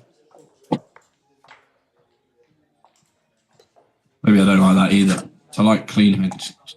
Okay, 2 down, like the builders for the 5. Duplicate 6-2, duplicate 6-4. 6-2 is still going to hit though. Don't overthink it. Of course you're going to hit. Of course you're going to hit. Yeah. Alright, can he hit back? 4s and 2s, also duplicate to enter. Those are both of the numbers that we mentioned, so that must be good. I like it, coming in. Pressuring the block, where you want to anchor. Nice builder. Okay, so he has to hit 6-4. Push him away. Fight for the 4 point. That seems unnecessarily passive. Do you really want to let him make the anchor? Do you really want to let him make the 5 point? I mean, he could be right. He's winning the race. Not sure about that one. I would have gone for the 4 point. I would have been punished, but double 4's good anyway. So yeah, maybe good play there. Double 4 pretty forced. Still good development. He'll be hoping on double 4 for himself. 6-4 is great. That points. Might buy you some breathing room to escape the back checkers. Might launch a potential attack. Of course, a gammon is very valuable for you with the cube in the middle, being 3 away. Getting to Crawford or winning the match. perfectly efficiently would be ideal. Optimal approach and execution. 2 there seems right. What's he going to do here? Double 6. You don't want to cock that. That's just silly. If that's a 9, he's going to hit on the 4 point, or he should hit on the 4 point. Slightly forced. Has to leave a block anyway. And now he's thinking of a cube. Or he will think of a cube. No, still nothing. 6 away, 3 away. No. A hit here is pretty good, but it's not devastating. But he's going to cube now. I mean, if he dances, he cubes. If he comes in awkwardly, so easy cube. Is it too good? Maybe. Quite easy to win a gammon. I mean, not that easy, but not that difficult to lose. Sorry, I've muddled my words there. It's not that easy for it to become a no double. That's what I'm trying to say. So maybe I take a roll there, try to get to 4 away. I don't like Umit's position, 2 point. Okay, he has the anchor, but I give it up. 12-10 seems like a much better spot than this position with the cube on 2. Let's go back here. Oh yeah, Fernando. Professional Formula 1 driver. He's great. Oh, he did take. Sorry, back to the action. I was not expecting that. Oh, why would you take this? 3 away, 6 away. Ah, it's got to be a bad. That's got to be bad. I mean, okay, 2-4. Things could go well from here, but you're not happy about this, are you? You get gammon, you can be down 13-12. You get backgammoned here sometimes for the match. There's some backgammons here. Ah, Umit, why did you take that? Why did you take that? 12-10, no problem. So perfect cube for Mislav, because I might have taken a roll there, but what a result. What a spot he's found himself in here, 12-9 down. Umit praying for a 2. Oh, biggest moment in the match so far. Mislav gonna pound on him, any 3, any 6. There's the 3. 4 will come in, get 2 covers, no other 4 anyway. Wow, Umit, you need a 2 here just to stay alive in this game. Of course he has an ace point game. Oh, he got the 2. He's got something. You know, with the bar point open, he's got a way back. Still, any 2, any 6 will hit. Yeah, that's a nice one. Prefers to hit with a spare than breaking the 8.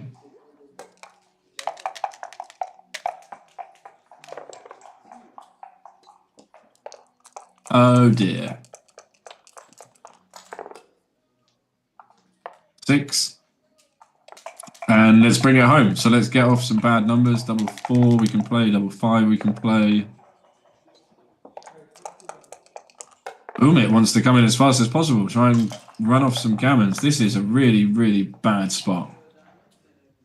Double 1. It's good anyway. Doesn't really matter. As long as Mislav just keeps pushing forward and coming home, he's going to be doing the right thing. It's not like he can wait for any shots or do anything clever. Just push forward. Just jump out with everybody, you know. Just out, out, out, out. Go. Avoid bad numbers. Can we play double 3? 1, 2, 3, 4, yeah. Double 4, yeah. Everything should play fine. Right, there's the first ace. He really wants to come in with the other checker before Mislav comes round. Could make the midpoint. Looks like the midpoint. 1-6 duplicated. And he's got some ammunition to close the bar, which would make coming round and the possibility of Umit crunching even better. There's an ace. Has to hit with a 2. Forced to make, you know, a good strong play. Wow, a dance here. It could turn everything around.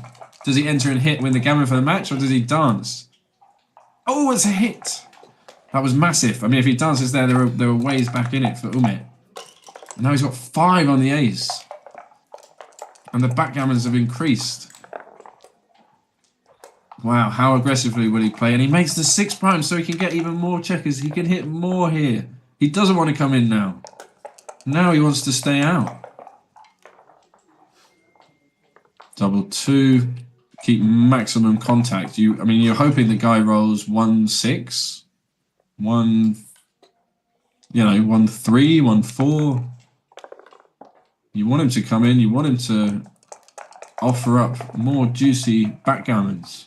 6-5. Do we stay back? Oh, it's so tempting. Maybe you stay back. I know we get a bad double 4, but it's just more backgammons. Nah. I guess it's not like it's backgammon go. Gammon gets him to 13, 12. Okay, whatever, 60%. But a backgammon would be just what we want, you know. So generally the idea here is you put checkers on the 7 point and you force your opponent to crunch. So you slow down. Essentially that's what you're trying to do. You're trying to slow down your bearing so that your opponent is forced to crunch his position. It's a bit weird here because we're trying to bear off as fast as possible to win the backgammon. But now that he's come in with an ace, we actually want to play really slowly. This gives us a bad 6-5. No, it's still okay. Double 2. You see how he keeps contact with the midpoint, trying to make it awkward. So now he's forced to hit him. He's not forced to hit him, but he might feel as if he's forced to hit him. Is that the same thing? Is that enough? Maybe he should just resign, but he's just resigning a gammon. He could break from the bar. He could roll 1-5. Hit him. Hit him. Let him roll 1-5. Let him roll... What else could he roll? 4-5. Let him roll 4-5. You're just giving him a bad 4-5. Yeah, why not? Do it. Good play. Well done. There are ways you can win this game. They're unlikely. But you can also save the gammon. You could get a late shot. You could hit. Force, like, do you give this shot? Oh, you should do that.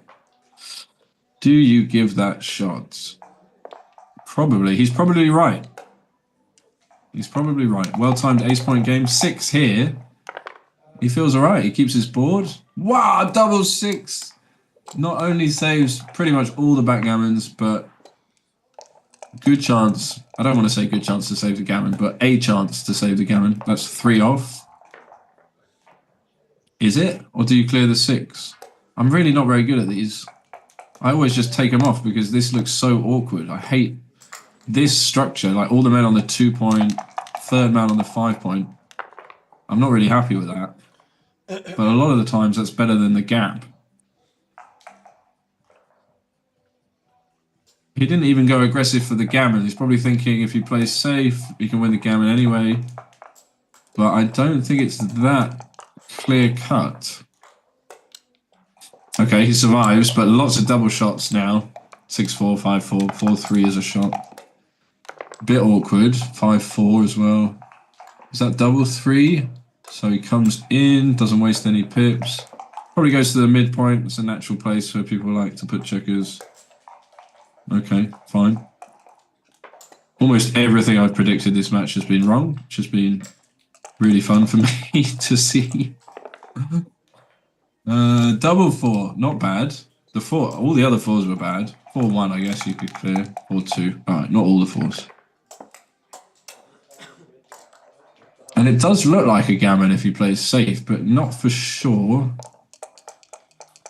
Okay, can he clear the 5 point? Massive step forward. Oh, he leaves it. What a big moment in this match. Does he have a 4 in the cup?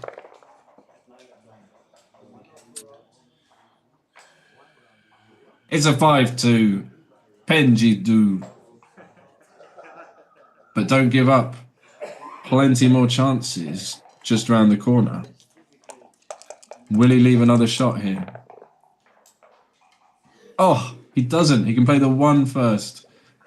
All right, so now we're running, right? We're splitting off the anchor, trying to get off the gammon. Shej Besh is going to go a long way to saving the gammon. Does he roll a 2? Does he roll a double? Oh, he left another shot. Take another man off. Man off, man off, man off. 2, 4, 6. Now he's got a 3-roll position. More gammons. You even win more games, right? If he hits you, he has to leave. He has to vacate the 25 point. So a 2 here. Wow, he rolled there with such passion and vigor. The die could not contain its own... Oh, the 5-2 comes! Henji do? What a swing. He's getting gammoned for 13-12. Even saving the gammon and still being 12-11 up.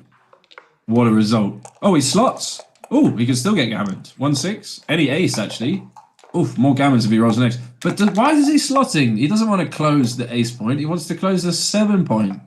No, you want to close the bar point, and then you force him to leave you fishing expedition trip. Dude. Okay, can't blame him. Very natural. Slot the ace. Close him out. You must feel good about it. You're in bad shape. But come on.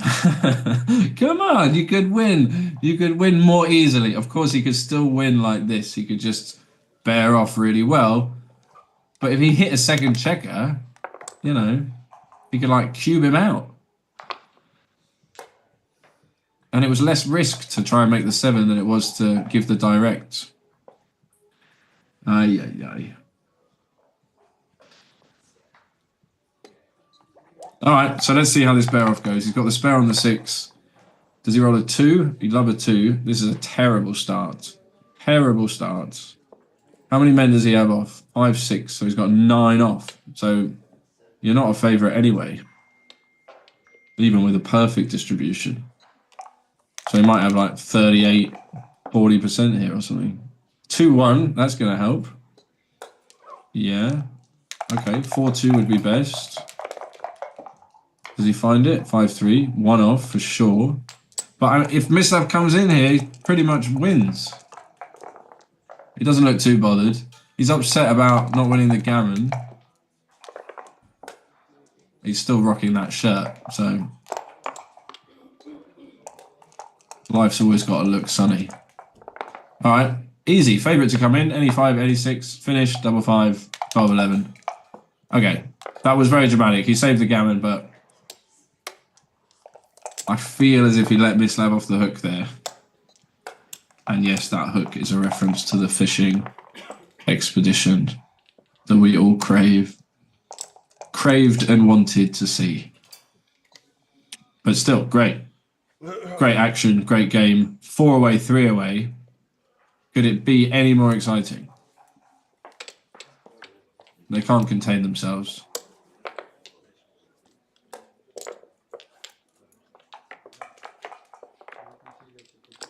Up the position. Felt like there might be a break there. Break was not called. I really like Mislav having 1 minute and 11 for some reason. Always try and leave my clock on all the same numbers. Okay, 11-11 would be all the same. But it's still binary and it's still 3 1s. So get over it. All right, 4 away, 3 away. Really explosive score in terms of action and adjustments, gammon values, 8 points, recubes. Just utter sheer madness in the Thunderdome of excitement and general checker movie. Oh, 4-3. Probably you want to come down with a 4, split with a 3. Standard response, duplicate 6s. But he went safe, feeling the pressure. 4 away, 3 away. 6-1. Easy play. Make the anchor. Now you can't be primed.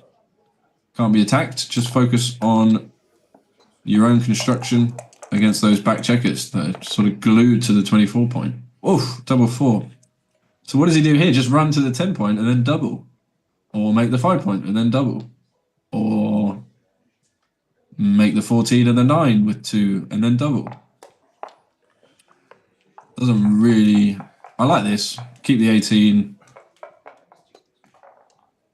Actually, I like all the plays there. But this looks strong.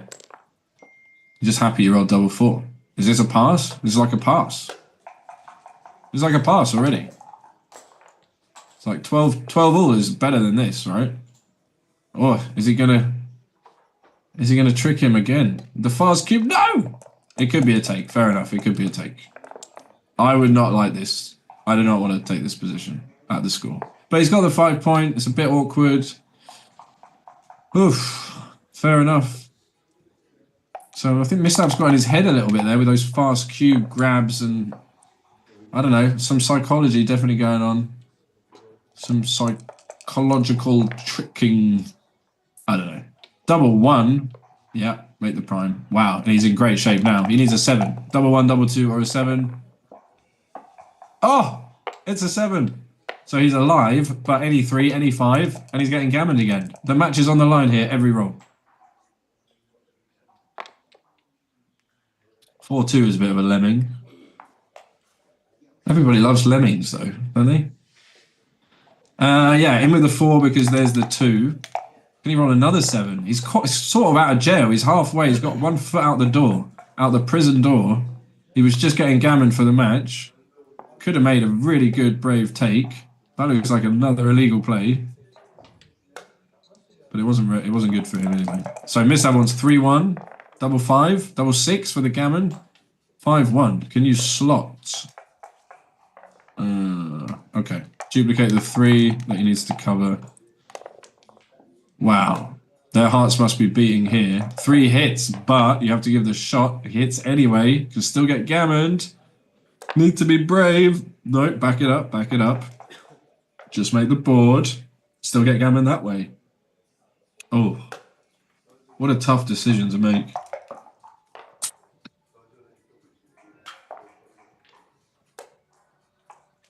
What would you do at home sitting there? So easy, isn't it? You say, oh, I just hit and come in, and if he rolls a 3 and gammons me for the match, I won't feel bad about it. It's only the undefeated final. Probably like 10,000 euros or something on this match. So you can feel the pressure in their hands and the tension in each move. Heavy breathing.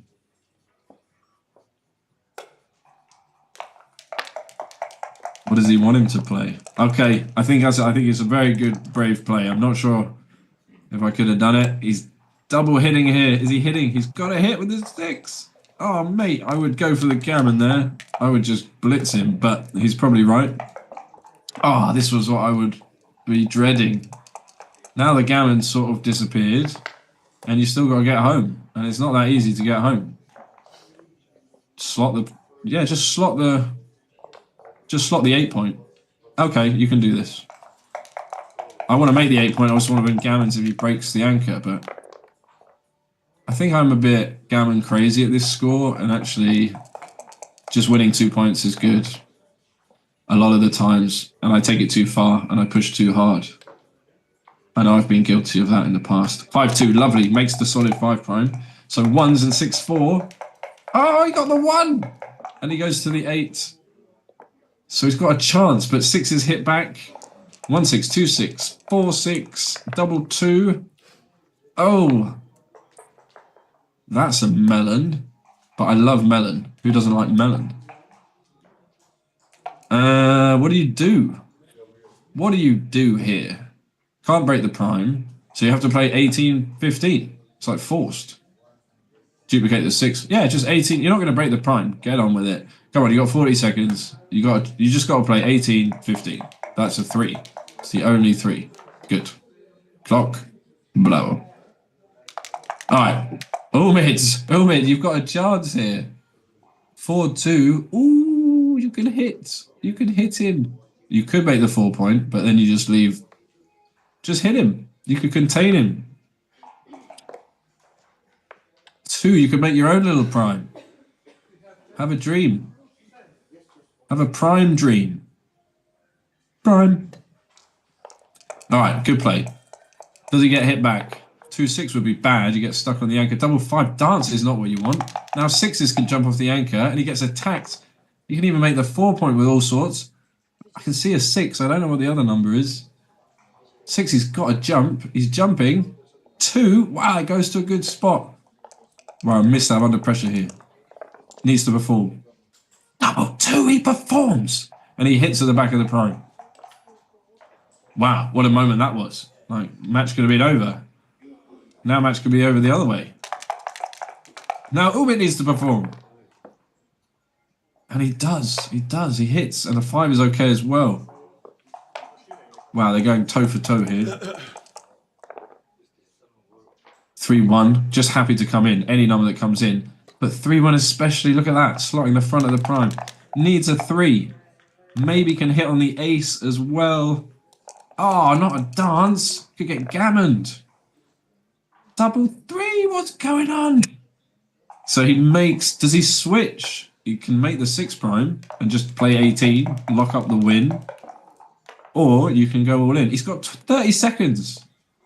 He needs to make a decision right now. He goes for the switch. Oh, no, he doesn't. No. He slots at the, oh, 17. Oh. Cool play, though. Cool play. 2 on the bar, 5 prime. Umit. It's a 2 right now. 2, he got it. That might save the gammon. Might not save the game, but definitely gives him winning chances. Is he hitting? Is he hitting? Maybe 18. Is he hitting? Gammons, gammons, gammons, gammons, gammons, gammons. 16 seconds, 16 seconds, 15 seconds. Oh, sweating, sweating. 4 men back, another 2. He's relentless. He just will not give up. 4-2, and now he can't. He's going to have to push forward. He's got 5 checkers back. Wow, if he comes in here. Okay, he danced. So what does he do? He just makes the bar with a 1. Does he hit? Ah, well, 5-6. Okay. Hallelujah. Now Umi needs some 1s, and he needs them sharpish. Oh, what the fuck? These guys are in the final standard. What do? Just 8-6. You can't lose a gammon. You can't leave shots, can you? Just 8-6. And then roll double 6. Misav's going to run with everything he can. That's legal. That's legal. Go. Can Umit find a 6 here? Wow, that double 1 on cue. First roll. Shesh Besh. He has to leave the shots so he can still get gammoned. Oh, the match is on a knife edge. Any 3? Any 9? Ah, it's a 9! And a 3. Just made a squeak like Ricky Gervais there. So another 1 required. Oh, I can't find it. And he's in danger of being gammoned again. 1-4. Slot the bar. Slot the mid. Yeah, maybe just the mid. Let him roll 1-6. Come out, hit him. Roll 6-5. Oh, he's just desperate for a 1. That's a 6 prime. He can hit him on the ace. But I think he's better off now with 3 checkers back, just letting him come in. Maybe hitting another checker. Or if he dances, next roll he can hit him with a 6, like here. If he rolls a 6 now, he can hit him. Well, it's forced, isn't it? Yeah. Double 5. Okay. All right, Umit. You can see it on his face. He knows how important it is. Ah, the disappointment. We can all empathize. Double 5. He's got the gammon on his mind. Go on, get another direct cover. Just bring it all the way in. Just close him out. That's what you're thinking.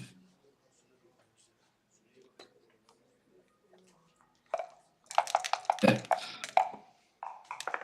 It's your moment. Oh, he got it!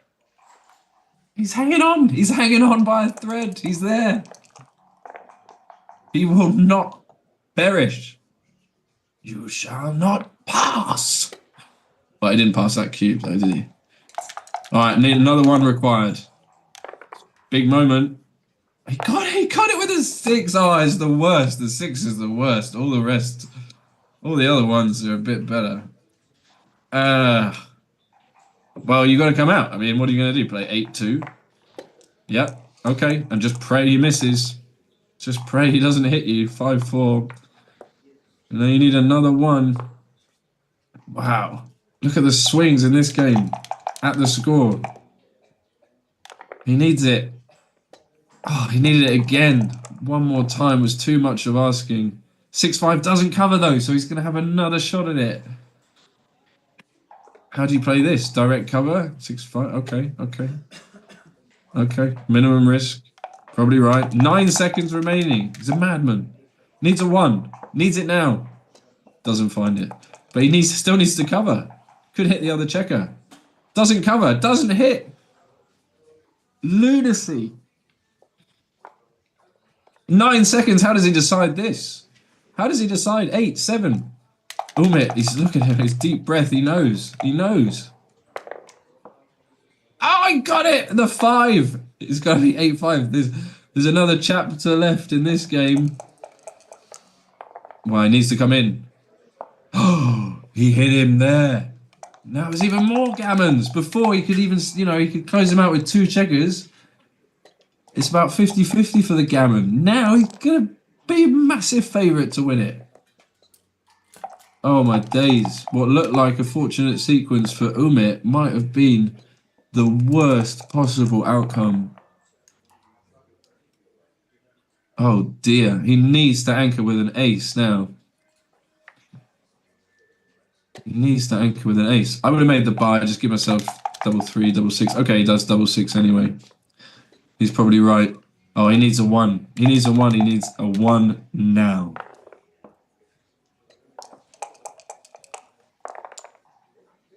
Head down, sort of a resigned. Okay, you could roll a 1 here, but still, you don't feel like it's coming. Can he cover? So many times he hasn't been able to cover. Direct, yes. Direct, yes. So this really probably is the last time. Looking like lights out for Umit here, sadly. All is not lost. He will have a life in the second chance. He could still get to the grand final. But Mislav here is going to bear off, win the perfectly efficient gammon for 4 points and the match. That is the most likely outcome. Of course, there are many possible variations. Then, so let's see. Is there an awkwardness in the bear-off? Not really.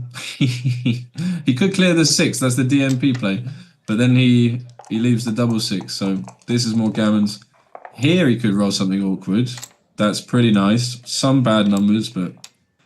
Right, you want a 6, and you want a 6 right now. You take double 6.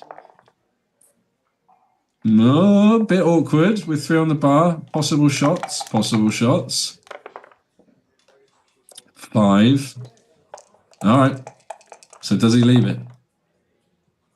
Oh! It's 4 off. But it's the last-ditched effort and attempt and breath of Umit in this undefeated category. Does he have a 3? He has a 3! He found a 3! He's not out of the woods yet. He might save the gammon. He's just given himself a much better chance, but 6-4. So he needs a 10 of his own, or a 12. It's an 11. Don't roll 11. Oh, okay, just run the checker past him. He can still save this gammon. It's not so easy to get by here. Mislav probably going to have to leave some shots. Don't do anything fancy. Just run that check around.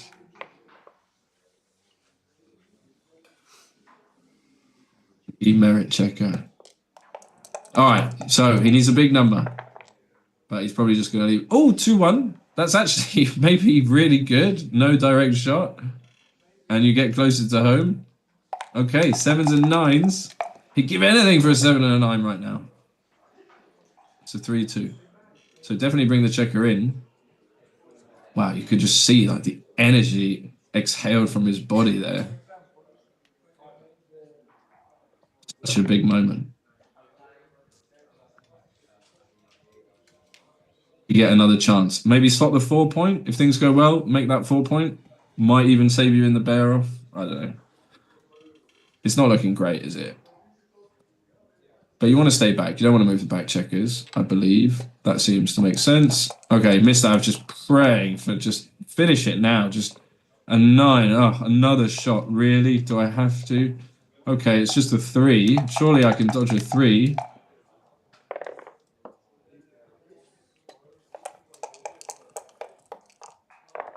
That's it. That is it. Good match, guys. What a show. Very interesting. Bunch of decisions there. Look forward to going back and analysing, studying. Thank you for joining me on what was an interesting afternoon. So watch the sun go down outside as Mislav times out. Ne, jedan put se igra samo. First grand finalist. And yeah, join us later for more action. I'm sure there'll be lots of fascinating matches, things to see. Love, best wishes to everybody. Ciao. Very close. Good fight, good fight. Okay. Well, bundan fazla çarpışamazsınız yani. Gerisi zar. I'm paying the bonuses now. I'm giving you a break till 9, then you play your Okay, doubles. yeah. The grand final is also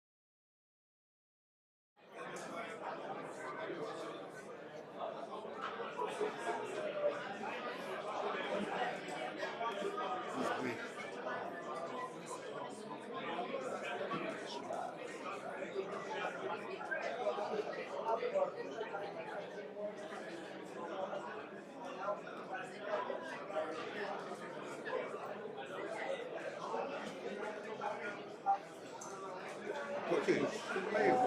Hello. Hello. Okay. Thank you.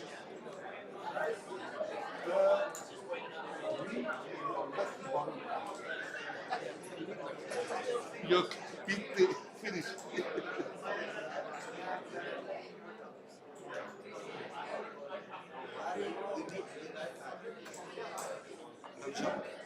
Merhaba. Şey soruyordu. Ya bir şey var mı böyle şey varsa? Invested in any kind of a hedge? Bizim önerimiz 700'e 1200 sadece. Sadece bu tür için. 700 euro. Kaybeden 700. Talep ediyor. Yani öyle mi soralım? Evet, kaybeden kazanan. Menajeri siz misiniz? Şimdi. Benim. Ben buranın menajeri. Ay niye o bana söylüyor diye. İzin verince. Aynen. Tamam, pardon. 700 euro versin mi kazanan kaybedene diye soracağız. Aynen. Sadece bu tür için. Sonraki turda tamam. Lazım. Sebastian, I didn't see him, but he has a double spice. Yeah, because I had arranged. And wait a little bit more until he comes.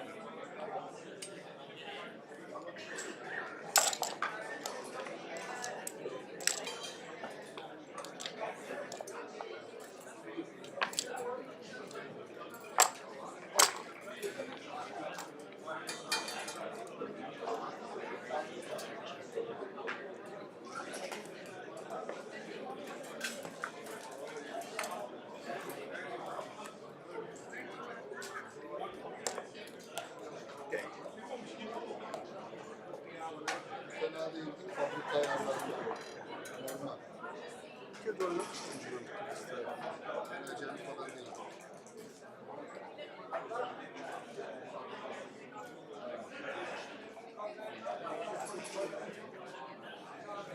Buradan geçecek. Geçiyor. Doubles, right?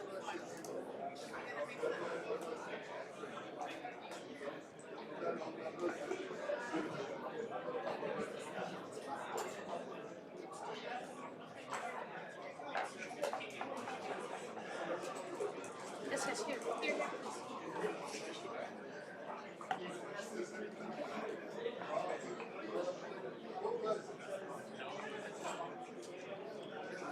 Son istersen. Sordum, ortağını bekliyorum. Başkasıyla anlaşmış, ona soracak yapabilir miyim diye.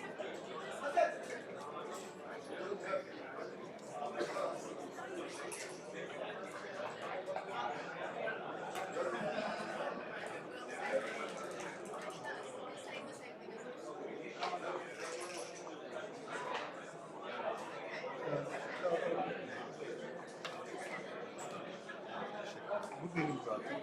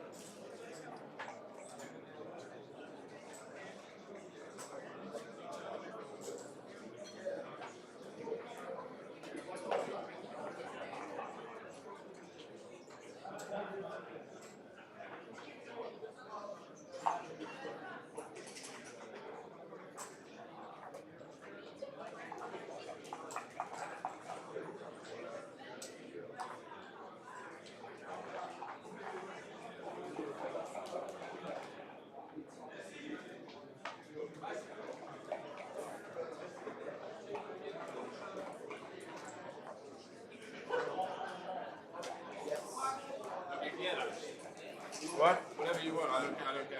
His I mean, proposal is 700 to the loser. Sadece bu tur için. Sadece bu. Kazanan kaybeder. okay. Okay. 500. 500. 500. Okay, look. Okay. 500 to the loser. Wait, don't stop.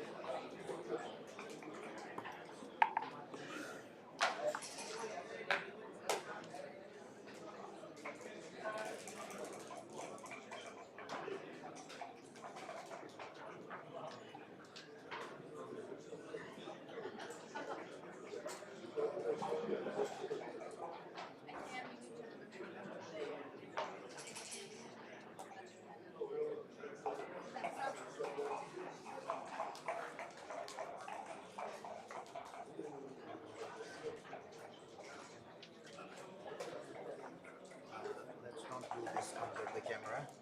Kameranın altında imzalamayalım. Görmesin. Şöyle imzalayalım. Kazanan kaybedeni bekliyoruz.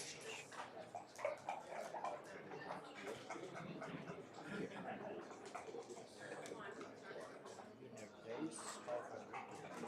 Okay, one handshake. Good match. Cheers.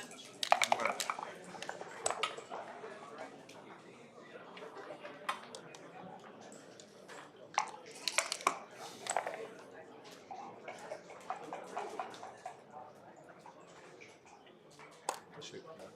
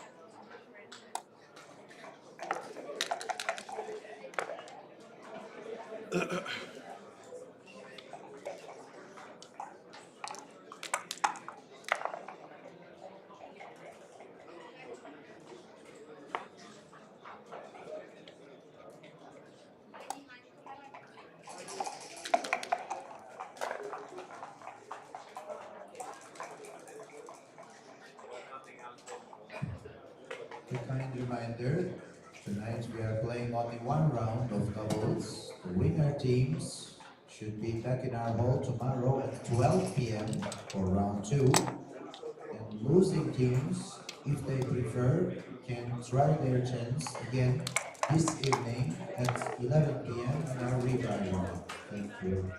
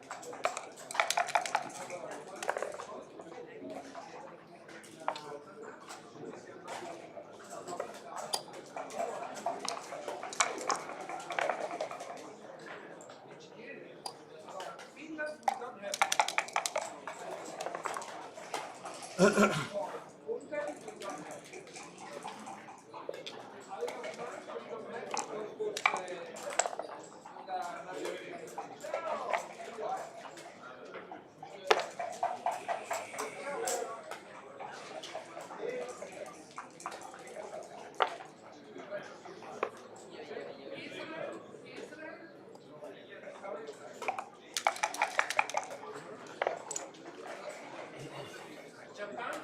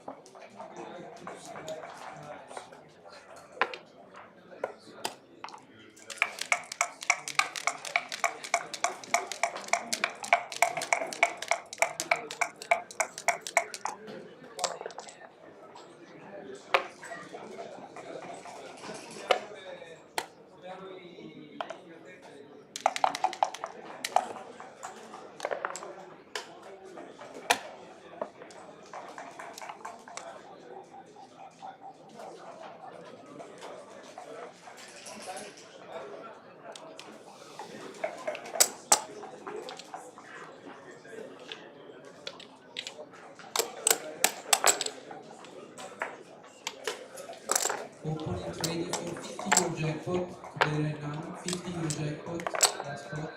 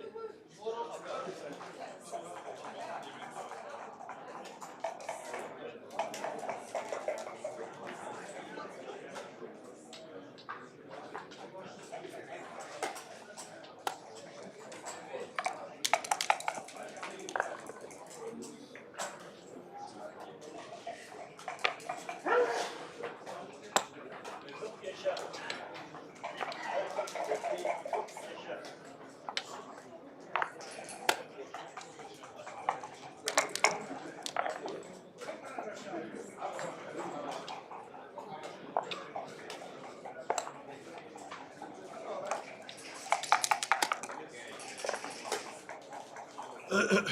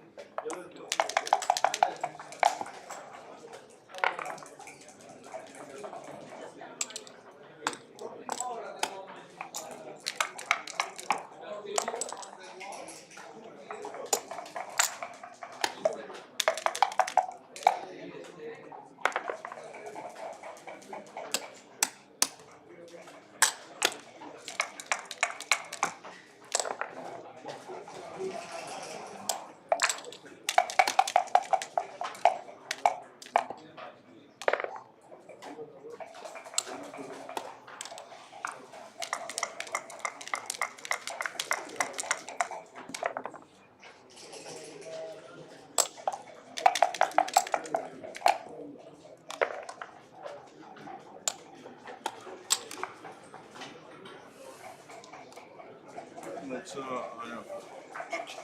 Thank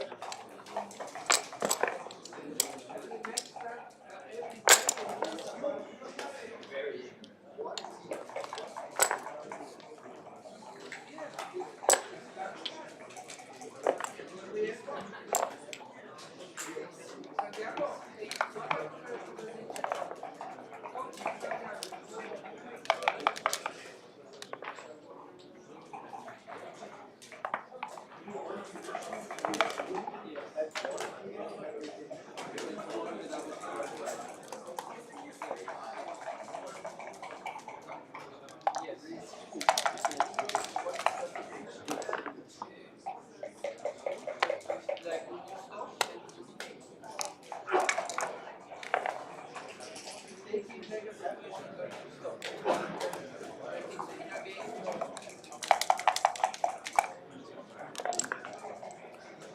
You're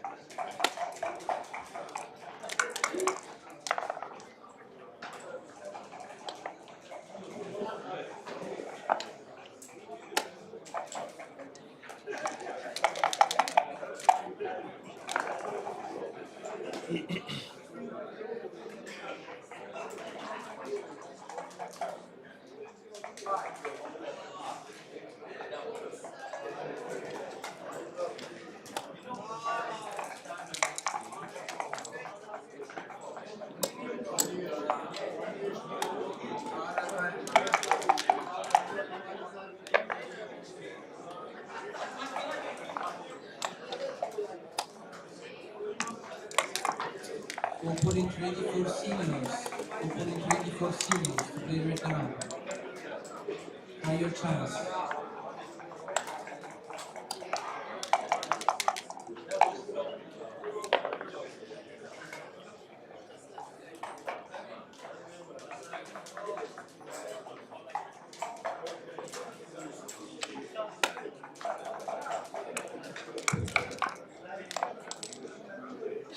Getting rebuys for the doubles for those who are interested. Rebuy round will be this evening at 11 p.m.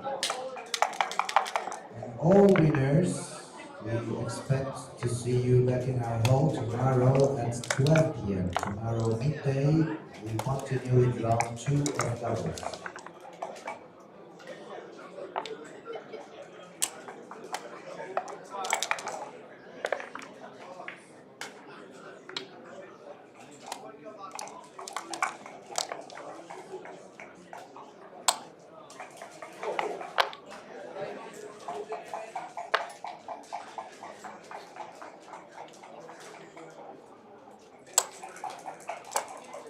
Bishop for 1 point. Bishop.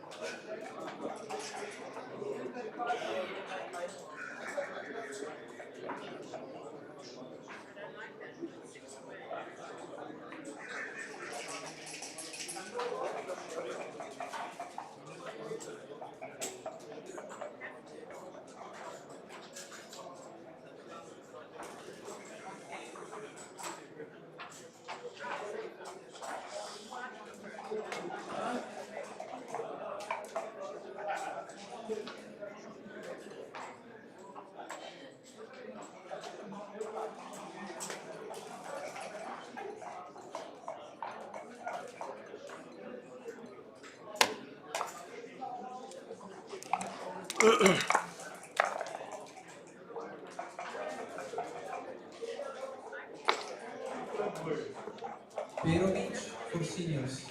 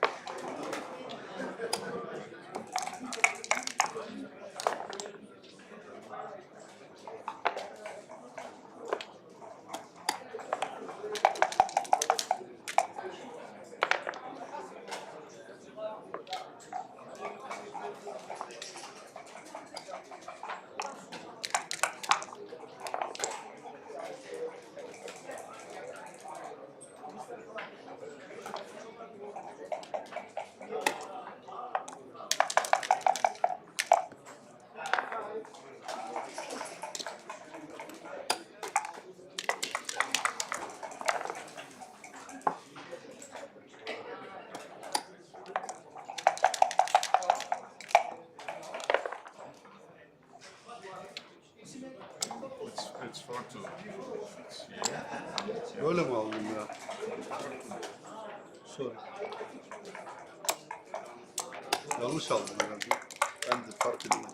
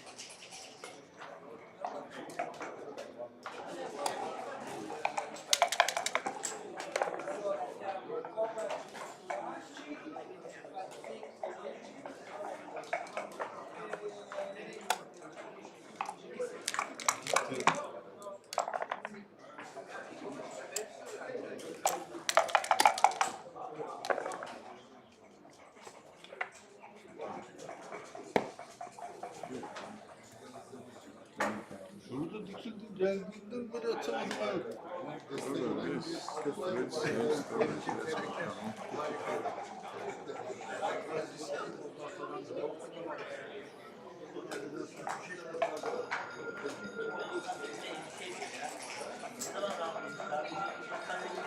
Ya sorma. %99.2 ile maç verdik. Bize verdi abi. Milyardaki kez daha aldık.